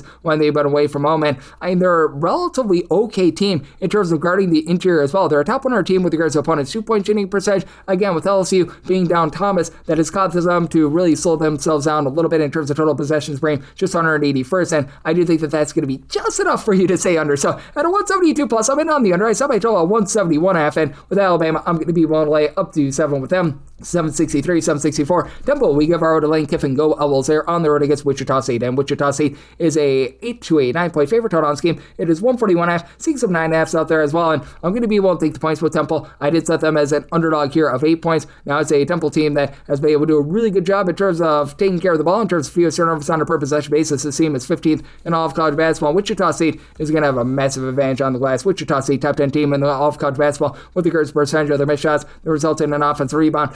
Temple is not that. Temple, in terms of their offensive rebound percentage, they're well outside the top 200 in all of college basketball. They've been a respectable team in terms of not allowing second and third chances, but that's started to haunt them here in conference play. But Darian Built-Ford Tough is able to give you 18 points, shoots 36.5% from 3-point. You've got Gavin Griffith giving you about 10 points, 5.5 rebounds per game. It is hard to be able to go into the roundhouse, and I recognize that. And both of these teams are not necessarily teams that are pushing a ton of tempo. Wichita State has become a mid-tempo team at about 152nd in the country in terms of total possessions per game. Temple is 304th, so they are very content to be playing a little bit more slow and control. But Wichita State is outside the top 250 in terms of turnovers generated on a per possession basis. And I will say this for Wichita State: their exterior defense, the way that opponents shoot from 3-point range, has been solid. They're allowing teams at home to shoot just 28.3% from 3-point 3-point range. It's a Temple team that they've been much better with regards to their 3-point shooting defense rather than their 2-point shooting percentage. They're 64th in the country in terms of opponent's 3-point shooting percentage. And you do have Keenan Giles for this Temple team who's able to give you 15 points. He shoots just below 40% from 3. In terms of opponent's 2-point shooting percentage, you're well outside the top 2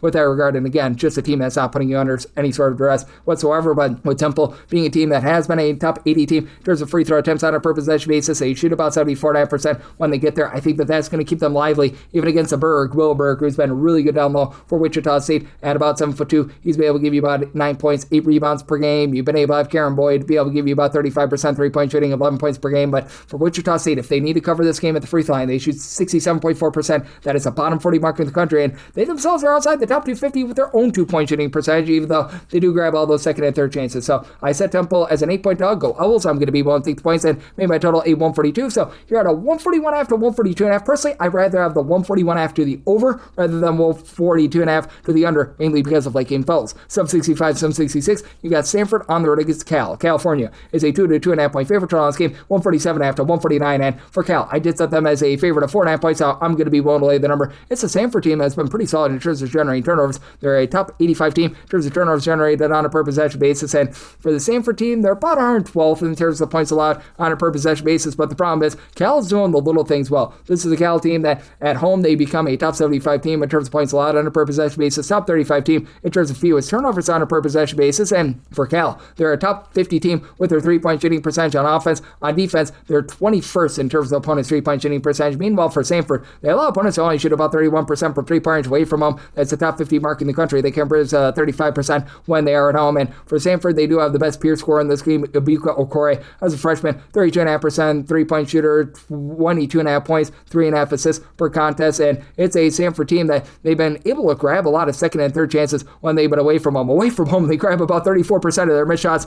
as an offensive rebound. That's actually a top 50 mark in the country. Meanwhile, it's a Cal team that they don't give themselves a lot flaw on the glass. They're outside the top 200 with regards to rebound percentage. You only got one guy in the roster, Lee Dort, who gives you over 5 rebounds per game. He's been supplying about 7.5 rebounds per game, and Dort has been dealing with a lot of injury. He's currently out of the fold, so that really hurts to see him. But even with him out, you currently have a guy in John Camden who gives you versatility, 14.5 points, 4.5 boards, shoots 43% for 3-point. Milo Selic has had to step in the interim for Dort, and he's been able to give you about 4 boards per contest. And if you need him to, he's able to pop a few threes as well. But love what you've been able to get out of Justin Pittman with about 15 points, 4.5 assists per contest. And then you've got Day-Day Ames, who's been able to lead the way, 17 points, shoots about 39% from 3. If you need this team to hit free throws, he shoots 78.5% at the free throw line. That's a top 15 mark in the country. And I think that the little things do win out for Cal in this spot. I did set them as a 4.5 point favorite, so I'm going to be willing to lay that number and set a total of a 146.5. So you're at 147 plus. I'm going to be in on the under 767, 768. You've got Michigan playing against Duke. This is from Washington, D.C. And right now for Michigan, they're 2.5 to 3.5 point favorites. I'm seeing some 2s out there as well. 150.5 is the total. I set Michigan as a 2.5 point favorite. Personally, I'm seeing that 3.5. I'm going to be willing to take that 3.5. I would rather take 3 rather than lay 2 with Duke, mainly because I did set my line at a 2.5. I think that this is just going to be a super duper close game. And both of these teams have relatively similar strengths. Both of these teams are really good on the interior. You've got a pair of teams in Michigan and Duke that are both in the top 10 in all of college basketball with regards to their own 2-point shooting percentage and opponents' 2-point shooting percentage. And both of these teams, they're not awful with their 3-point shooting, but they're not necessarily amazing with their 3-point shooting. It's a Michigan team that right now from 3-point they shoot 36.1%. They actually shoot 37% away from them. That's had a nice come up over the last few games, so I have to give a little bit of credit where it is due there. For Duke, meanwhile, it's been about 35% from 3, 34.5 away from them, so I mean, Duke is a little bit of a lesser 3-point shooting team, but Duke might have the most versatile player out there on the floor, as you've got the leader in the clubhouse for the Wooden Award and Cameron Boozer to give you 20 points, 7 boards, 4 assists per contest, and Duke has done a little bit better job in terms of taking care of the ball than Michigan. Michigan hovering right around about 200th in terms of turnovers on a per possession basis on offense, but you do have a trio of guys that give you 7+ rebounds per game. Adair Mera is up to about 11.7 boards, 2.5 blocks per contest. Morris Johnson, Yaxel Lendeborg combined for 2.6 blocks, about 15 rebounds between the two of them, 28 points per game. And then all you could do, 5.5 assists, 10 points per contest. Love what he's able to bring to the table. And this is a Michigan team that they're also really good with their 3-point shooting defense as well. Teams are shooting 29.1% from 3-pointers against them. For Duke, more around about 31%. But for Duke, this is a squad that as well has been able to do a little bit of a better job in terms of taking care of the ball. They are a top 100 team in terms of turnovers generated on a per possession basis. I like Patrick Ngangba being able to give you about a block, 6 rebounds per game. Isaiah Evans has been able to give you a block, 14.5 points. So you get a little bit of versatility there If it comes down to late fouls, Duke shoots about 71.5% at the free throw line. Michigan, about 73.5% at the charity stripe. I think that the travel helps out Duke a little bit with it in Washington, D.C., but a relatively good neutral court game. But that said, I do think that this is going to be a little bit more of a sped-up game, with Duke being a team that is a little bit slower, 247th in terms of total possessions per game. Michigan, they are really looking to gun it. They're a top 20 team in terms of total possessions per game. So I do think that this up and down game and this being close enough for late game fouls gets you over semi-total 150.5. And like I said, semi-line at 2.5. Personally, would rather take 3 with Duke rather than lay 2 with Michigan. 769, 770 on the card. North Carolina A&T is on the road against Elon. Elon is a 7.5 to an 8-point favorite total on this game. It is 151.5. And with North Carolina A&T, I did set them as a underdog of 6.5 points. So at 7+, I'm going to be willing to take the points, mainly because with North Carolina A&T, this has been a really good team on the glass. They've been a top 85 team with regards to just overall rebound percentage. They both grab a lot of offensive rebounds, and they do a nice job in terms of cutting you off in terms of not being able to give out second and third chances. So A&T, 313th in the country with their three-point shooting percentage, which actually goes up to 32.6% away from home, less than 30% when they are at home. Elon, they're a good but not great three-point shooting team. They shoot about 36.8% from three-point range at home. They're overall about 115th in the country, but you've got Chandler Cottrell who's been able to give you 20-plus points per contest. He has really been the main guy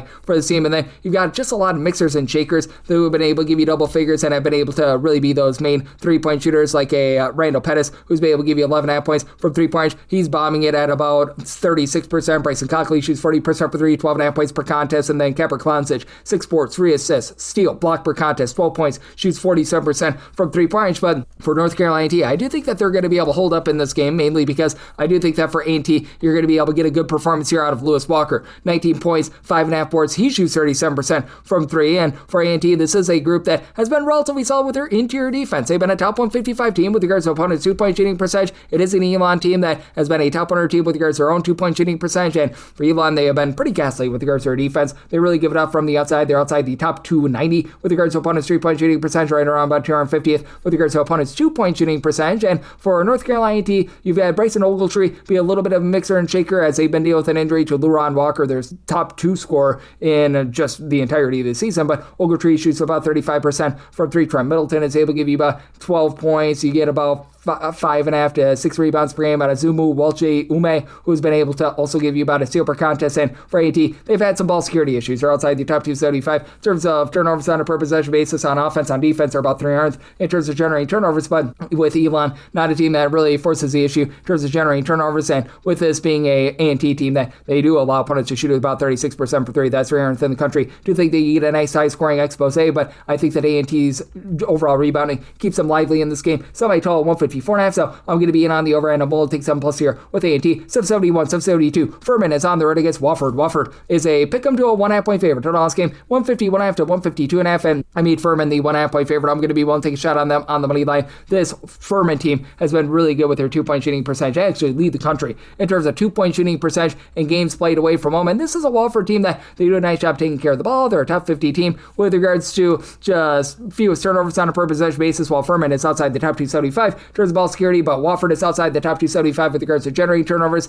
It's a Wofford team that is outside the top 225 with regards to opponents' two-point shooting percentage, and then in terms of opponents' three-point shooting percentage, that goes to right around about 300th in the country. And strangely, with this Wofford team, they've been shooting worse from three-point range when they've been at home rather than away from home. They shoot about 33.5% from three-point range at home, 36.4% away from home. Now, Furman is only shooting about 32% for three. That's about 283rd in the country. And good news for Wofford is that Kamari Holmes is back. He was dealing with an injury for about 5 or so games, and he's been your top scorer for this team, supplying 19 points, 5.5 boards, and then Niles Malchowski, in his absence, was really stepping up. He shoots 38% for three, 17 points per game. He supplies about 6 rebounds per game, and to the credit of Wofford, they have been able to do a solid job on the glass. They become a top 150 team with regards to rebound percentage, despite not having a single guy that gives you over 6 rebounds per game. Brian Sumter, with his 7 points, 5.5 rebounds per game, he's been able to step up in a big way. But Furman, I think, is going to be able to win that battle down low. You've got Alex Wilkins, who's done a nice job as quarterback of the offense, 18 points, 5 assists as a freshman, only shoots 30% for three. And Asa Thomas was dealing with an injury. He's back. That's your top 3-point shooter at 38.5% from the outside. But Cooper Bowser was dealing with an injury, 13.5 points, 6 rebounds. He's back. Charles Johnson, 9.5 boards, 7 points. Scott Size, he only shoots 29% from three, but he's able to pop it from three. Now, if you have trepidation with Furman, they shoot 67.7% at the free throw line. That's outside the top 300 in all of college basketball, but They've been a solid interior team. They're a top 85 team with regards to opponents' 2-point shooting percentage.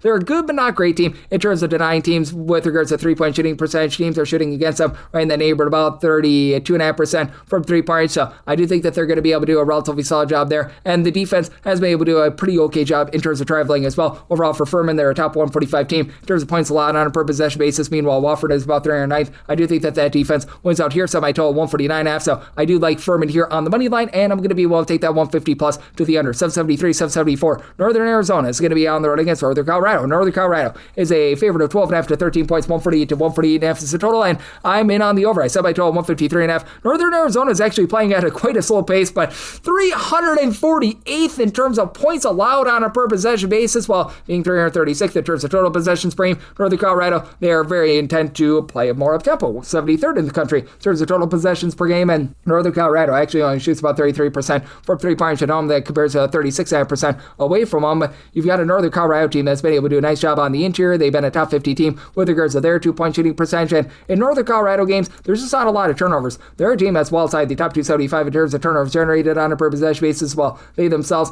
are a top 150 team in terms of taking care of the ball as well. In Northern Arizona, not generating any sort of turnovers whatsoever. And Northern Arizona is going to be at a massive disadvantage on the glass. This Northern Colorado team is a top 30 team in terms of defensive rebound percentage. Last year, Northern Arizona was one of the best rebound rate teams in the country. This year, they're well outside the top 320 in terms of their defensive rebound percentage, and you've got a guy in Brock Wisney who's been able to supply 6.5 rebounds, 16 points. He's shooting 37% from 3. Zach Block, 43% 3-point shooter, 12 points per game. And then Quinn Dinker, 7.5 assists, 5 boards, 18.5 points, mid-30s 3-point shooter. That should allow Northern Colorado to be able to dictate the tenor of this game, as I did set my line at 11.5. You do have a Northern Colorado team that's actually been pretty good with their perimeter defense, but again, not a team that's going to put you under any sort of duress whatsoever. And I think that they can be add a little bit more on the inside with regards to their defense as well. While they're so good with their 2-point shooting percentage, this is a Northern Arizona team that they themselves have been a top 150 team with regards to their own 2-point shooting percentage. And Northern Arizona away from home, they shoot over 36% from 3 points overall, 37% from the outside. Zach Davidson has been dealing with injury, but Ryan Abelman has stepped up in his absence. 11 points, 5.5 boards, shoots 37% from 3 points. We got a 42% 3-point shooter in Isaiah Shaw, who's now giving you about 9 points per game. It's a Northern Arizona team that is a top 125 team in terms of taking care of the ball. I think that that's going to be just enough for them to remain lively in what I think is going to be a not necessarily up-tempo game, but a very efficient game. So by total 153.5. I like the over, and said Northern Arizona is an 11.5 point dog, so taking those points, 775, 776. Wyoming is on the road against Grand Canyon. Grand Canyon is a 7.5 to an 8.5 point favorite total on this game, 145.5, and I like the under. I set my total at a 136.5. Wyoming is now outside the top 230 with regards to total possessions per game. They were inside the top 100 at Christmas. They have been really slowing down their tempo, and it's a Grand Canyon team that they're a pretty slow team as well. In terms of total possessions per game, they check in 213th in all of college basketball. They've had an overtime game or two that has made that look a little bit faster, but for Grand Canyon, 34th in the country in terms of total possessions per game. Wyoming is down to about 177th in the country, but you've got a Grand Canyon team that's outside the top 275 with regards to their 3-point shooting percentage. Grand Canyon has been able to do a solid job on the glass, so top 50 team with regards to their overall rebound percentage, and not allowing a lot of second and third chances. Wyoming, the way that they've been able to get their offense generated is by being a top 65 team in terms of offensive rebound percentage, even without having a single guy that gives you really over 5.5 rebounds per game. Nasir Meyer has been able to give you 14 points, shoots in the mid-30s from 3, about 5 rebounds per game. He's been the main guy, but then you take a look at this Grand Canyon team, and just up and down the boulevard, you got versatility. Nana Wusu-Nane, 9.5 points, 8.5 boards, about a steal and a half, block per contest, shoots 37% from 3. Brian Moore Jr. is starting to give you more, shoots 39% from 3, 9.5 points per game. Makai Williams has been able to supply about 13.5 points per game. Now, it's a Grand Canyon team that has had a few turnover wolves. They're outside the top 200 with regards to turnovers on a per possession basis on offense. It's been a little bit of an issue for you. And then for this Wyoming team, you've been able to get some relatively good production out of a lot of the transfers on this team, as you've been able to get right around about 11 to 12 points per game out of the Eastern Kentucky transfer in Leland Walker. And then you've additionally been able to have just a little bit of mixing and shaking down low. But that said, for this Wyoming team, it is a team that I think is going to have just a little bit of a tough time in terms of matching up with the overall size of Grand Canyon, with Wyoming just being a little bit undersized, not having that main guy that's able to give you 5.5 plus rebounds per game. I think that that's going to be a little bit of an issue. And additionally, for this Wyoming team, they're outside the top 200 in terms of turnovers generated on a per possession basis, and outside the top 275 with regards to opponent's 2-point shooting percentage. So I'm in on the under. I set my total at a 136.5, and with Grand Canyon, made them the 8.5-point favorite. Won't lay up to 8 with them. 777, 778. You've got Illinois State. They're on the road against Bradley, and the Braves of Bradley do find themselves as a very slim 3.5 to 4-point favorite total on this game. 143.5 to 144.5, and with Bradley, I did set them as just a 2-point favorite. I'm going to be willing to take the points with Illinois State. This is a top 45 team in the country in terms of points allowed on a per possession basis, albeit they're giving up well more than 20 points more per 100 possessions when they're away from home rather than at home, but you don't get second chances against them. They're a top 45 team in terms of defensive rebound percentage. You've been able to have this team do a very rock solid job in terms of being able to guard the inside and the outside. They're a top 100 team in terms of both opponents' 2-point and 3-point shooting percentage. Chase Walker has versatility with about 13.5 points, 5.5 boards, steal, 2 assists per contest. Johnny Kinzinger, he's still only shooting 31% for 3 after last year that was 40%, but he's been able to still give this team about 11.5 points, 3 assists per game. You've got Tyree Coleman and Bowden Skunberg, who both shoot above 41% for 3, and Landon Wolf is up to 40% 3-point shooting as well. So the ancillary guys are averaging between about 9 to 12 points per game. They've all been able to do their part, and the big key for this team is taking care of the ball. As Bradley, they become a really good turnover team. In terms of turnovers generated on a per possession basis, they're a top 75 team in the country. It's a Bradley team that they're very much content to be shooting it from 3-point range. They're a top 150 team with regards to percentage of their shots that come from 3-point range. And Bradley, they shoot 36.8% for 3. That's actually 38.9% away from home, 34.3% when they are at home. So that's been interesting to say the least. And for this Bradley team, you've got Ahmet Janovic down low, who's about a 7'2" big man, who's been able to give you in that neighborhood about 5.5 to 6 rebounds per game. He's been solid. And it's a Bradley team that is overall 112th in the country in terms of points allowed on a per possession basis. Not great, but not awful as well. Where Bradley gets hurt, though, is that they gamble for turnovers. If they don't generate turnover, they allow opponents to shoot 35.2% from 3-point range. That's hovering right around about 243rd in the country. And for Illinois State, I would have liked to have been able to set them as a favorite. I just can't do so in this spot because they're a terrible free throw shooting team.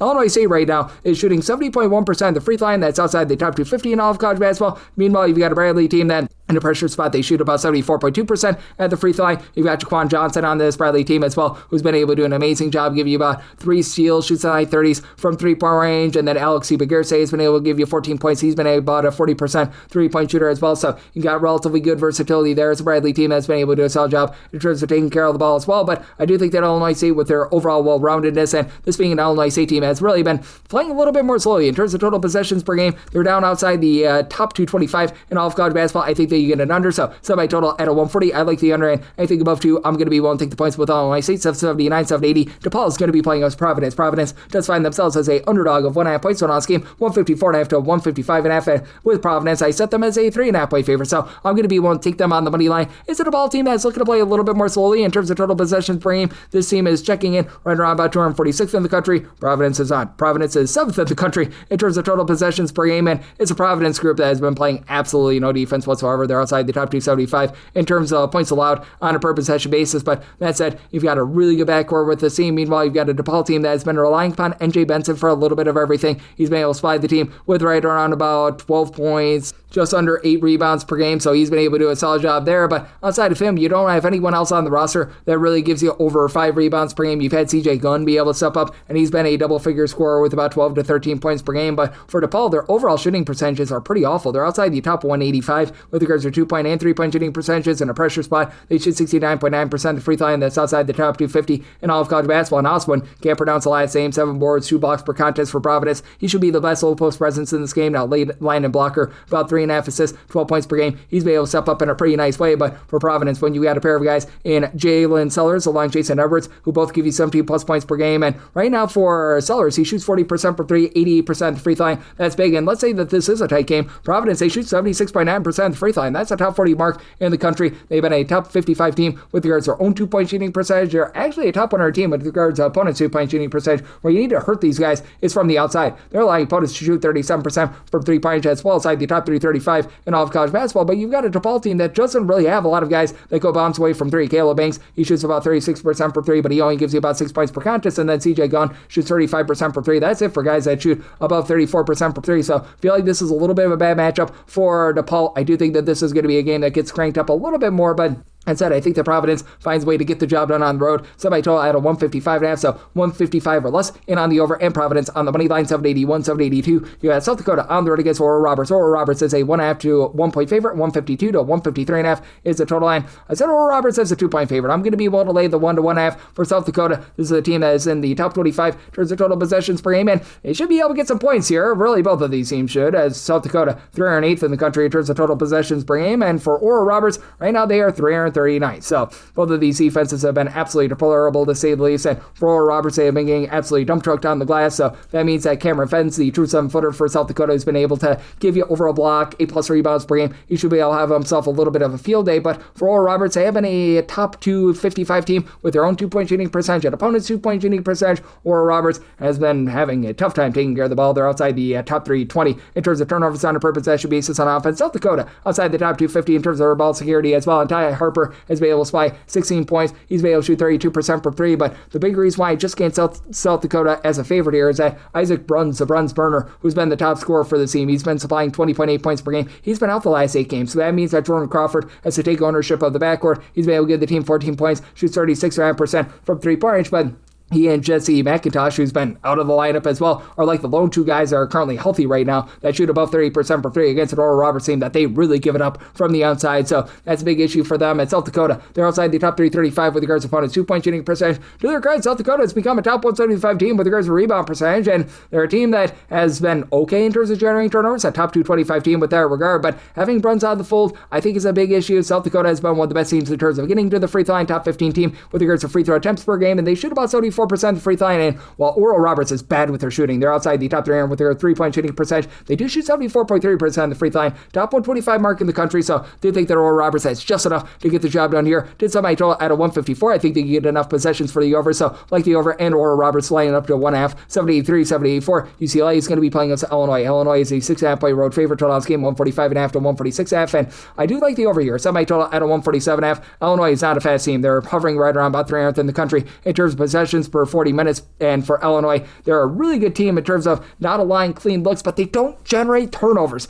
They're a bottom 5 team in the country in terms of turnovers generated on a per possession basis. Overall, this Illinois team, 57th in the country in terms of points allowed on a per possession basis. UCLA is 116th, but for UCLA, the travel has been big for them. They are giving up about 18.6 points fewer per 100 possessions when they're at home rather than away from home, and Illinois is right now a top 5 team in the country in terms of points scored on a per possession basis. You've had Keaton Wagler supply 18 points. He shoots 43% for 3, and this Illinois team, very trustworthy at the free throw line. Each of your top 4 scorers with Kylan Boswell, that back in the fold, shoot at least 79% of the free throw line. They do shoot 79% as a whole. That is a top 10 mark in the country, and they're number 1 in the country in terms of fewest free throw attempts allowed on a per possession basis. They've been a top 100 team with regards to opponents' 3-point shooting percentage, and they're a top 50 team with regards to opponents' 2-point shooting percentage. But for UCLA, this is a team that they're much more likely to be going bombs away from 3-point with having a guy like a Tyler Billadu who shoots over 40% for 3, 15 plus points per contest. For UCLA, they shoot 39.9% from 3-point range at home. That is a top 25 mark in the country. Additionally, you've been able to get really good production out of Donovan Dent in terms of running the show with about 7 assists per game. They've needed him with the Sky Clark injury, and then you've been able to have Trent Perry be able to chip in there 44%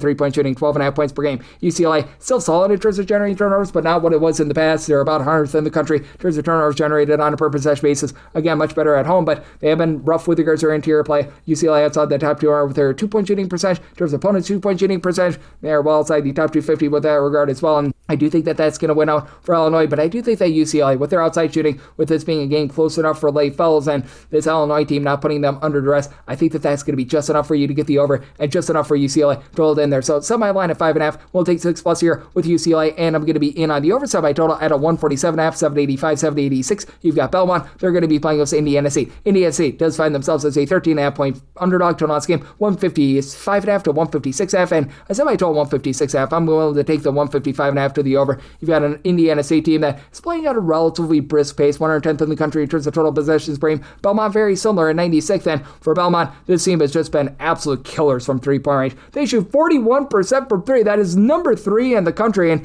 Indiana State, well, they are not shooting that. Indiana State right now, they are shooting 33% from the outside away from home compared to 29.6% at home, but overall 31.2%. That's 309th in the country, and for Indiana State, they've just had a tough time taking care of the ball. They're outside the top 275 in terms of turnovers on a per per possession basis on offense. They're outside the top 275 in terms of generating turnovers on defense, and that's big because Belmont has had an issue in terms of the little things. They shoot 68% on the free throw line, and they turn the ball over 13 times per game. Both are outside the top 285 in the country, but when they don't turn the ball over, they shoot it really, really well. They're a top 15 team as well with regards to 2-point shooting percentage. Shiloh Lumblade, 40% three-point shooter, 93% the free throw line, 16 points per contest. Sam Orme does it all, 12.5 points, 5.5 boards. He's been able to shoot about 37% from three-point. Drew Skronowski has been able to do a nice job chipping in there some boards as well. Now, I know that there was a little bit of injury with Orme earlier in the season. He's looking all good to go right now. Nick McClain continues to be out, but even with him out, this team has still been able to function relatively well with Jack Smiley being able to step up. He's been giving the team about 2.5 assists per game, and he shoots about 44.5% from three-point. And then for Indiana State, great Scott for Ian Scott, who's been able to shoot in the high 30s from three, 13.5 points, 6.5 rebounds per game, 11.5 points per game out of camp. Wagner has been shooting about 33% from three-point. And Derek Vorse, he was shooting for the team about 44% from three-point. Him dealing with an injury has really just led to the same toilet bowling a little bit, and he's been able to get about 4.5 assists per game out of Xavier Hall, who only gives you about 7.5 points per game. And to the credit of Indiana State, they're really good with regards to their interior offense, as they've been a top 45 team with regards to their 2-point shooting percentage. And what's strange about this Belmont team is that if you look at them in terms of points allowed on a per possession basis, they've been significantly better when they've been away from home rather than at home. They're, as a matter of fact, giving up about 10.6 points more per 100 possessions at home rather than away from home. I think that starts to iron out a little bit, but I certainly do think that you're going to get a nice high-scoring expose in this game. So, set by total 156.5. I'm in on the overhead. Set Indiana State as a 12.5 point dog, just because Belmont, they don't necessarily do those little things well, so we'll take 13 plus here with Indiana State as well. 787, 788. Pepperdine is on the road against Oregon State. Oregon State, 9.5 to 9-point favorites. So, this game, 146.5 to 147.5. Set by line of 9, so 9.5 does become my buy point on Pepperdine. It's a Pepperdine team that's slow, but not like ridiculously slow. They're about 146th in terms of total possessions per game, but they've had a few overtimes that have warped that set. Oregon State is really slow. 300th in the country in terms of total possessions per game, and for Oregon State, it's been a shaky defense to say the least. 234th in terms of points allowed on a per possession basis. Pepperdine is 299th. That does ascend into the top 270 when they're away from home, but for Pepperdine and Oregon State, they're both having a tough time in terms of taking care of the ball. For Oregon State, they're well outside the top 230 in terms of turnovers on a per possession basis on offense. For Pepperdine, they're well outside the top 275, so big time issues there. But for Oregon State, the fact that they are terrible on the glass, they don't have a single guy that gives you over 5 rebounds per game, with Jonah Munch being able to give you about 4.9 rebounds per game leading the way. That's not going to be exposed by a Pepperdine team that's one of the worst in the country in terms of grabbing second and third chances, and neither of these teams do so. So that's a big reason why I'm going to be in on the under. But for Oregon State, this has been a group that's been okay with their interior defense. They're a top 225 team with regards to opponents' 2-point shooting percentage. They allow opponents to only shoot about 32% from 3, so that's that top 125 mark in the country. Well, they themselves are outside the top 3 with their own 2-point shooting percentage as well, so that's an issue. You've got Josiah Lake, Isaiah C., who've been able to combine for that neighborhood about 23 points per game. They combine to shoot over 35% from 3-point range. Meanwhile, if you got a Pepperdine group that has Danilo Dosic at 6 for 10, give you about 11.5 points from 3-point. He's been able to shoot 36% from 3, and then Aaron Clark, 38% 3-point shooter, 15 points per game. But I think that the versatility of Sky Phipps is able to keep you in this game with Sal Phipps, 13 points, 6 boards, 5 assists, steal and per contest. And Pepperdine, one thing that they do a really good job of, not putting you on the free throw line. Top 50 team in terms of fewest free throw attempts allowed on a per possession basis. Now, this is a team that allows you to shoot 36% from 3-point range as well, but for this Pepperdine group, they're not the world's worst team on the glass. They themselves shoot about 75.5% at the free throw line. I think that that's just enough for them to remain lively in a game where I do think that both of these teams are going to be sloppy with the ball. So, set by total 139, I'm in on the under, and I'm going to take over 9 points here with Pepperdine, 789, 790. Fresno State is going to be playing us in New Mexico, and New Mexico does find themselves as a 8 to 8.5 point road favorite. Tallest game, 156 after 157.5, and with New Mexico, set them as an 8.5 point favorite. Not willing to go past 8, but I'm going to be willing to lay 8 and not a half a point more for Fresno State. They've actually been a really good 3-point shooting defense, a top 40 team with regards to opponents' 3-point shooting percentage, and Fresno State has been able to come up with some turnovers, but boy, do they turn the ball over themselves. Fresno State overall is about 99th in the country in terms of points allowed on a per possession basis. This New Mexico team is far better. They are 33rd in the country, and that defense has traveled really well as well. In games played away from home, that ascends into the top 30 in terms of points allowed on a per possession basis, because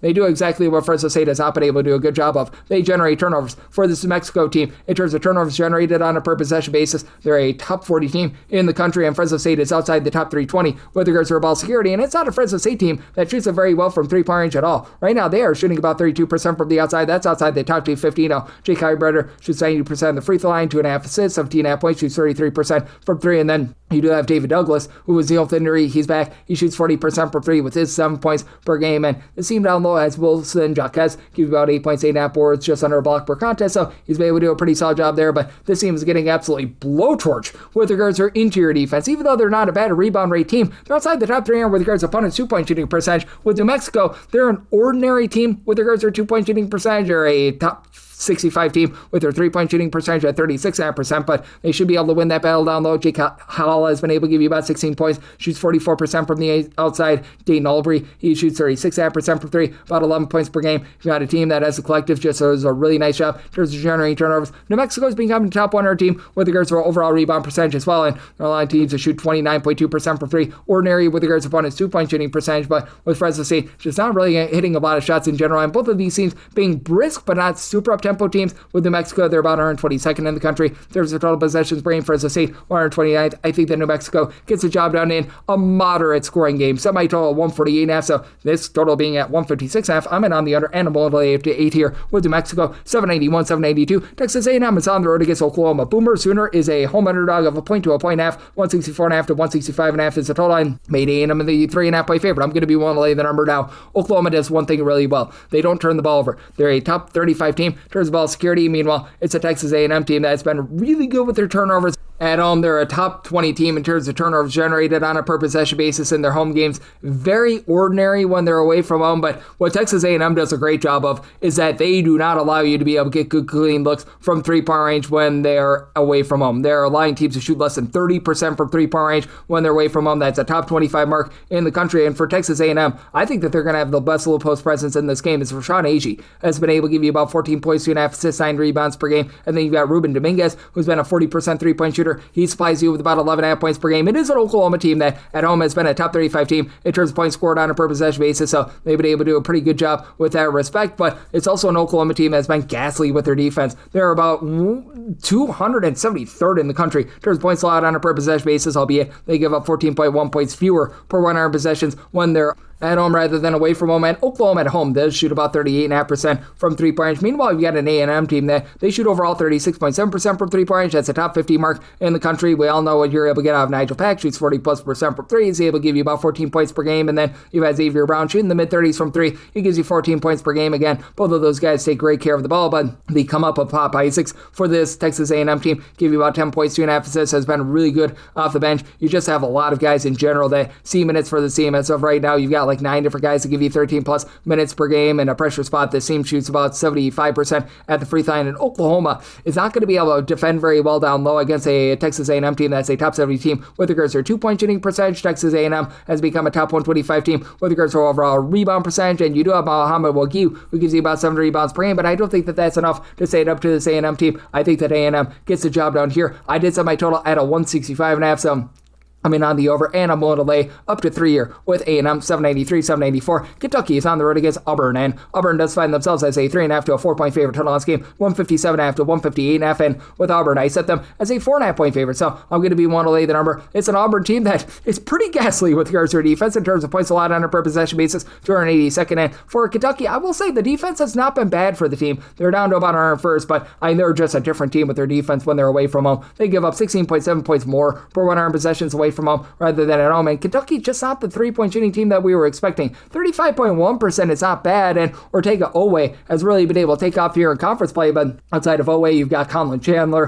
who's been shooting it really well from 3-point range. As Mr. Chandler, right now he's shooting about 44% from 3, 10 points per contest, and for Kentucky, they're still a top 55 team in terms of points scored on a per possession basis because they take great care of the ball. Top 75 team in terms of fewest turnovers on a per possession basis. They have been a top 100 team with their own 2-point shooting percentage and opponents' 2-point shooting percentage, but away from home, they're really giving it up from 3-point range, and it's an Auburn team that they really don't even rely upon their 3-point shooting to become a top 30 team in terms of points per possession. Auburn, they do shoot 37% from 3-point range at home compared to about 30.5% away from home, but overall, they're about 200th in the country. They're just really good in terms of grabbing second and third chances. They've been a top 20 team with regards to offensive rebound percentage, with Keshawn Hall supplying 21 points, 7 boards, 2.5 assists, shoots 42% from 3. Kevin Overton, he's been able to shoot about 36.5% from the outside. Taj Bedford continued to shoot only about 20% from three, but 15 points, 3.5 assists per game. Team does not turn the ball over. Top 40 team. There's a few turnovers on a per possession basis. Now, Auburn just getting blasted from the outside. They're allowing teams to shoot over 36% for three. They're outside the top there with that regard, but they're doing a nice job controlling the glass. This is an Auburn team that's also a top 5 team in the country in terms of free throws attempted on a per possession basis as well. So they find a way to be able to get there with Keyshawn Murphy being able to give you 6+ boards. He's been able to give you double figures. I think that Auburn just has a little bit more down low, even with Malachi Moreno give you 6 rebounds per game. Muhammad Diabate has been able to give you about 8 points, 5 rebounds per game. I think that Auburn gets the job done with their overall efficiency down low. Just don't know if you get enough possessions for the over as well. This is a Kentucky team that's really sold themselves out in terms of total possessions per game. Right now they check in 164th in the country. So set a total of 156.5, 157 plus in on the under, and I'm willing to lay up to 4 here with Auburn 795, 796. Cal State Northridge, CSUN is going to be on the road facing off against Long Beach State. And Long Beach State finds themselves as a slim home underdog here of 3 to 4 points. So on this game, 158.5 to 159. And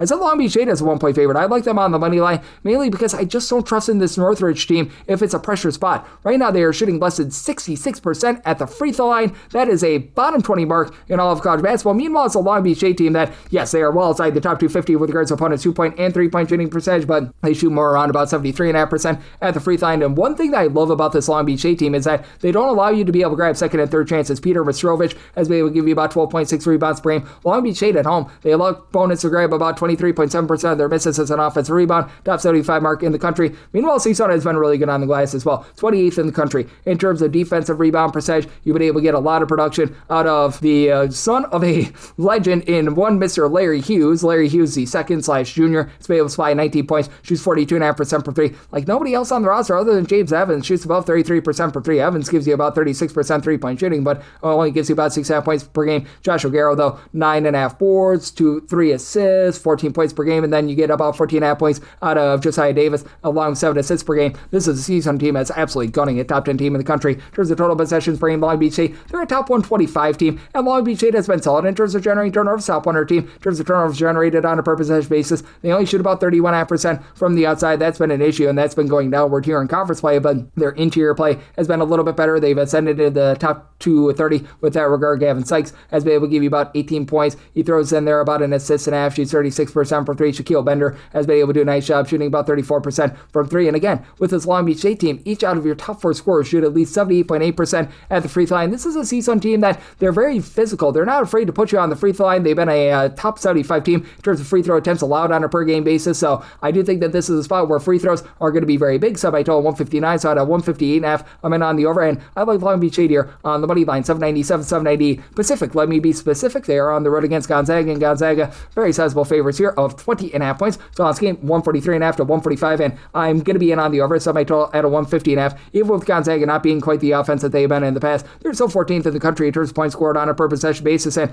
this is a Pacific team that has been able to do a relatively good job with their 3-point shooting. Away from home, they shoot 38.6% from 3-point range. That is a top 40 mark in the country, but also with Pacific, they're not taking care of the ball. Gonzaga's all of a sudden become a top 40 team in terms of turnovers generated on a per possession basis. Pacific, 338th with their ball security. They turn the ball over well more than 13 times per game. Now, Elias Ralph has been rock solid, 16.5 points, 6.8 boards. He shoots 41% from three, and then TJ Wainwright is a 40% 3-point shooter with about 13.5 points per game. They do a nice job in terms of not allowing second and third chances, top 20 team with regards to defensive rebound percentage, and it is a team that's a top 100 team with regards to opponent's 2-point shooting percentage, which does loom a little bit larger here. Gonzaga is a top 45 team in terms of percentage of their shots that come from 2-point range, but Graham Ike, I think, is just an unstoppable force in this game. 20 points, 8.5 boards. Him coming back is massive because they're still dealing with the injury to Brayton Huff. Mario St. Supri has been supreme with his 9 points, shoots 44% from three. Davis Fogel shoots 36% from the outside. The man of Seal Venters, only about 5 points per contest, but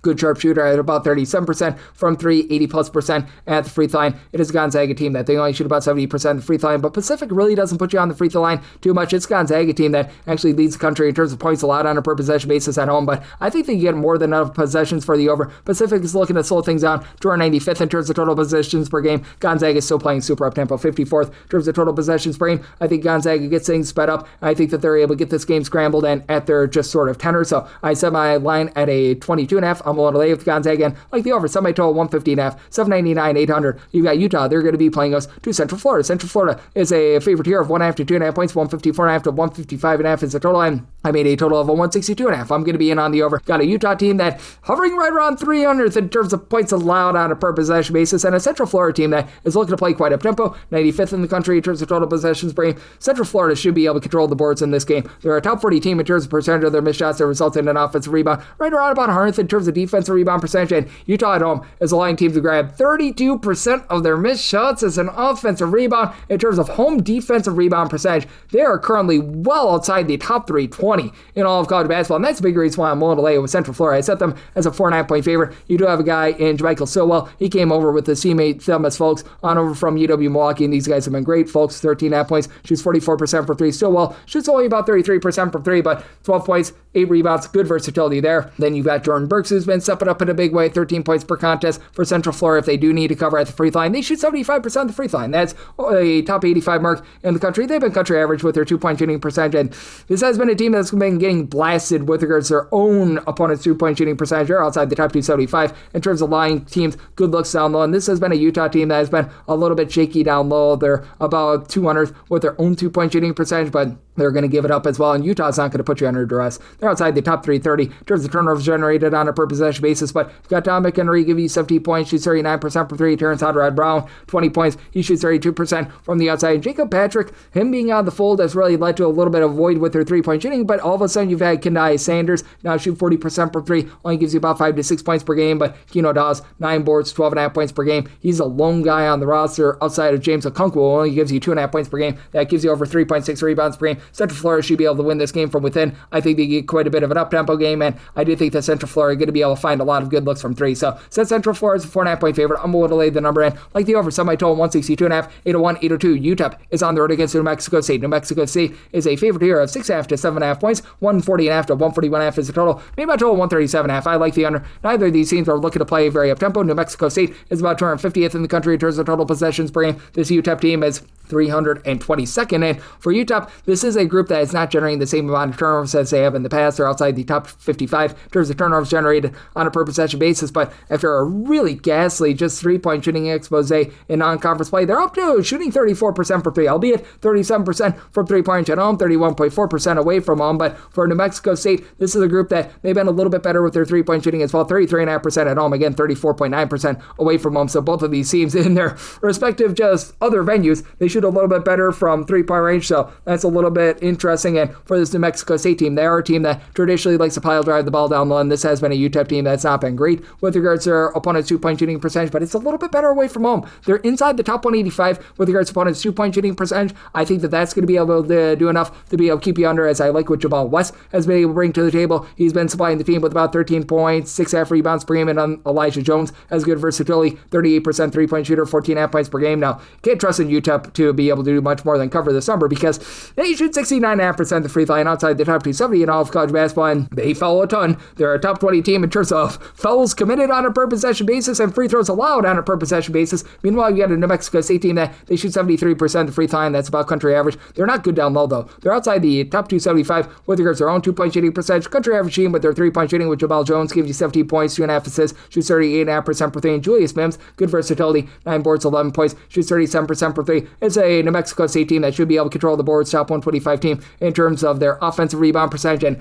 this has been a UTEP team that over the last few years, ever since Joe Golding has gotten there, they have not been good on the glass. They're outside the top 225 with regards to their overall rebound percentage, but with New Mexico State not really thriving down low. It's a New Mexico State team that is a little bit sloppy with the ball as well. They're a team that's outside the top 200 with regards to turnovers generated on a per possession basis on defense. I do think that this is a UTEP team that's going to be able to hold in this game at a little bit of a lower scoring game. So, set by total 137.5, like the under, and 6+ here with UTEP. 803, 804. Cal State Fullerton is going to be on the road against Cal State Bakersfield. Me beat the Roadrunners are a home underdog here, as you're going to be catching with them 5.5 to 6 points. 161.5 to 162.5 is the total. This open up at a 163, but I agree with the move. I set my total at 158.5. I like the under. Even with Fullerton being one of the most up-tempo teams that you're going to find in all of college basketball. Currently 6th in the country in terms of total possessions per game. Bakersfield is 38th, but this Bakersfield team is just not executing on offense whatsoever. Now, Fullerton is not amazing. They're 214th in the country in terms of points scored on a per possession basis, but Bakersfield 342nd.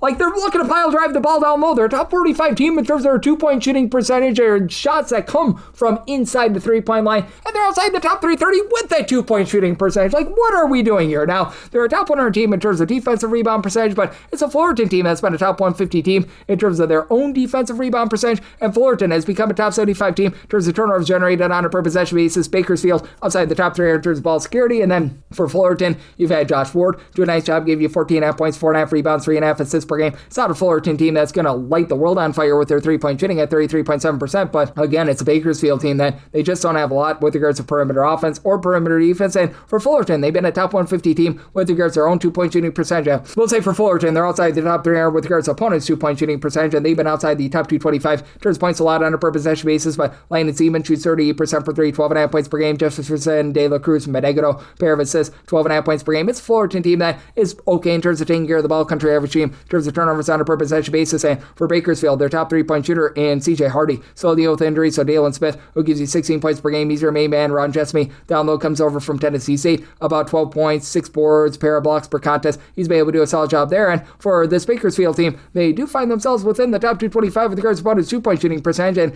they get to the free throw line a ton. They also put you on the free throw line a ton, as they're a top 10 team in terms of free throws allowed on a per possession basis. Fullerton, they shoot about 71% of the free throw line, but I think that's just the sloppiness and the turnovers keep you under, and I think that Fullerton controls this game. Set by line at 8.5. One to lay with Fullerton, and I'm in on the under, 805, 806. You've got Montana on the road against Weber State, and Weber State does find themselves as 2.5-point favorites. 152 to 153.5 is the total line for Weber State. Set them as a 4-point favorite, so I'm going to be willing to lay the 2.5 for Weber State. This is a group that at home they're shooting over 36% from 3-point, and overall it's been a solid offense. They're a top 120 team in terms of points scored on a per possession basis. For Montana, they just keep killing themselves with turnovers. Outside the top 320 with regards to their ball security, it's a Montana team that is a top 175 team with regards to points scored on a per possession basis away from home, and this has been a team that's really been able to drill their threes. For Montana, you've got Money Williams, who's been able to give you 18 points, 4.5 assists per game. He's not necessarily an amazing 3-point shooter, but he gets the ball to other guys that really bomb it from 3. As right now, Montana away from home, they shoot 38.7% from 3-point, and it's a Weber State team that's fallen outside the top 110 with regards to opponents' 3-point shooting percentages. You've got Tishawn Sawyer give you about 12 points for this Montana team. He shoots 38% for 3. Tyler Thomas shoots 42% for 3, but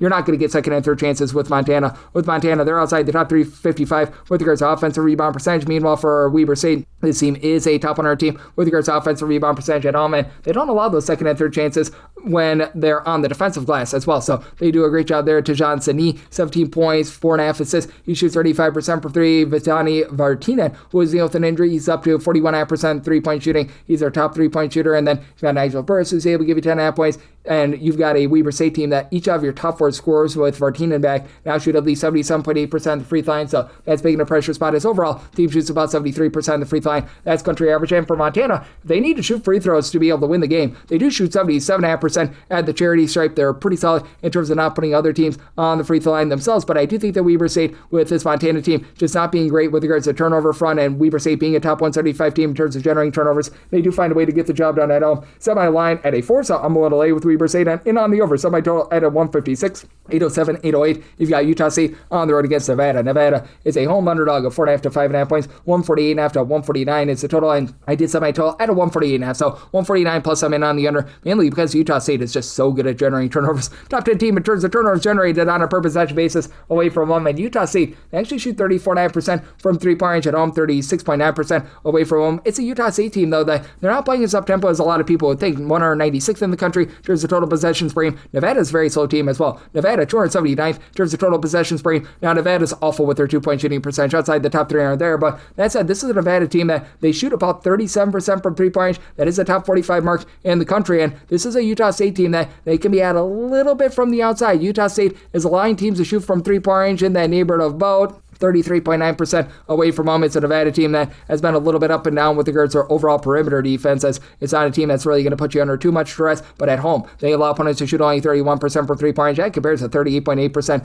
away from home. Now, for Utah State, you've got MJ Collins, who's been able to be just a really nice go-to scorer for this team, 18.5 points. He doesn't really give you a lot of assists or anything like that, but shoots 38.5% from 3. Makes a flawed self, is that do-it-all guy. 16.5 points, 5.5 boards, 2 steals. He shoots 42% from 3-point range. Kobe King has been able to shoot about 42.5% from 3-point 3-point shooting. Utah State has been able to really control things on the top 10 team with regards to their own 2-point shooting percentage, top 50 team with regards to opponents' 2-point shooting percentage. That said, you've got a Nevada team that has been able to do a relatively solid job on the glass. They've been a top 100 team with regards to their overall defensive rebound percentage and offensive rebound percentage as well. And Nevada, a top 20 team at getting to the free throw line. They shoot 75.5% at the free throw line with Elijah Price. Give you 8.5 boards, block and a half, 13 points per game. Corey Camper, 17.5 points, shoots 44% for three. You get 39.5% 3-point shooting out of Vaughn Weems as well. I think that's going to be enough for them to remain lively. And if Utah State needs to try to cover this game at the free throw line, they do shoot just 71% there outside the top 200. So I'm in on the underside by total 148.5, and I'm going to take the points with Nevada, set them as a 4.5 point dog, 8.09, 8.10. You've got Portland on the road against Seattle. Seattle finds themselves as a pretty mid-tier favorite here, as you're finding them between 8.5 to 9 points. Draw on this game, and you're between 139.5 to 141.5. Set my line at 8. So I'm going to be one to take the points with Portland. Portland has been a relatively okay team down low, as this is a Seattle team that's very good with their defense. Top 40 team in terms of points allowed on a per possession basis, but they're right around about 300 in terms of points scored on a per possession basis, and Portland is 66th in the country with regards to their 2-point shooting percentage. You've got a Seattle group that should be able to do a nice job in terms of turning them over. Portland is outside the top 300 in terms of ball security. Seattle, top 35 team in terms of turnovers generated on a per possession basis, and for Seattle, in my opinion, they've got the best overall scorer in this game, and Brady Maldonado, 14 points on 37.5% 3-point shooting, shoots 92% at the free throw line. Team as a whole, though, they only shoot about 70.4% at the free throw line. They're outside the top 225 with their 2-point and 3-point shooting percentage, but they're a top 85 team with regards to opponents' 2-point and 3-point shooting percentages as well. And again, with Portland, the turnovers may have been rough, and you've got Timo George, your number 2 scorer from the beginning part of the season, out of the fold, but Cameron Williams, James O'Donnell, who combined for about 21.5 points per game, they have stepped up in a big way, and Joe Foxball is that do-it-all player for this Portland team, right around about 16.7 assists, 4 boards, shoots about 32.5% from 3, and Makai Balu has been able to shoot about 35.5% from 3-point as well. It's a Portland team that has been able to do a solid job themselves in terms of generating turnovers. Top 175 team in terms of turnovers generated on a per possession basis. Where they really get blasted is from the outside. They're outside the top 300 with their own 3-point shooting percentage, outside the top 300 with regards to opponents' 3-point shooting percentage, and they give up a lot on the glass. They're outside the top 200 with regards to defensive rebound percentage. They don't give themselves a lot of second and third chances, but there should be a slow-down slog of a game. For Seattle, they're a mid-tempo team, 157th in terms of total possessions per game. Portland, they were a very up-tempo team. They've just fallen outside the top 100 with regards to total possessions per game with the Timo George injury. They've really slowed down, and neither of these teams are very efficient on offense. So set a total of 138. I'm going to be one to take a shot on the under. And with Portland, made them an 8-point dog, so we'll take 8.5 plus 8-11, 8-12. You've got Santa Clara. They're on the road against San Francisco, and the Dons of San Francisco do find themselves at 7.5 to 8-point home underdogs. Draw this game between 157.5 to 158.5, and with Santa Clara, I did set them as a favorite here of 7 points. I'm going to be willing to take 7.5 plus. Now San Francisco outside the top 3 in terms of generating turnovers on a per possession basis on defense. Santa Clara top 50 team in terms of generating turnovers, but Santa Clara has seen a drop off with their 3-point shooting. They're shooting about 35% from 3-point away from 31.3% overall, but typically this is a top 50 team with their 3-point shooting percentage down to about 156th this season. And for San Francisco, now they're getting Mookie Cook back in the fold. He shoots about 40% from 3. Has not necessarily been himself coming off of injury, but you probably will look a little bit closer to 100% in this game. And then you got Ryan Beasley, who's been able to give you about 13 points. He's a hit or miss 3-point shooter, but down low you got David Futures, who's been able to give you about 7.5 rebounds per game, and that's going to be big because Santa Clara has been able to do an amazing job of giving themselves second and third chances. They're a top 30 team with regards to percentage of their missed shots that result in an offensive rebound, as you've had Jake Amundsinger be able to give you about 6 rebounds per game. They've been able to have Elijah Mai throw in there about 4 boards, 14 points per game, and it's a San Francisco team that, with regards to defensive rebound percentage, they're right now checking in about 35th in the country. In Santa Clara, they do a great job in terms of giving themselves second and third chances. They'll also give you second and third chances. 225th in the country with regards to offensive rebound percentage. It is a San Francisco team that, while they don't generate a lot of turnovers, they're pretty solid in terms of taking care of the ball themselves. They've been a top 150 team in terms of fewest turnovers on a per possession basis. Not doing a great job down low, though. They're outside the top 200 with their 2-point shooting percentage. Meanwhile, Santa Clara, top 40 team with their 2-point shooting percentage. Christian Hammond shoots 39.5% for 3, 16.5 points per contest, and then you've got Alan Graves shoot 40% for 3. Ship it in there, about 7 boards, 11.5 points per game. Santa Clara needs to cover at the free throw line. Their country average team 73% of the free throw line, and stunningly, this team is in the bottom 50 in terms of free throws attempted on a per possession basis, so they don't get there very often. This is a San Francisco team that has sped themselves up a little bit. They're still well outside the top 200 with regards to total possessions per game. Santa Clara, a little bit more up tempo, 109th in terms of total possessions per game. I do think they get just enough defense here for the under, semi-total 153, so in on the under, and I'm willing to take anything of 7.5 plus here with San Francisco. Made them a 7-point dog, 8-13, 8-14. Idaho is going to be on the road against Sacramento State. Sacramento State is a 3.5-point home underdog. Drawn last game, 162.5 to 163, and with Idaho, I did set them in this spot as a 4.5-point favorite, so I'm going to be willing to lay the 3.5, mainly because Idaho just does not allow you to get second and third chances. They're a top 40 team with regards to defensive rebound percentage, and for Sacramento State, I do think that they're just absolutely ridiculous three-point shooting splits are going to iron out. Sacramento State at home is shooting 42.2% from three-point at home compared to 26.2% away from home.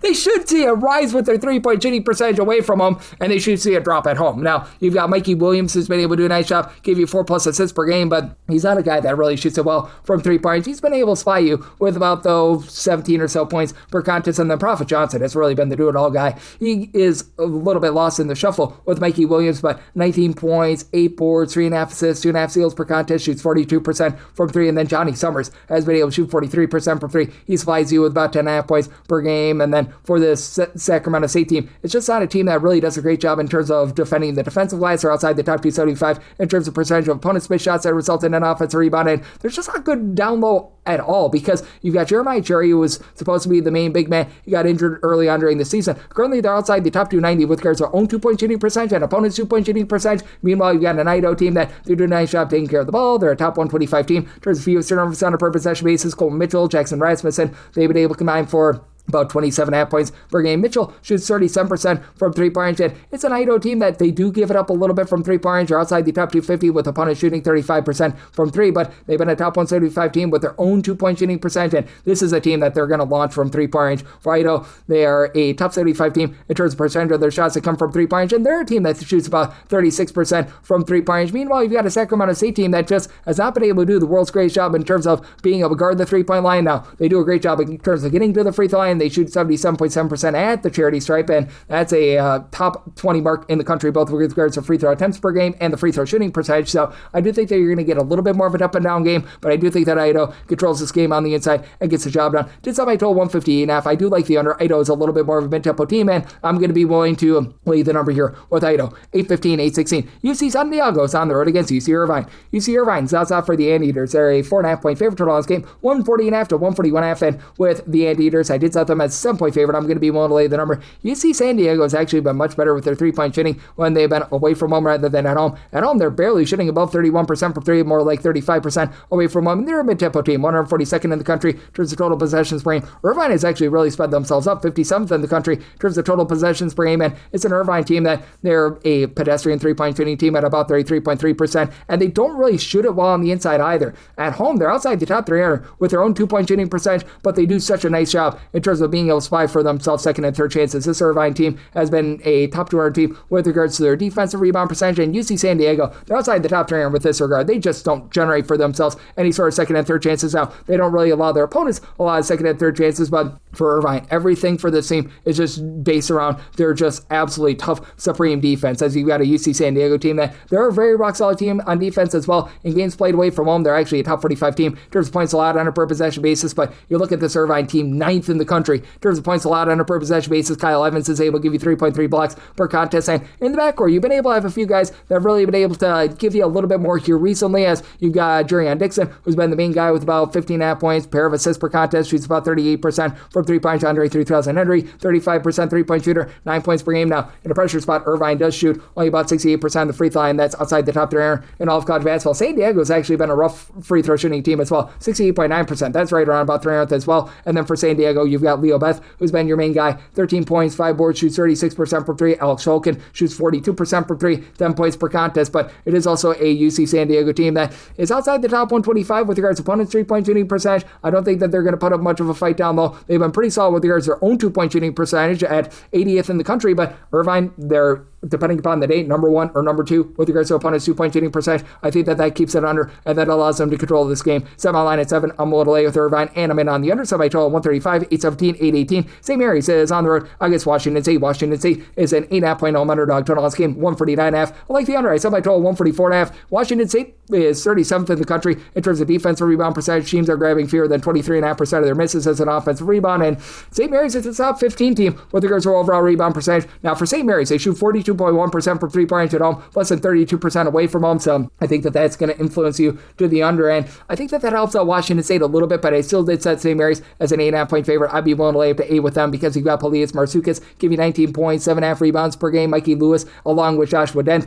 they overall shoot about 36.5% from three. Obviously, that drops off a little bit more away from home, but I mean, this is a St. Mary's team that with these two guys shooting 90+% the free throw line, they're very sure-handed in terms of being able to cover numbers. They shoot 80.5% the free throw line as collective, top 5 mark in the country. Lewis and Dent combined to give you about 26 points per game. Andrew McKeefer is able to give you 9.3 rebounds per game. But Washington State has all of a sudden become a top 75 team with their three-point shooting percentage, break glass for ace glass in case of emergency, 16 points per contest. He shoots 37% for three, and Riyad Varvers, 42.5% three-point shooter. Emil Yeho is shooting 41.5% for the outside, and Varvers, Yeho, and Andy Okafor all between 10.2 and 11.6 points per game, with Okafor and Yeho being able to combine for about 11.2 rebounds per game. But the sloppiness is there with this Washington State team outside the top three in terms of turnovers generated on a per possession basis, on defense, on offense, outside the top three in terms of taking care of the ball. And Washington State, they're not necessarily the most up-tempo team in the world in terms of total possessions per game. Right now, they are checking in right around about 204th in the country. St. Mary's obviously a solo and control team outside the top three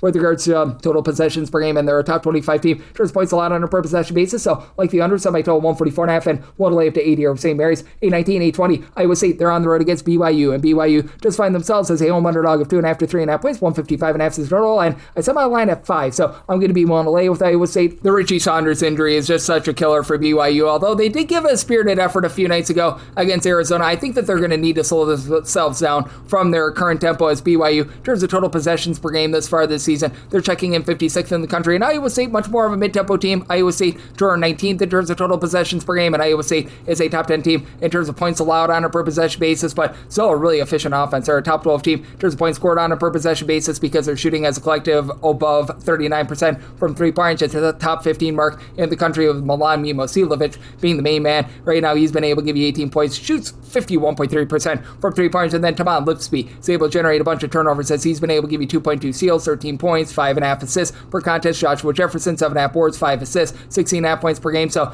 got a lot of good versatility there. But all of a sudden, Jamarian Bateman has been able to give you about 6 points. He's shooting about 40% from three-point as well, and it's an Iowa State team that typically they're not the world's greatest down low, but they become a much better rebound rate team. They're about a top 50 team with regards to rebound percentage, and for BYU, I'm thinking that you're going to need to get a little bit more out of Kebakita, who's been able to give you about 7 rebounds per game, and then you've got a international man of mystery who came over about a year or two ago in Mihailo Bosovic. I'm thinking he gets a few more minutes. He's only been averaging about 3 points per game. Now you rely upon Robert Wright along with AJ Debonsa to really run the offense, and for Debonsa, incredible numbers, 24.8 points, 6.5 boards, 4 assists, a pedestrian three-point shooter at about 35.5%, but it's been getting better and better as the season has went along. Robert Wright has been Mr. Right from the outside, 46% three-point shooter, 18.5 points, right around about 5 assists per contest, but I think that having Saunders out, who was giving you 18 points per game, he was one of the main facilitators, he was also helping out the defense in terms of generating turnovers. I think that that's going to be hurting this team. I think that you get a little bit of a slower tempo moving forward with BYU, so set my line at 5. I'm going to be willing to lay the number. I made my total 153, so I'm also in on that under, and this is the last game on the normal Las Vegas betting board before we hit a break in the extra games. 821, 822, UC Santa Barbara is on the road against Hawaii.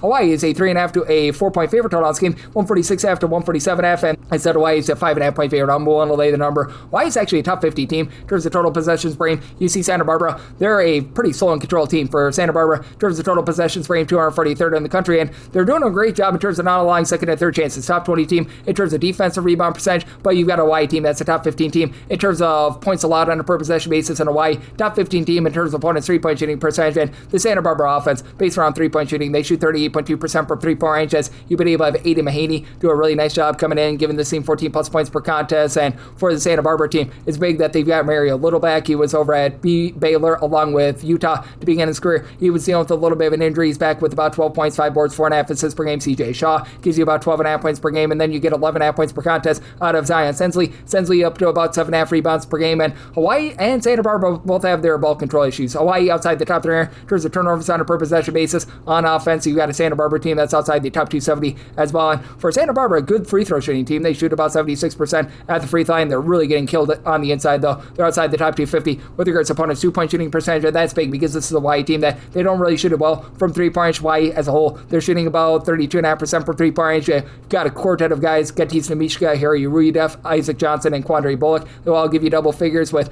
Ruyadev. He's your main 3-point shooter at 39%. Johnson is a 7-footer that shoots 86% free throw line, and in a pressure spot for Hawaii, each of your top 4 scorers do shoot at least 77% at the free throw line. It's a Hawaii team that does rank in the top 30 with regards to rebound percentage, and they're really good down low as well. They're a top 30 team with regards to their opponent's 2-point shooting percentage as well. I think that Hawaii, even though they've got the turnover issues, they find a way to be able to cover this game, and going out to the island, never easy. So set my line at 5.5, willing to lay with Hawaii, and I'm in on the under, and that'll wrap it up for the normal Las Vegas betting board. And coming up next, we hit the extra games right here on Coast to Coast Hoops with myself, Greg Hughes, Peterson, now a part of the Houston Family Podcast.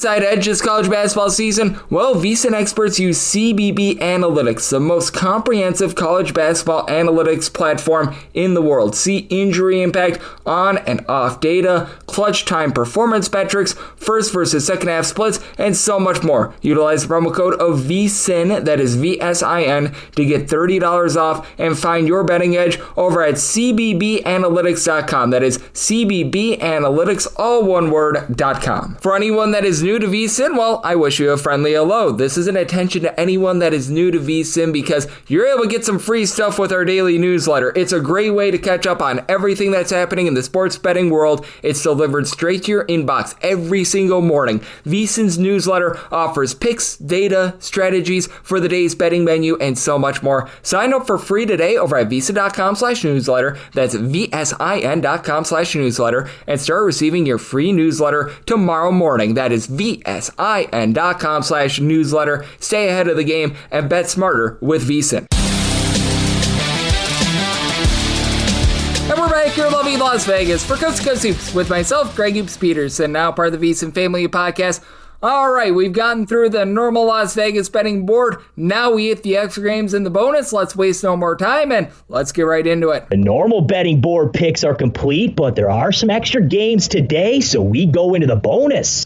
306-501, 306-502. Albany is going to be on the road against UMBC. UMBC a 5.5 to a 6.5 point favorite. 142.5 to 143.5 is the total. And I say UMBC as a 8.5 point favorite. I'm going to be willing to lay the number with this UMBC team. They're just a really complete team. They've been much better defensively than they've been in the past. Solid but not amazing 3-point shooting team. They're about 135th, shooting just a hair below 35% from 3-point range. And you've got an Albany team that just has not been the same team when they've been away from home rather than when they have been at home as well. And for Albany, they're a team that's awful at the free throw line. They shoot less than 66.5% at the charity stripe, as well outside the top 320 in all of college basketball. And UMBC is not going to give you second and third chances. This team is allowing teams to grab only about 23.5% of their misses as an offensive rebound, top 20 mark in the country. Albany, in away from home games, they allow opponents to grab 31.5% of their misses as an offensive rebound, even though they do have a pretty nice little post player in Okuchi Okeke, who's been able to give you about 10.5 points, 7 rebounds per game. And Amir Lindsay has been a nice go-to scorer for this Albany team, about 5 assists, 17 points per contest, shoots 35.5% for 3. Team as a whole shoots about 33% from the outside. And to the credit of Albany, they've been a top 150 team with regards to their 2-point shooting percentage, but for UMBC, even though they're built more around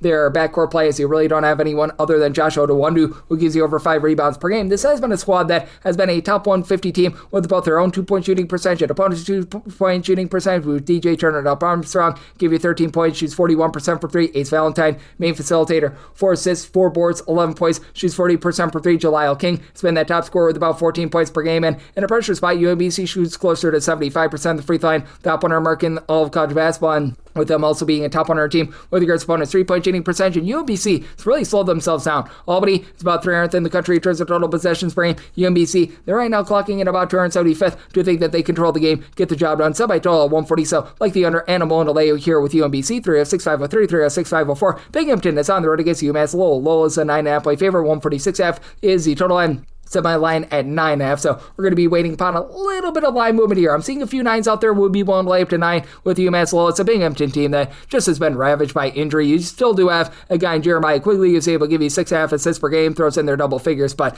he's shooting less than 20% from 3-point range. Lyle Beverly has been able to give you about 13 points per game, but for this Binghamton team, in games played away from home, they shoot 28.4% from 3-point range. That's the bottom 30 mark in the country, and then they're also 318th in the country in terms of points allowed on a per possession basis. They're absolutely losing the turnover battle, outside the top 275 in terms of turnovers generated on a per possession basis and in terms of taking care of the ball themselves. And for this UMass Lowell team, they've actually been a top 25 team with regards to overall rebound percentage in their home games. In games played away from them, they're getting dump trucked on the glass, and this team has been bad with regards to turnovers as well, outside the top 275 with regards to turnovers on a per possession basis on offense and on defense. And They only shoot about 66% at the free throw line, which is why I can't go past a 9. But you've had Anel Montas be able to give you 14 points. He's been able to come on strong here in conference play, only averaging 19 points per game. He's a big reason why this team has been able to have a little bit of a come up. Austin Green has been their top rebounder. He's been dealing with a little bit of injury, but even with him out, you've had other guys be able to step up. Like you've had Sean Simmons II be able to fly you with about 6 rebounds per game. He's got a little bit of versatility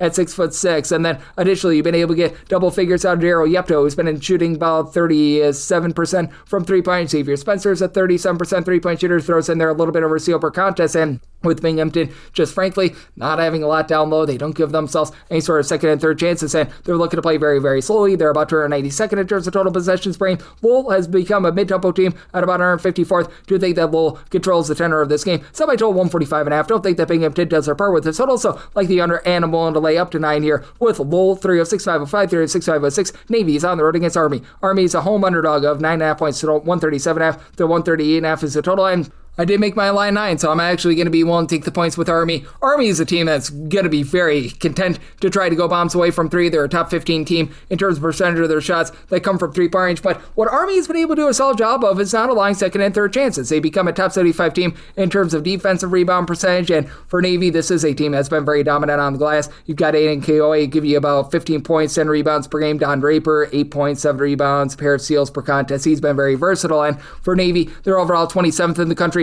with regards to defensive rebound percentage. It is a Navy team, though, that is not necessarily the world's greatest team in terms of being able to take care of the ball. They're outside the top 10 with regards to their ball security. Now, it's a team that from 3-point range, they're shooting about 35% overall, but that goes down to 30.4% away from home, even though you've got Jim Woo Kim, who's been able to give you double figures, shoots in the high 30s from 3, and Awesome Genie has been incredible, 17.5 points, 4.5 assists, and he shoots 46% from 3. I do think that there's a little bit of something to be said about how big this rivalry is, and I do think that this is going to be a bit of a slog of a game, as you've got a Navy team that's outside the top 10 in terms of total possessions per game. Army's looking to play with a little bit more tempo. They're not playing at a breakneck pace, but about 214th in the country in terms of total possessions per game. So I did set my total here more at a 137. So I'm going to be willing to take 137.5 plus to the under. But for Army, you've been able to have Ryan Curry do a nice job stepping up with about 4.5 boards, 5 assists. He's been able to give this team some really good versatility, and he's been your top scorer with about 14 points per game. And then you've had the Jacksons. Jackson Furman is able to give you about 10 points, shoots 37% from 3. Jackson Bell shoots about 37.5% from the outside. Now, it is an Army team that at home they're outside the top 250 in terms of points scored on a per possession basis, but they're shooting 34% for 3.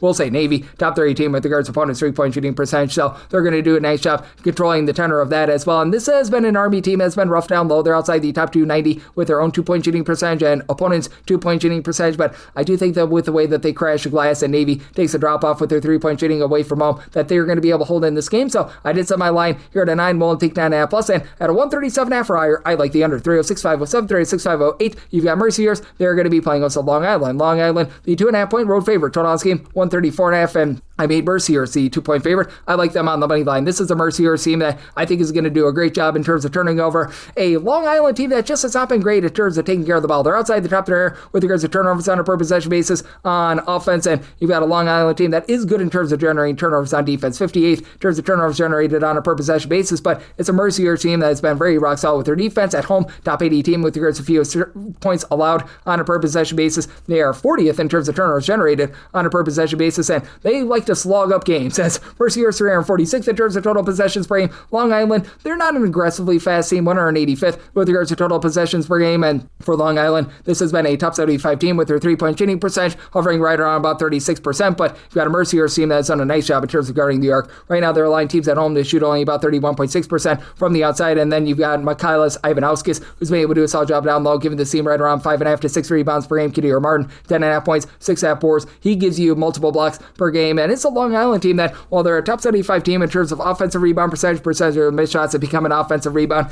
they're also giving up a lot of second and third chances as well. They're outside the top 250 with that regard, and for Long Island, they're a bottom 35 team in terms of their free throw shooting percentage. Recognize that Mercyhurst, they're only shooting about 70.5% at the free throw line, but still, they should be able to win that battle. Your top 2 scorers, Jake Lelleman, 13.5 points, shoots 40% from 3, and Bernie Blunt, 17 points, right around about 2.5 assists per game. They both shoot above 83% the free throw line, and for Long Island, you've really got a big 3 for this team. Greg Oko-Gordon has been able to do a nice job in terms of supplying this team with 14 points, 5.5 boards, but only shoots 24% for 3. Jamal Flores has been filling it up, 16 points per game, about 5.5 boards, 2.5 assists, shoots 34% from three-point range, actually 43% from three. And then Malachi Davis, he throws in there 15 points per game as well. But again, that 65% free throw shooting percentage, that's a big concern, and they're outside the top 150. Long Island is in terms of their own 2-point shooting percentage and opponents' 2-point shooting percentage. So St. Mercier's is just 2-point favorite. I like them on the money line, set by total 134, so 134.5 plus. I'm going to be in on the under. 306.509, 306.510. You've got Wagner, and they're going to be on the road against St. Francis. St. Francis, Pennsylvania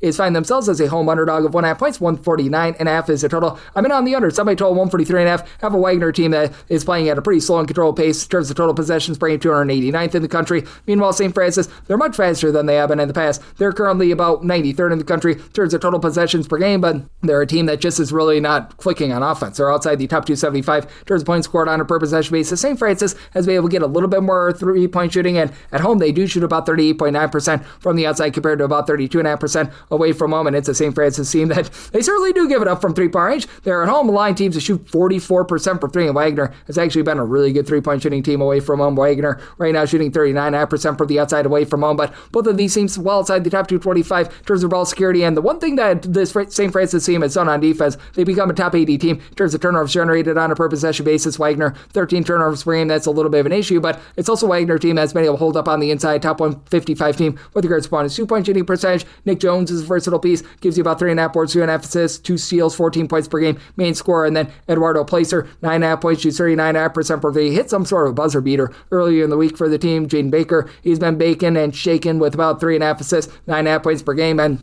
when it comes to this Wagner team, they become a top 125 team with regards to offensive rebound percentage. They should be able to do a nice job controlling the boards, and that's a big reason why I'm going to be willing to lay the number with them. Did set them as a 3.5 point favorite, as you've got for St. Francis, a really nice piece in Sky Wicks, shoots 40% from three, 16 points, 7 rebounds per game. Lone guy on the roster that gives you over 5 rebounds per game, as Geston Labiris, as we will give you about 5 boards, 6.5 points per game. Zion Russell, 12.5 points, 3 assists per contest, shoots in the mid-30s from 3-point range. But again, for St. Francis, Pennsylvania, outside the top 320 with their own 2-point shooting percentage and opponents' 2-point shooting percentage. They turn the ball over 13 times per game. Those turnovers are going to be costly, and this Wagner team will put you on the free throw line. And for St. Francis, they only shoot 69.9% of the free throw line. So, one to late here with Wagner, made them 3.5 point favorite, and like the under, semi-total 143.5, 306.511, 306.512. You've got Lemoyne on the road facing off against Stone Hill, and Stone Hill is a home underdog of 2.5 points, 136.5 is the total, semi-total 138. So, I'm going to be in on the over. You've got a Stone Hill team that is a bottom 5 team in the country in terms of turnovers generated on a per possession basis, and a Lemoyne team that's given it up from 3.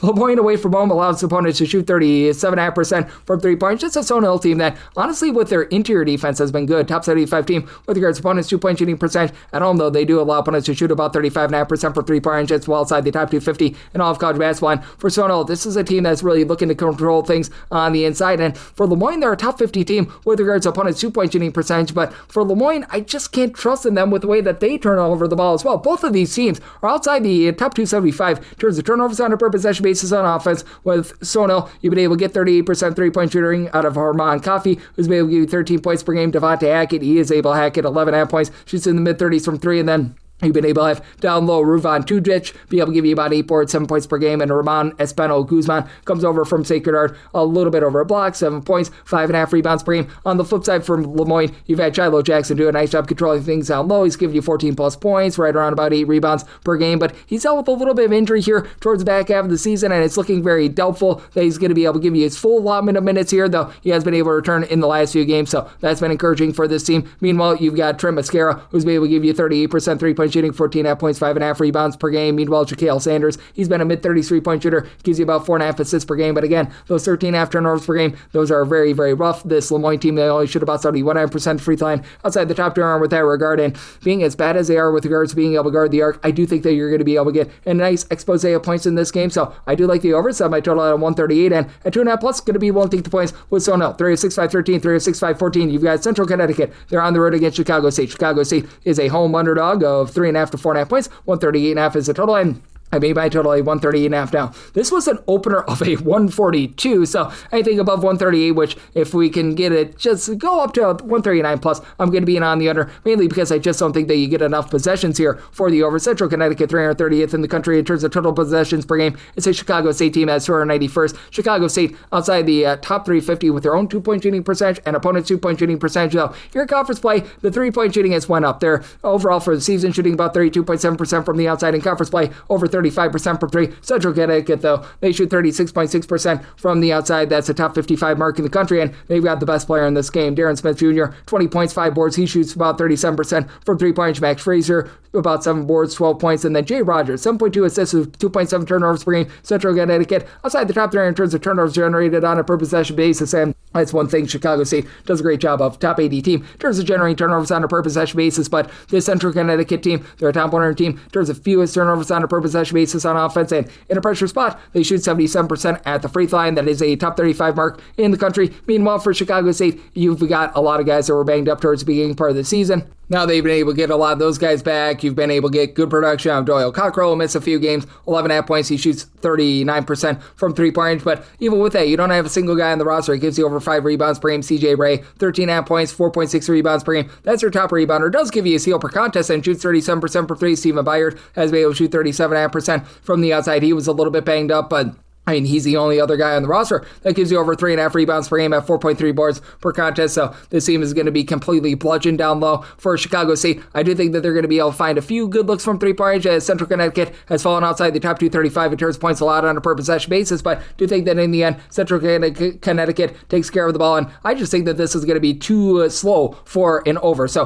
139 plus in on the under, and with Central Connecticut, set them as a 6.5 point favorite, willing to lay up to 6 with them. 36-5-15, 36-5-16. Central Arkansas is on the road against Florida Gulf Coast. Florida Gulf Coast is a 1 to 1.5 point underdog. Total this game 150.5, and I said Central Arkansas is a 1.5 point favorite. I'm willing to lay up to 1 with them. With Central Arkansas, this unit has been able to do a great job in terms of generating turnovers. In terms of turnovers on a per possession basis, this team is up to the top 65 in the country, and they've got the best scorer in this game, Cameron Hunter, 19 points, 4 boards, 2.5 assists per game. Now, the issue they've got with Central Arkansas has been their interior defense. They're outside the top 3 with regards to opponents' 2-point shooting percentage, but that said, this has been a much better team in terms of being able to hit the boards as well for Central Arkansas. This team, in terms of their offensive rebound percentage, they are not necessarily a team that's going to give you a lot of second and third chances, but they're going to prevent you from getting those second and third chances as well. They've been a top 150 team with this regard, and Florida Gulf Coast has fallen well outside the top 2 with regards to their own offensive rebound percentage as well. Florida Gulf Coast's forte has been really their play along the perimeter. They're about 91st in the country with regards to 3-point shooting percentage. They were dealing with J.R. Kaczynski, their top scorer, being out with injury. He's been able to return, give you about 15 points, 5 assists per contest, but this is also a team that they very much give it up from three-point range. As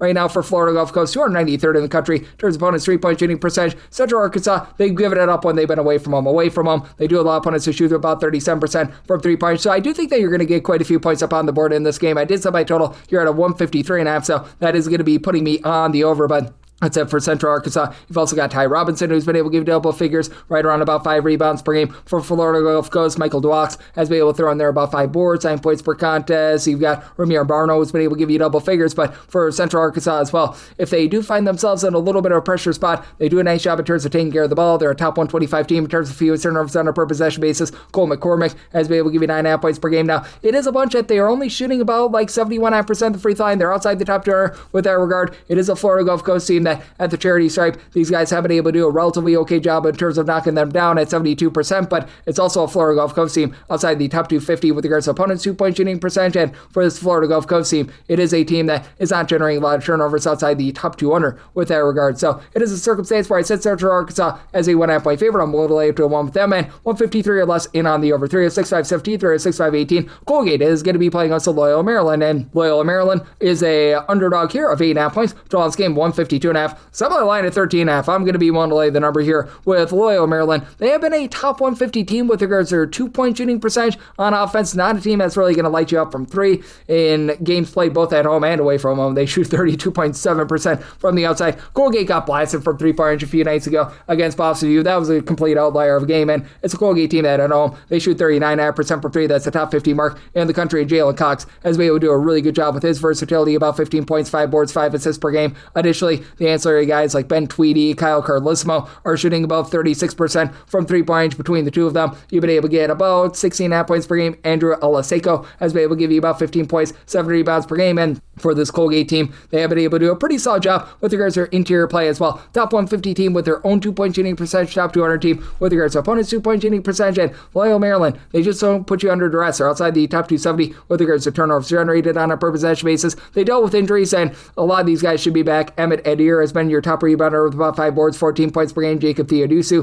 13.5 points, 4 boards, 3 assists, so getting those guys back is big. And then Braden Speed has been your top scorer with about 15.5 points, shoots 36% from 3, but this team just not doing a great job on the inside. They're outside the top 3 with regards to opponents' 2-point shooting percentage. We'll say their perimeter defense has actually been not bad. They've been allowing teams to shoot only about 32 to 32.5% from 3-point range, but even with that, they're about 270th in the country in terms of points allowed on a per possession basis. And Colgate, though they got completely blasted a few nights ago, they're still a team that does rank inside the top 250 in terms of points allowed on a per possession basis. To think that Colgate gets the job done in what should be a relatively moderate tempo game. Colgate 236th in terms of total possessions per game. Loyola Maryland is 160th, so circumstance-wise, semi-total at a 147.5. I'm in on the under, and I'm willing to lay with Colgate. Made them a 13.5-point favorite, 306.5-19, 306.5-20. You've got West Georgia on the road against Queens NC. Queens NC, 11.5-point favorite, so last game, 162.5, and with Queens, I did set them as a favorite of 8.5 points, so I'm going to be willing to take the points. West Georgia has just been a very undervalued, in my opinion, this season. They've been cranking up their tempo. They're up to about 85th in the country in terms of total possessions per game. Queens NC, in their home games, they're a top 3 team in the country. In terms of points scored on a per possession basis, 91st. In terms of total possessions per game,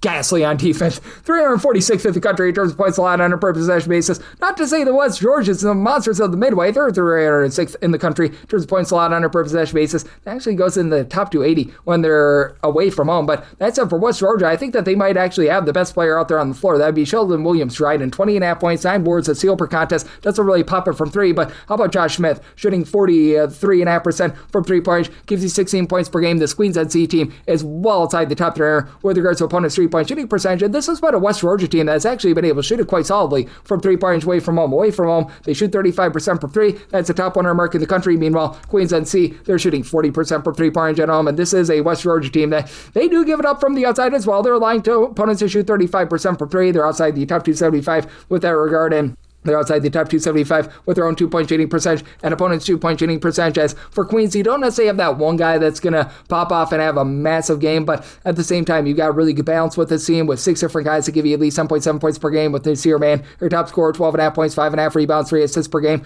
and then Carson Schwieger, 43% 3-point shooter, 10.5 points per game. Chris Ashby has done a nice job giving you about 11 points per contest. I thought that he would be a little bit more of a facilitator. That been Yov Berman with about 3.5 assists per game, but again, with Queens NC, just having a tough time on the glass. This team giving it up from 3-point range. I think that West Georgia is going to hold in there, and certainly I think that you get quite a few points in this game. Semi-total 164.5. Like the over, and I'm willing to take the points here with West Georgia. 306.5-21, 306.5-22. North Florida is on the road against Stetson. Stetson is a 2.5 to a 3.5 point favorite. 161.5 is the total, and it's at Stetson here. It's a 6.5 point favorite. I'm going to be willing to lay the number. It's a North Florida team that has been just getting absolutely blowtorched with regards to their defense, but they do make up for it with good 3-point shooting. Away from home, they shoot 36.1% from the outside. That is a top 50 mark in the country. Stetson, meanwhile, they shoot 31.3% away from home from 3-point, 40.6% at home. If you look at home 3-point shooting percentages, that's actually a top 20 mark in the country. I think that that's going to be able to win the day for them. Now, Stetson has been dealing with an injury to their top scorers. You've been having out of the fold for quite a while. Jamie Phillips, who's been giving you about 16 points per game, but in the interim, Colin Cool, Ethan Copeland, these guys are combining for about 26.5 points per game. Both shoot over 40% from 3. Finley Sheridan has been able to step up, shoot 43% from 3. Only about 6 points per contest, but is thrown in there 4 rebounds per game for a Stetson team that is absolutely terrible on the glass. They're outside the top 225 with that regard. But North Florida, they're a bottom 15 team in terms of defensive rebound percentage. Teams are grabbing well above 35% of their misses as an offensive rebound, even with Cameron Oriole, give you 20 plus points per game, shooting it well from 3-point range, and Stetson has had a tough time taking care of the ball. They're outside the top 290 in terms of turnovers on a per possession basis on offense, outside the top 300 in terms of generating turnovers on defense. This is the North Florida team that they've got the exact same issue. They're about 300th in terms of turnovers on a per possession basis on offense, outside the top 300 in terms of generating turnovers. So I think that leads to a lot of good clean possessions in this game. A nice high-scoring expose with Ken Jackson, along Dalton Gaiman. Combined, they shoot about 37% from 3 for this North Florida team, and combined about 25.5 points per game. And for North Florida, if you can get them to the free throw line, they do shoot 77% at the charity stripe. For Stetson, just 68% 8%, but I do think that Stetson still has a little bit more down low. It's a North Florida team that they just give up too many second and third chances, and I do think that Stetson gets the job done. Semi-line at 6.5, I'm going to be willing to lay it in.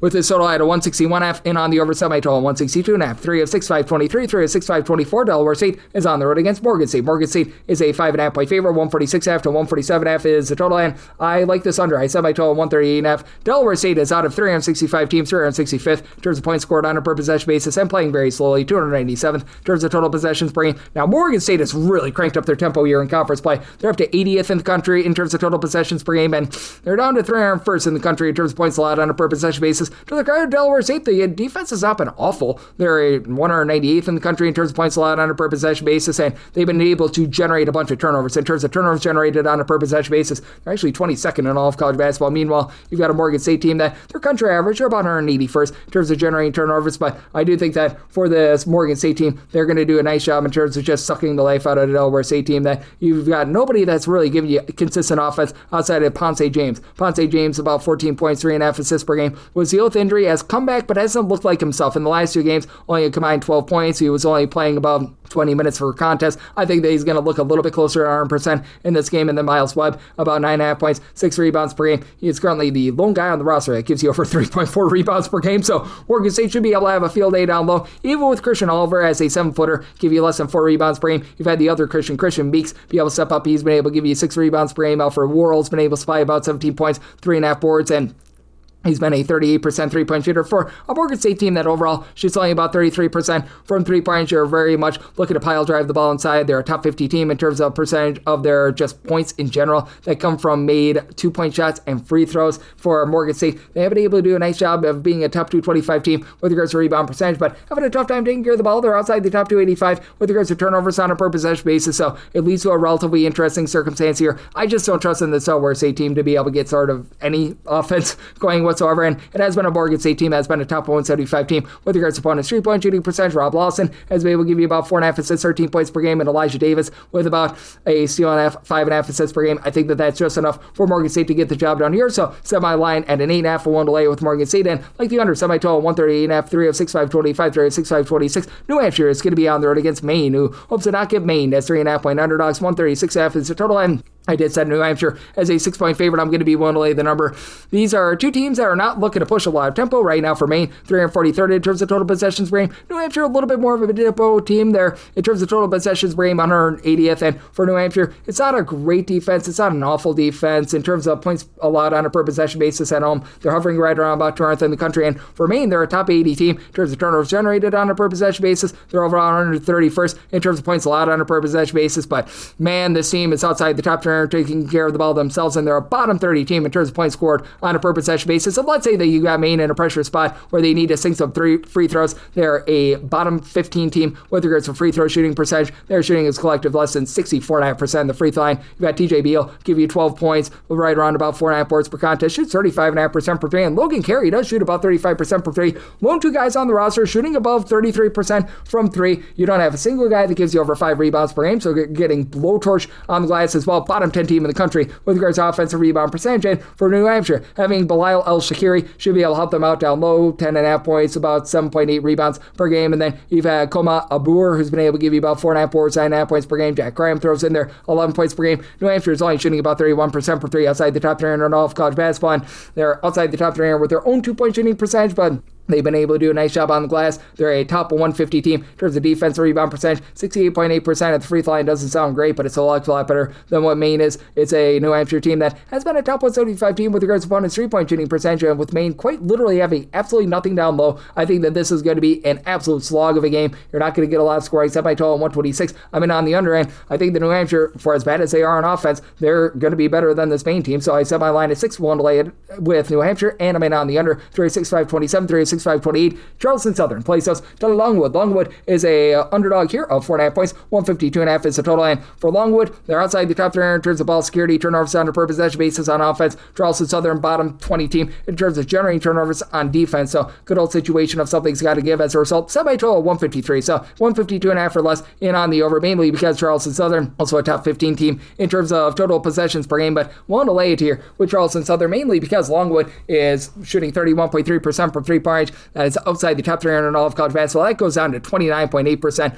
away from home. It's a Longwood team that they're very content to be trying to pile drive the ball down low. And it's a Charleston Southern team that at home, they're shooting over 36% from three-point. You've got a pair of guys that have been able to light it up. Alan Sumler along with Bryson Blaine have been able to combine for over 34 points per game, and with this Charleston Southern team, they've been able to do a relatively solid job with regards to their defense. In games played at home, they're a top 130 team in terms of points allowed on a per possession basis, and Charleston Southern, they're a pretty good perimeter defense. They're allowing teams to shoot less than 32.5% from three-point range, but with regards to their interior defense, they're even better. In terms of opponents' two-point shooting percentage, this Charleston Southern team is right now 31st in the country, and that takes away exactly what Longwood is going to be looking to do. And additionally, for Charleston Southern, you've got Reese Jones, who's been able to give you a pair of blocks per contest. Now, it's a Longwood team that they've been able to do a nice job in terms of generating turnovers, in terms of turnovers forced on a per possession basis, top 45 team in the country. And Charleston Southern outside the top 250 with their ball security as well, but with Elijah Tucker, give you about 7 boards, 12.5 points per game. You've got Jaquay Hutchinson, 11.5 points, 3 boards. He only shoots about 26% for 3, just a lot of shakiness from the outside. That is going to be really hurting this Longwood team. It's a Longwood team that they do shoot about 73% of the free throw line. That's relatively solid, but they also get blasted down low. They're outside the top 295 with regards to opponents' two-point shooting percentage, with Charleston Southern having all the weapons that they do and having some relatively good shot blocking. I do think that they get the job done, even though they only shoot about 64.5%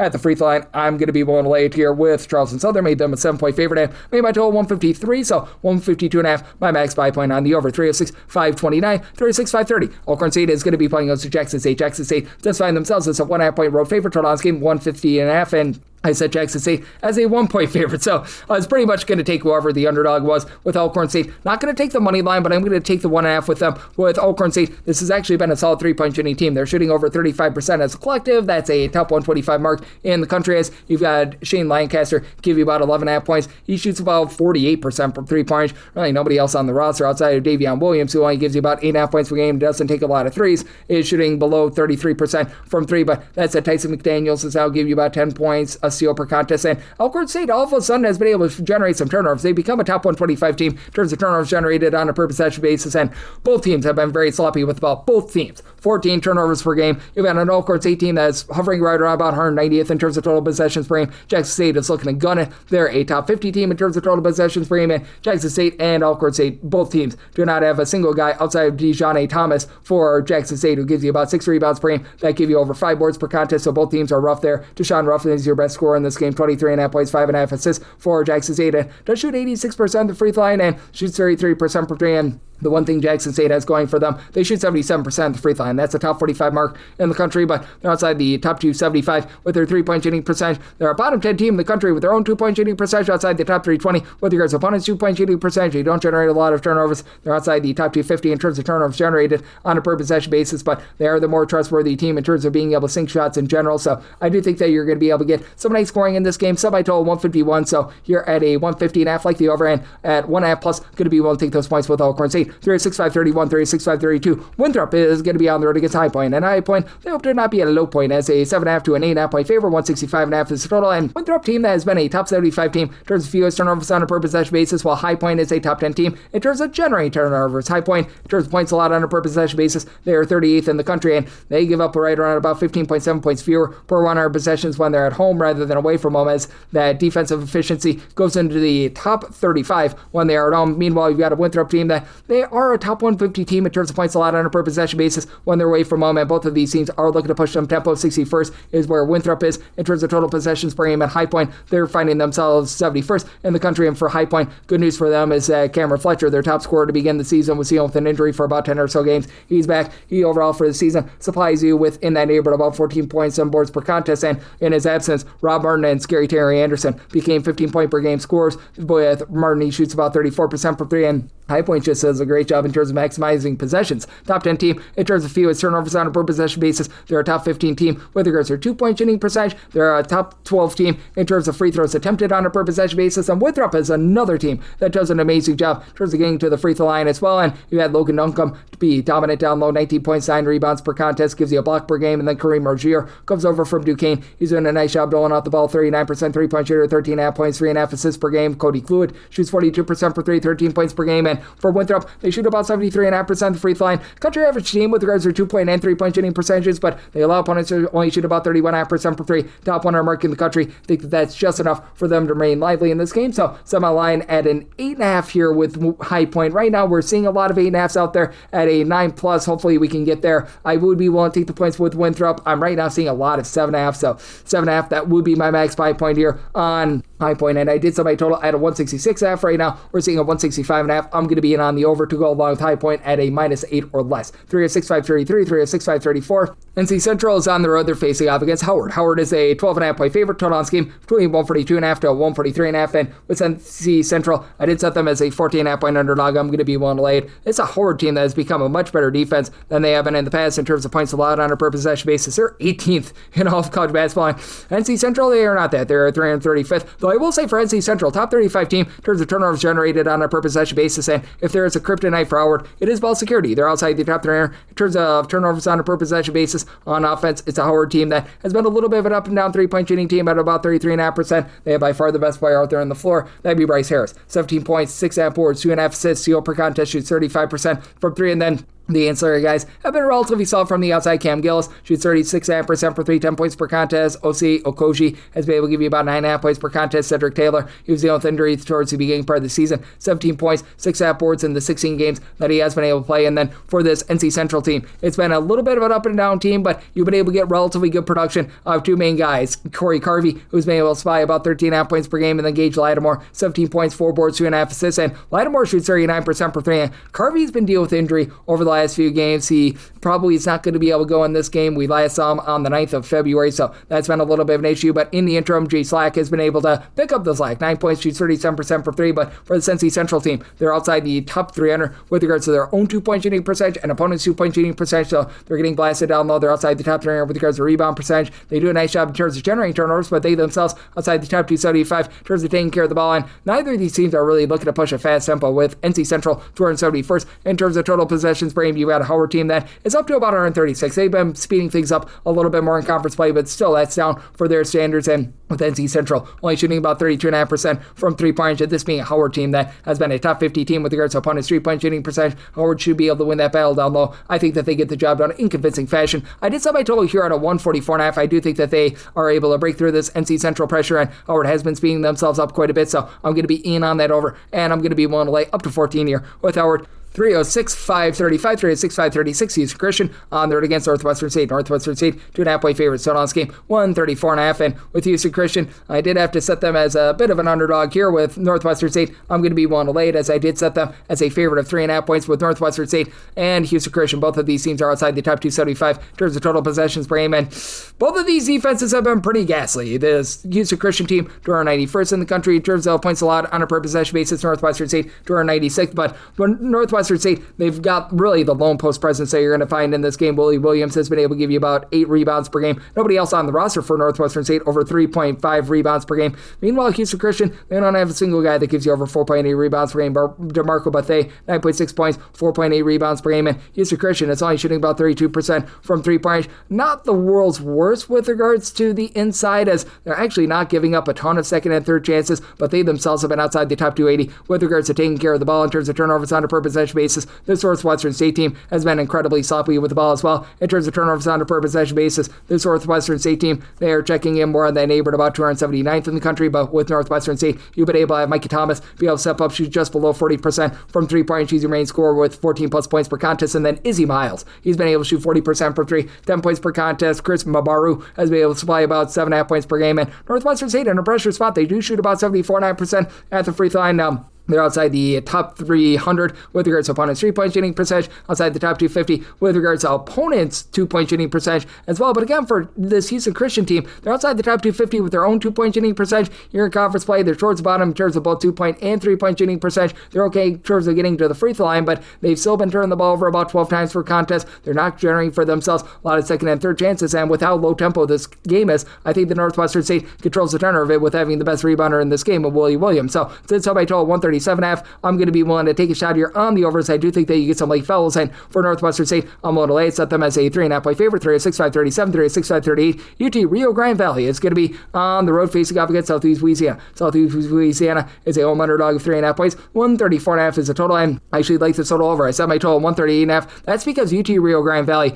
is a completely different offensive team when they're away from home rather than at home. I have no idea why, but this Grand Valley team at home, they're shooting less than 33% from three-point range in games played away from home. This Grand Valley team becomes monsters. Right now, they're shooting away from home 40.4% from three-point range. That is a top 5 mark in all of college basketball, and it's not even that they've had Always Right be able to come through, and that's actually his name, Always Right. He's one of the main facilitators for the team, but they're averaging 8.7 points more per 100 possessions. Grand Valley is when they're away from home rather than at home. Now they face off against a group in Southeast Louisiana that's a top 75 team in terms of turnovers generated on a per possession basis. Jeremy Alizi has been able to give you about 11 points per contest. Isaiah Gaines, he's been able to give you about 10.5 points per game, but now you don't have a single guy that really gives you over 5.5 rebounds per game. And for Grand Valley, this has actually been a team that as a collective has done a solid job on the glass. Top 175 team with regards to rebound percentage, even though they don't have a single guy that gives you over 5 rebounds per game. But you've got each of your top 3 scorers, Phil Brankovic, along with Marvin McGee, Corey Cotton, all between 4.3 and 5 rebounds per game. And with McGee, shoots 43% from 3-point, 10.5 points per game. Cotton, your main scorer with 13.5 points, throws in there a steal, a block per contest, and then he shoots 39.5% from 3-point. And Grand Valley has been really good with regards to overall shooting percentage. It's top 100 team with regards to opponents' 2-point and 3-point shooting percentage. They're outside the top 250 now in terms of total possessions per game. Southeast Louisiana is playing at a snail's pace right now in terms of total possessions per game. They are well outside the top 310 in all of college basketball. But for Grand Valley, this has all of a sudden become a top 110 team in terms of points allowed on a per possession basis. In Southeast Louisiana, they're more around about 149th. Outside of Alizi and Gaines, you just really don't have a lot for this team, and they're outside the top 345 with regards to their 3-point shooting percentage, outside the top 3 with regards to their free throw shooting percentage. And if Grand Valley needs to sink free throws, they shoot 75.5% the charity stripe. So sub-line at 6.5. I'm going to be willing to lay with Grand Valley. I like the over as well. Semi-total 138.5, 36.539, 36.540. Presbyterian is going to be on the road against USC Upstate. Upstate is a underdog here of 1.5 points, 139.5 to 148.5 is the total. And for Presbyterian, made them a 4-point dog. I like Upstate here on the money line. It's a Presbyterian team that is outside the top 320 with regards to ball security and not doing the world's greatest job on defense. Presbyterian 196th in the country in terms of points allowed on a per possession basis. Does ascend into the top 175 when they're away from home. You know, it's an Upstate team that has been about 177th in the country in terms of points allowed on a per possession basis. Upstate has been leaving a little bit of something to be desired with their overall offensive execution. They're outside the top 255 with regards to points scored on a per possession basis from 3-point range. It's an Upstate team that they're only shooting about 32.5% from 3-point range at home. That's outside the top 250 in the country. But Presbyterian, in games played away from home, they shoot 30.2% from 3-point range. That's outside the top 300 in the country. And if Presbyterian needs to sink free throws to be able to win this game, they shoot 67.2% on the free throw line, bottom 35 mark in the country. Now Jonah Pierce, rock solid down low, 16 points, 9.5 rebounds per game. And then Tristan Wilson, now give you about 3.5 assists, 11 points, but he shoots just 23% per 3. Carl Parrish does shoot 40% per 3, 14 points per game. He's the lone guy on the roster that shoots above 33% from 3-point range. You've had Jalen Peterson, great name, be able to give you about 7.5 boards, 10.5 points per game. But for Presbyterian, this is a group that they also don't generate a lot of turnovers, and they're getting blasted from 3-point range. They're outside the top 275 with regards to opponents' 3-point shooting percentage, much stronger on the inside, and with Presbyterian being outside the top 330 in terms of total possessions per game. I do think that you get an under semi-total 136, but that said, for Upstate, I do think that Kamari Gregory along with Mason Bettinger are going to be able to control things in the backcourt, combining for about 31 points per game, 33% 3-point shooting, and Upstate, they themselves only shoot about 68% on the free throw line, but even though you don't have a single guy that really gives you over 5.5 rebounds per game, you currently have a trio of guys, Lyric Davis, Carmelo Atkins, along Jeff Frith Martinez, that'll give you between 4.6 and 5.3 rebounds per game with Martinez. Throws in their block and half per contest as well. And with this Upstate team being a top 125 team with regards to opponent's 2-point shooting percentage, I think that they get this on in a defensive-oriented game. So semi-total 136, I'm in on the under, and I'm going to be willing to lay here with USC Upstate if they become a favorite. Right now, seeing them as an underdog, we'll take them outright on the money line. 36-541, 36-542. UNC Asheville is going to be playing us Radford. Radford does find themselves as a 1.5 point underdog. 148.5 is the total. So Radford is a 5.5 point dog. I'm going to be willing to lay it. Now for Radford, this has become a top 75 team in terms of turnovers generated on a per possession basis in Asheville, outside the top 250 with regards to taking care of the ball, but it's a UNC Asheville team that shoots over 36% from 3-point range. Meanwhile, Radford,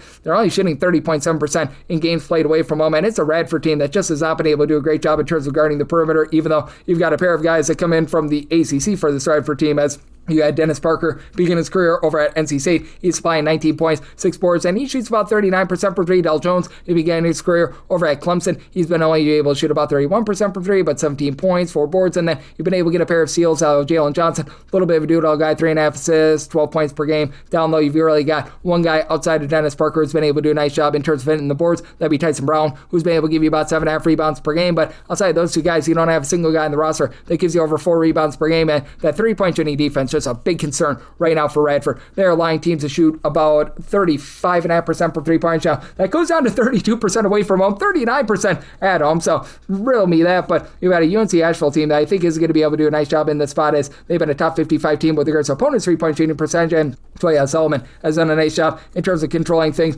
both in the inside and the outside, as he's been able to do a relatively rock solid job in terms of supplying this team with about 15.5 points, 7 boards, and he shoots in the high 30s from 3 points. Justin Wright has been Mr. Wright, 38% 3-point shooter, 17 points per game with this Asheville team. They're a country average team with regards to opponents' 2-point shooting percentage. They've been a top 175 team with regards to rebound percentage, and with them being able to have the 3-point shooting that they do against a Radford team that is giving it up from the outside, to think that they find a way to get the job done. Radford is a very, very up-tempo team in terms of total possessions per game, 15th in the country. Asheville, they're a little bit of a slower team. This year, they're down to about 258 in terms of total possessions per game, so set a total of 151.5, like the over, and I'm willing to lay with Asheville. Made them a 5.5 point favorite, 306, 543, 306, 544. Coppin State is going to be playing us the Maryland Eastern Shore. This Shore is a 3.5 point road favorite. Total on this game, 128.5, and with Maryland Eastern Shore, I did set them as a 5 point favorite. I'm going to be willing to lay the number. Neither of these teams are going to be really rambunctious with their offense. They're both outside the top 345 in terms of points scored on a per possession basis. Coppin State, though,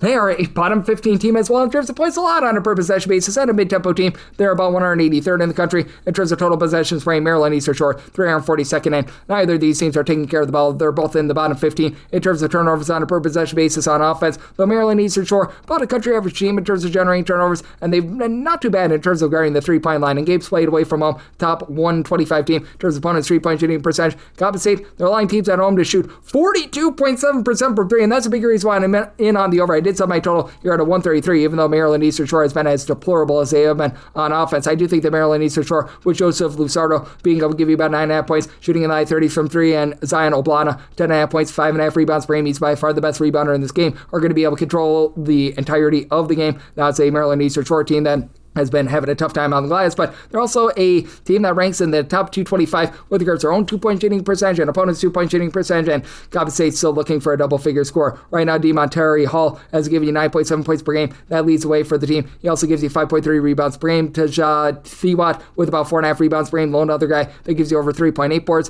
per contest. You really just don't have any sort of 3-point shooting outside of Khalil Horn, who shoots 38.5% from 3-pointers, with Cam Sparrow going down with an injury. It's a Coppin State team that has been outside the top 3 with regards to their 2-point shooting percentage and their 3-point shooting percentage, both on offense and on defense. In a pressure spot, they only shoot about 67% at the free throw line, and they're 15.5 turnovers per game, bottom 5 mark in all of college basketball. I think that Maryland Eastern Shore could turn some of those turnovers into fast break opportunities, so I'm going to be willing to lay with the Shore, set them as a 5-point favorite, and like the over, set my total at a 133, 306, 545, 306, 546. South Carolina State is on the road against Norfolk State, and Norfolk State just find themselves here as a 10.5 point favorite total on this game. It is 146.5, and South Carolina State made them an 8.5 point dog. I'm going to be willing to take the points. It is a South Carolina State team that is in the bottom 30 in terms of both points scored and points allowed on a per possession basis, but they've been able to get some relatively respectable 3-point shooting, as you've had Jaden Johnson along with Owen Bronson combined for 24 points per game. Both shoot about 35% from 3, and then Noah Treadwell has also been able to shoot about 36% from the outside. Now, the turnovers have killed this team. They're outside the top 340 in terms of ball security. Now, for South Carolina State, to their credit, they become a top 125 team in terms of turnovers generated on a per possession basis, and it's a Norfolk State team that they themselves are outside the top 295 in terms of points scored on a per possession basis, because they've had a tough time taking care of the ball. They're about 325th in terms of turnovers on a per possession basis, but they are going to have, in my opinion, the top 2 guards in this game, as you've got the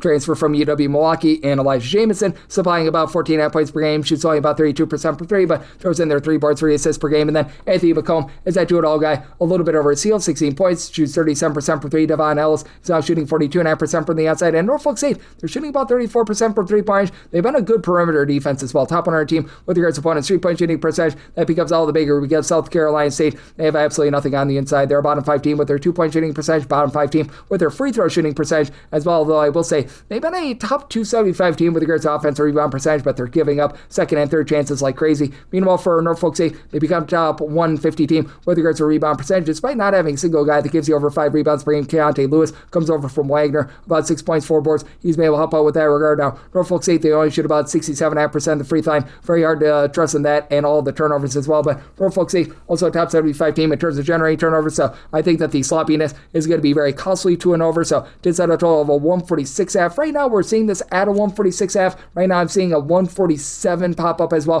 147 plus in on the under. And if I was put between a 146 or a 147, I'd say semi-total 146.5. Would rather have the 147 under rather than the 146 over. But wanted to take the points with South Carolina State, made them an 8.5-point underdog. 36-5-47, 36-5-48. North Alabama is on the road against Lipscomb. Lipscomb, a 12.5-point favorite total house game, 147.5. And with a Lipscomb, I did set them as a 13.5-point favorite. I'm going to be willing to lay the number. North Alabama is just really not doing anything well. They're a very slow team. North Alabama, in terms of total possessions per game, 286th in the country. Lipscomb, they're looking to push quite a bit of tempo as they become a top 100 team with regards to total possessions per game. And for this Lipscomb team, and their games specifically played at home, they've also become a top 50 team in terms of turnovers generated on a per possession basis, which, ironically enough, the one thing that North Alabama is not doing a terrible job of is being able to take care of the ball. They're outside the top 280 with regards to both their 2-point and 3-point shooting percentages. They're outside the top 275 in terms of points scored and points allowed on a per possession basis, and I guess they're okay in terms of being able to hit the glass as well, 211th in the country with regards to offensive rebound percentage, but Lipscomb should be able to absolutely take it to them as you've got Grant Hansman at 6'10", give you about 14.5 points, 6 boards, shoots 38% from 3-points, and then your other 6'10" combo player in Charlie Williams up to 36.5% 3-point shooting, not only about 3 boards per contest, but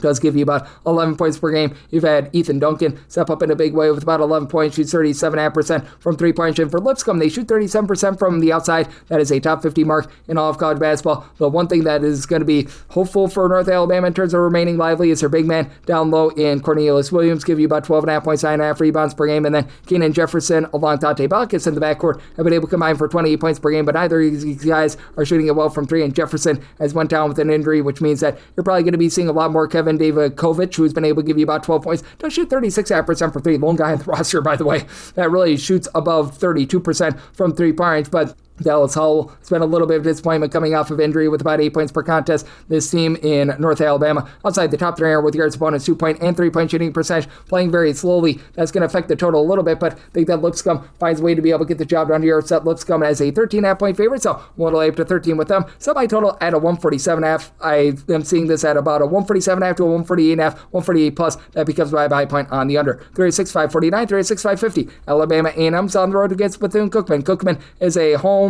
favorite here of 6.5 points, 141.5 is the total, and with A&M, I set them as a 9.5-point favorite. I'm going to be willing to lay it. Bethune-Cookman has become a top 175 team in terms of points allowed on a per possession basis. Cookman's still not necessarily doing the world's greatest job on the inside at about 238th with regards to their own 2-point shooting percentage, but Alabama A&M in games played away from home, they're outside the top 325 with regards to their own 2-point shooting percentage. I set my total here at a 141.5 because I just don't know if A&M is going to be able to do their part with regards to this total at a 140.5, which I'm seeing a few of those out there. I'm willing to take a shot on the over, even with having the Dr. Bradley currently being out of the fold for this team. And Alabama A&M has been a top 125 team in terms of turnovers generated on a per possession basis, but they've also been not so great with regards to their overall shooting percentage defense, as they're allowing teams to shoot over 33.5% from 3-point away from home. That's outside the top 175 in the country. And for this Alabama A&M team, they don't really put you under too much duress as well. They're outside the top 225 in terms of their own ball security, in terms of turnovers on a per possession basis. Now, they do shoot about 75% of the free throw line, and they're a top 50 team in terms of free throw attempts on a per possession basis. You've got sort of that Grambling style with Dante Jackson coming over from Grambling, bringing with him Katavius Ozier, 15 points, 4 boards. He's been your top scorer. And then Sammy Pacisis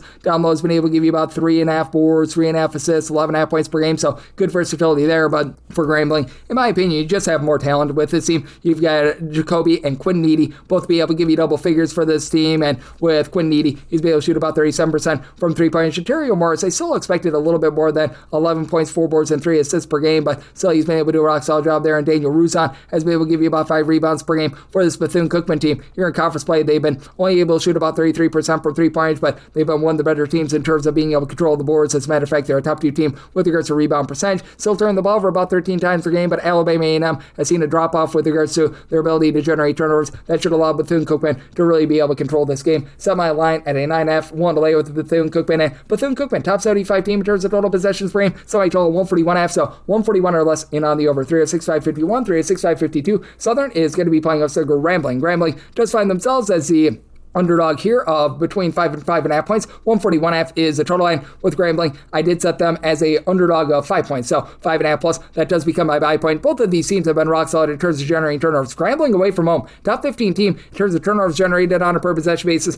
You've got a Southern team as a top 75 team with this regard as well, but the problem for Grambling is that they're also a bottom 15 team in terms of taking care of the ball. I recognize that Southern is outside the top 250 as well, but Southern is also going to have by far the best score in this game. They've been able to get a little bit over 18.5 points per game out of Michael Jacobs. Throws in their 5 assists per game. Malik Agewald, 11.5 points, 7 boards. He comes on over from UMass. He's been able to do a nice job along to Damari Jones, who's been able to give you 7 rebounds per game. So it has been a team that's been much more solid down low. With Southern, they're inside the top 250 with regards to their own 2-point shooting percentage and opponent's 2-point shooting percentage. Now Grambling, masters of getting to the free throw line, top 50 team in terms of free throws attempted on a per possession basis. And you've got one guy in Roger Coffey that shoots it really well from 3-point range. He gives you about 11 points, 4.5 boards, 4 assists, shoots 38% from 3-point range. But other than Ricky Ballard, who shoots 41.5% from 3 with his 8 points per game, nobody else shoots above about 32.5% from 3. That's where you can really hurt the Southern team. And Grambling, to their credit, top 150 team with regards to opponent's 3-point shooting percentage, but it is a Grambling team that they have been outside the top 175 with regards to overall rebound percentage, with Grambling just being very, very sloppy with the ball. That hurts them quite a bit. And they've been okay with regards to their interior defense, but I do think that with the Southern team being able to crank up the tempo, and I do think that this is going to be close enough for late game following that you are going to be able to get some nice scoring in this game. I did set my total here at a 145, even though you are going to be having quite a few turnovers. I like the over, but it's just really hard to be able to trust in this Southern team with regards to being able to cover this number, because at the free throw line, they shoot just 69.5%. At the charity stripe, outside the top 260 with that regard, and it is a Grambling team that does a great job in terms of getting to the free throw line. So I'm going to be willing to take 5.5 plus here with Grambling, and I'm going to be in on this total over as well. 306.553, 306.554. Alabama State is going to be on the road against Florida A&M. Florida A&M does find themselves as a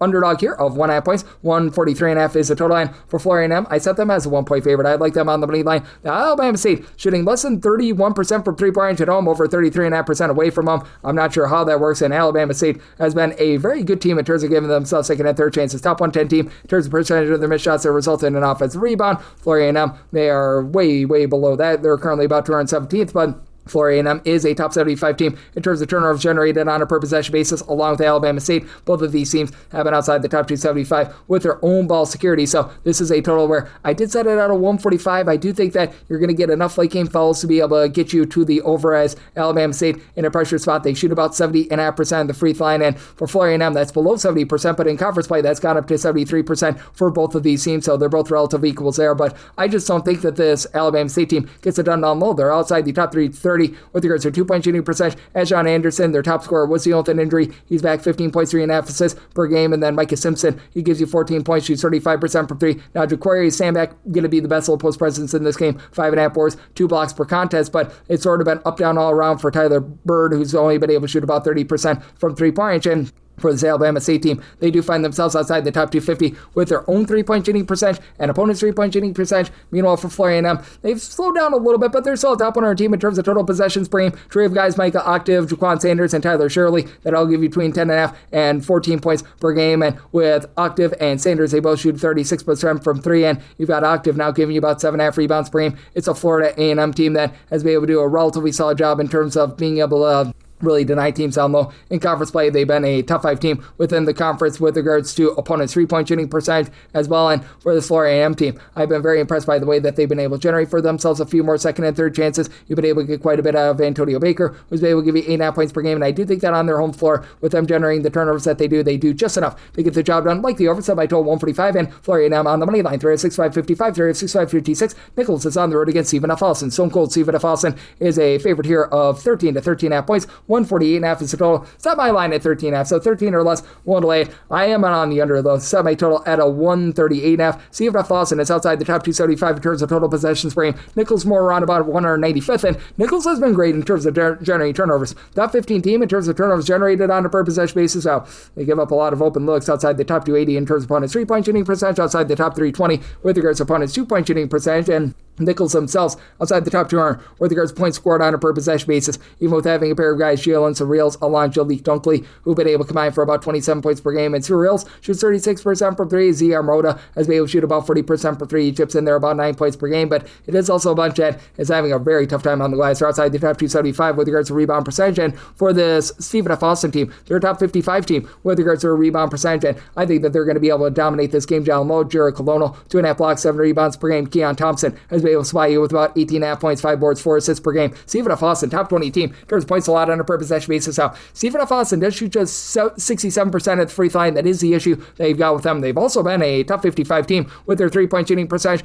and they're a top 15 team in terms of opponents' 3-point shooting percentage as well. Latif Patrick is able to give you about 15 points per game, steal and half per contest. It's not a Stephen F. Austin team that generates the same amount of turnovers that they did a season ago, but they really do a great job in terms of controlling games because they protect the ball. They're a top 25 team in terms of fewest turnovers on a per possession basis. Nurit Jovanic has been able to give you about 10 points, shoots 44% from three. Cam Burton, 44.5% 3-point shooter, and I think that this is a very complete team that is going to do a nice job protecting the ball against Nichols, and I do think that they get the job done as long as you get a 13 or less. Once you get past 13, I just don't know if you get enough possessions to be able to cover it, so we'll delay up to 13 with Stephen F. Austin, like the under as well, so I might draw 138.5, 36.557, 36.558. East Texas A&M plays us Incarnate Word, and the Word does find themselves as a slim underdog of 1.5 to 2.5 points, 145.5 to 146.5 is the total. Maybe I total 143.5. I like the under. You've got an East Texas A&M team that's outside the top 300 in terms of points scored on a per possession basis. Incarnate Word just 312th in terms of total possessions per game. East Texas A&M, more of a mid-tempo team, 167th in terms of total possessions per game, and you've got a East Texas A&M team that has been at home outside the top 250 with their 2-point shooting percentage. They're outside the top 250 with their 3-point shooting percentage as well, and it's an Incarnate Word team that, with regards to their interior offense, right now they do find themselves outside the top 300 with that regard, but they've been a top 100 team with their 3-point shooting percentage. You've got Davion Bailey along with the Cleveland State transfer, and Taj Stavetsky being a nice tandem with a combined about 35.5 points per game between the two of them. They shoot 37% for three and both shoot 77+% at the free throw line. It's an Incarnate Word team that has been a top 125 team in terms of defense rebound percentage as well, and they give themselves second and third chances, 12.5 offensive rebounds per game. That's the top 85 mark in the country. Now, they're outside the top 300 with regards to opponents' 2-point shooting percentage as well, and not a team that's going to put you under duress outside the top 250 in terms of turnovers generated on a per possession basis. East Texas A&M, a moderate team in terms of generating turnovers. They become a top 175 team there, and you've got Rodney Harrison supplying 15 points, 6 boards, steal per contest, shoots 32% from three. Damian Garcia, 35% 3-point shooter, but overall for East Texas A&M, outside the top 275 with their 3-point shooting percentage as well, and they've been relatively okay on the inside. They've been a top 150 team with regards to opponents' 2-point shooting percentage, outside the top 300 with regards to opponents' 3-point shooting percentage, and in a tight spot is a East Texas A&M team that's shooting 68.3% of the free throw line, outside the top 300 there, outside the top 300 in terms of ball security. Think that costs you an over and allows Incarnate Word to get the job done. I like Incarnate Word here on the money line, set them as a 1.5 point favorite, and like the under, semi-total at a 143.5. 306, 559, 306, 560. You've got Texas Southern, and they're going to be on the road against Mississippi Valley State. Mississippi Valley State, a home underdog of between 12 to 13 points. Total on this game, you're going to be finding that between 145.5 and 144.5. Semi-total 144.5, 145 plus. I'm in on the under. You got two teams that are outside the top 300 in terms of ball security, in terms of turnovers on a per possession basis. Both teams have been outside the top 250 in terms of points per possession, with Mississippi Valley State being by far the lesser team, and Texas Southern is a team that's looking to push tempo. They're 66th in the country in terms of total possessions per game. Mississippi Valley State has been slowed down a little bit recently, but still about 120th. But I'm going to take the points here with Mississippi Valley State, mainly because Texas Southern is a team that is as sloppy as they are now. In conference play, they're shooting 37% from three, but their home and road splits are very vast. For Texas Southern, they shoot well above 38% from three-point at home, less than 30% away from home. Now, Troy Hoopseed going to be the best low-post player in this game, 15 points, 9.5 rebounds per game. But Daniel Mayfield on the flip side for Mississippi Valley State, 12-plus points, 7-plus rebounds per game. And then you've got Michael James, who's been able to throw in their 21 points, 34% three-point shooting, and does shoot 90% of the free throw line against a Texas Southern team that is in the top 10 in all of college basketball in terms of free throw attempts allowed on a per possession basis. For Texas Southern, they are outside the top 250 with regards to their own 2-point shooting percentage, and opponents' 2-point shooting percentage, a bottom 50 team in terms of percentage of missed shots, become an offensive rebound as well. But you do have Zaire Hayes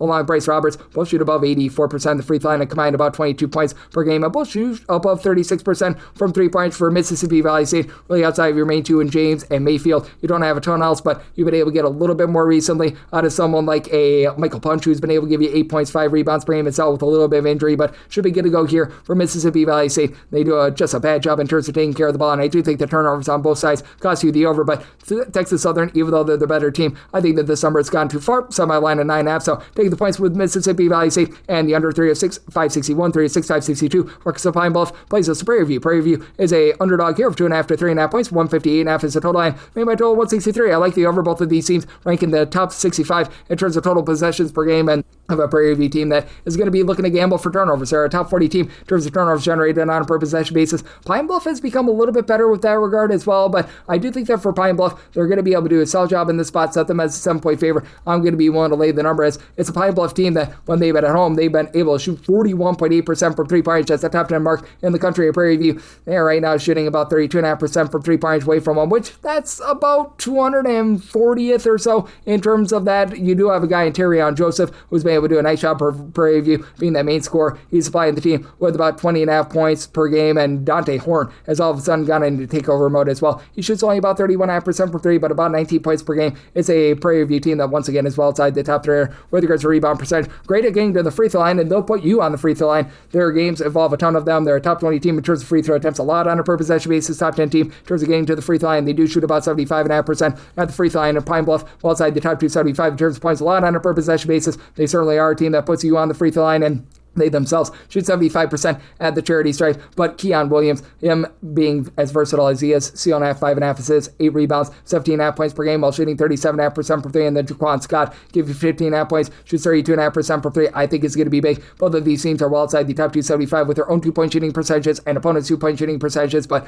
Pine Bluff is a far better team on the glass. I do think that they're going to be able to control this game, and they've been able to allow teams to only shoot about 33.5% from 3-point. Couple that with their own 3-point shooting, I do think that Pine Bluff gets the job done. Set them as a favorite of 7 points, so one to lay of Pine Bluff, and I like the over as well. 306, 563, 306, 564. New Orleans is on the road against Lamar. Lamar is a favorite of 4.5 points, 146.5 to 147.5 is the total. So my total at a 147. Personally, would rather have a 146.5 to the over rather than 147 after the under, because New Orleans games, they do not involve a lot of turnovers for their opponents. Lamar's had a tough time taking care of the ball in New Orleans outside the top 320 in terms of turnovers generated on a per possession basis. New Orleans is looking to push tempo, 75th in terms of total possessions per game. Lamar's not 314th in terms of total possessions per game, and it's a Lamar team that has been able to shoot about 34.5% for 3-point away from home. That's a top 125 mark in the country. New Orleans, they shoot about 34.5% for 3-point at home, as you've got Colton Benson, who shoots near 90+% at the free throw line, mid-30s, 3-point shooter, supplying the team with 16 points per game. And then you've got Xavier Buckley, who's been able to give you 14.5 points, 5 boards, 5 assists. MJ Thomas has been able to do a rock-solid job down low along Churchill. Abus,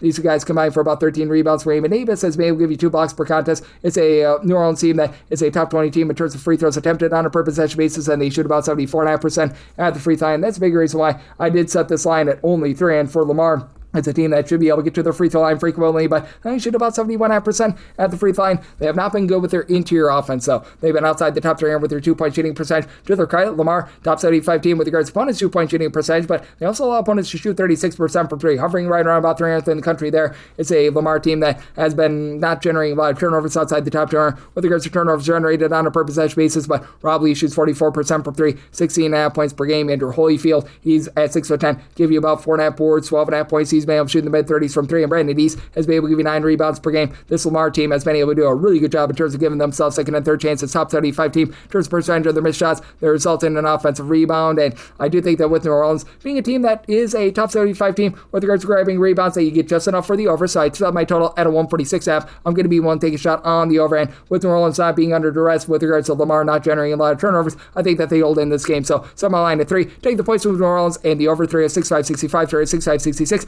You've got Austin Peay on the road against Jacksonville. Jacksonville is a 7.5 to a 6.5 point home underdog. 141.5 is the total, and I set my total at a 136.5. I like the under. Jacksonville outside the top 295 in terms of total possessions per game, and outside the top 275 in terms of points scored on a per possession basis. Austin Peay in games played away from home, they have been a top 100 team in terms of total possessions per game, and they're really getting it going from 3-point at 35.6%, albeit that does fall to about 32.7% away from home. But Jacksonville, they're outside the top 275 in terms of opponents' 3-point shooting percentage, and outside the top 270 in terms of points allowed on a per possession basis. So I just set Austin Peay as a favorite here of 8.5 points. I'm going to be willing to lay the number over. Jacksonville has been a top 100 team with regards to defensive rebound percentage, despite not having a single guy that gives you over 5 rebounds per game. It's Donovan Rivers has been able to give you about 4.5 boards per contest, and right now the lone guy that gives you double figures, that'd be Hayden Wood, 10.5 points, does shoot about 39.5% from 3 points, but it's a Jacksonville team that's outside the top 225 in terms of ball security. Austin Peay has been a top 75 team in terms of turnovers generated on a per possession basis, and with this Jacksonville team, to their credit, top 150 team with regards to their own 2-point shooting percentage, but Austin Peay, I think, is going to be able to do a nice job down low as well as Austin Peay as well. They're a top 75 team with regards to opponents' 3-point shooting percentage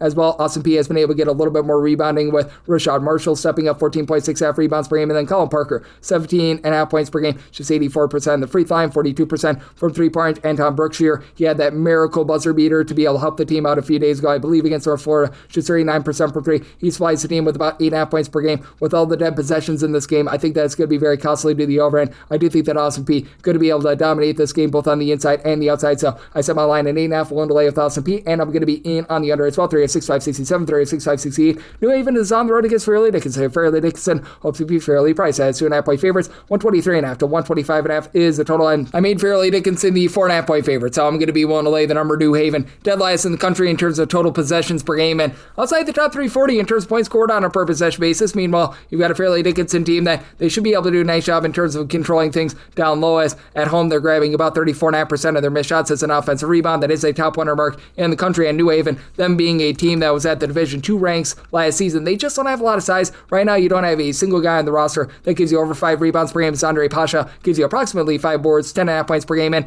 it's a New Haven team that is in the top 250 in terms of points allowed on a per possession basis, and Fairleigh Dickinson has been fairly awful with their 3-point shooting. At home, they shoot less than 30% from 3. New Haven overall, they shoot 30.5% from 3. They're outside the top 320 with that regard as well, so I do think that you're going to get a little bit of a slog and sleeper of a game, though. I did set my total 126.5, so I'm right now seeing the 124.5, 125.5. I'm going to be in on the over, mainly because I do think that late fouls push you over, but hard to be able to trust in New Haven in that spot as well. They shoot 68.5% of the free throw line now. Jabari Fitzpatrick, 13.5 points, 2.5 assists, 2.5 per contest. He's solid, and Jimmy George has been able to throw in there about 11 points per game, but for Fairleigh Dickinson, I do think that your main two guys are going to be able to step up, as you've been able to have Eric Parnell and Joey Neesman be able to combine for about 22 points per game. And Fairleigh Dickinson, they do shoot about 70.5% at the free throw line. They've been a country average team with regards to opponents' 2-point shooting percentage, so with both of these teams doing a relatively awful job in terms of being able to launch from 3, that's going to be big for them. And additionally, Tashad Jackson, 10.5 points, 8.5 rebounds per game. That's big. I do think that with Fairleigh Dickinson just having a nice size advantage,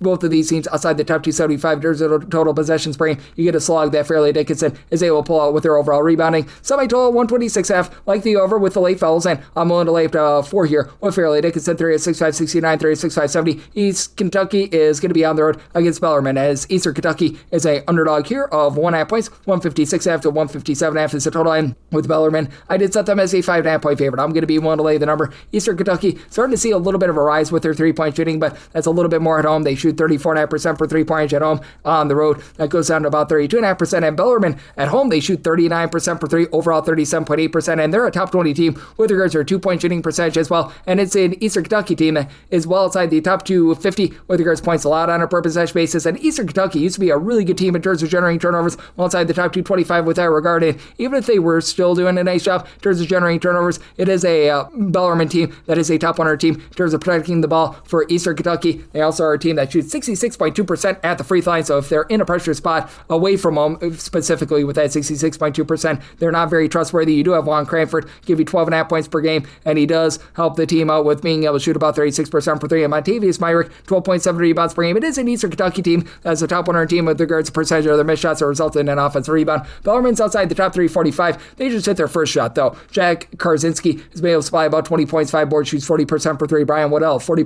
30-point shooter, 14.5 points per game. Kenan Gooding has been able to give you 12 points. He shoots about 42% for 3, and if Bellarmine needs to cover at the free throw line, they shoot 78.5% at the free throw line. That is a top 15 mark in the country. Now, Bellarmine outside the top 350 in terms of points allowed on a per possession basis. They're in the bottom 10 in terms of both its 2-point and 3-point shooting percentage. Even though Bellarmine is outside the top 280 in terms of total possessions per game, you should be able to get an over, as Eastern Kentucky plays a little bit more up-tempo, 118th in terms of total possessions per game. But I think that you get some efficient offense, and Bellarmine getting the job done in the spot. So my line at 5.5 will want to lay with Bellarmine, and I'm going to be in on this total over as well. 306, 571, 6-5-72. This will be the last game that I hit before our final break. Vermont is on the road against NJIT. NJIT home underdogs of 4.5 points. Draw this game 141.5, and with NJIT, I did set them as an underdog of 4.5 points. I was seeing the 3.5 a little bit earlier at 4 or less. One to lay of Vermont. Vermont leads the country in terms of defensive rebound percentage. Only about 19.5% of opponents' missed shots become an offensive rebound, and NJIT has been a team that's been relatively rough with their offense outside the top 250 in terms of points scored on a per possession basis, 312 with regards to offensive rebound percentage. Now,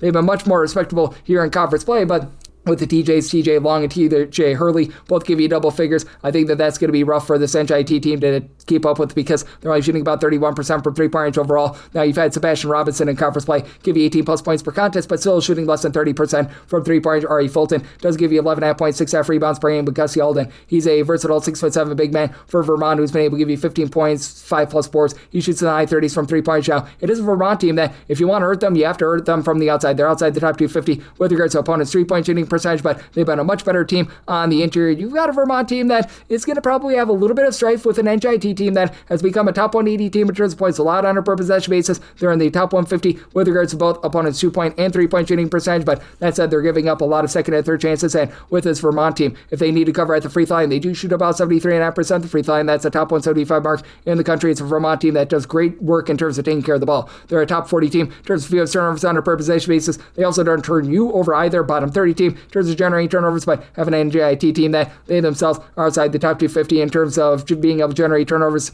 Vermont, well outside the top 300 in terms of total possessions per game. NJIT, more on about 221st. Think that you get a little bit of a slower game, so somebody total at a 138.5 in on the under, and with Vermont, willing to lay up to 4 with them, and we're going to hit a break and our final extra game right here on the flip side on Coast to Coast Hoops with myself, Greg Peterson, now a part of the Decent Family Podcast.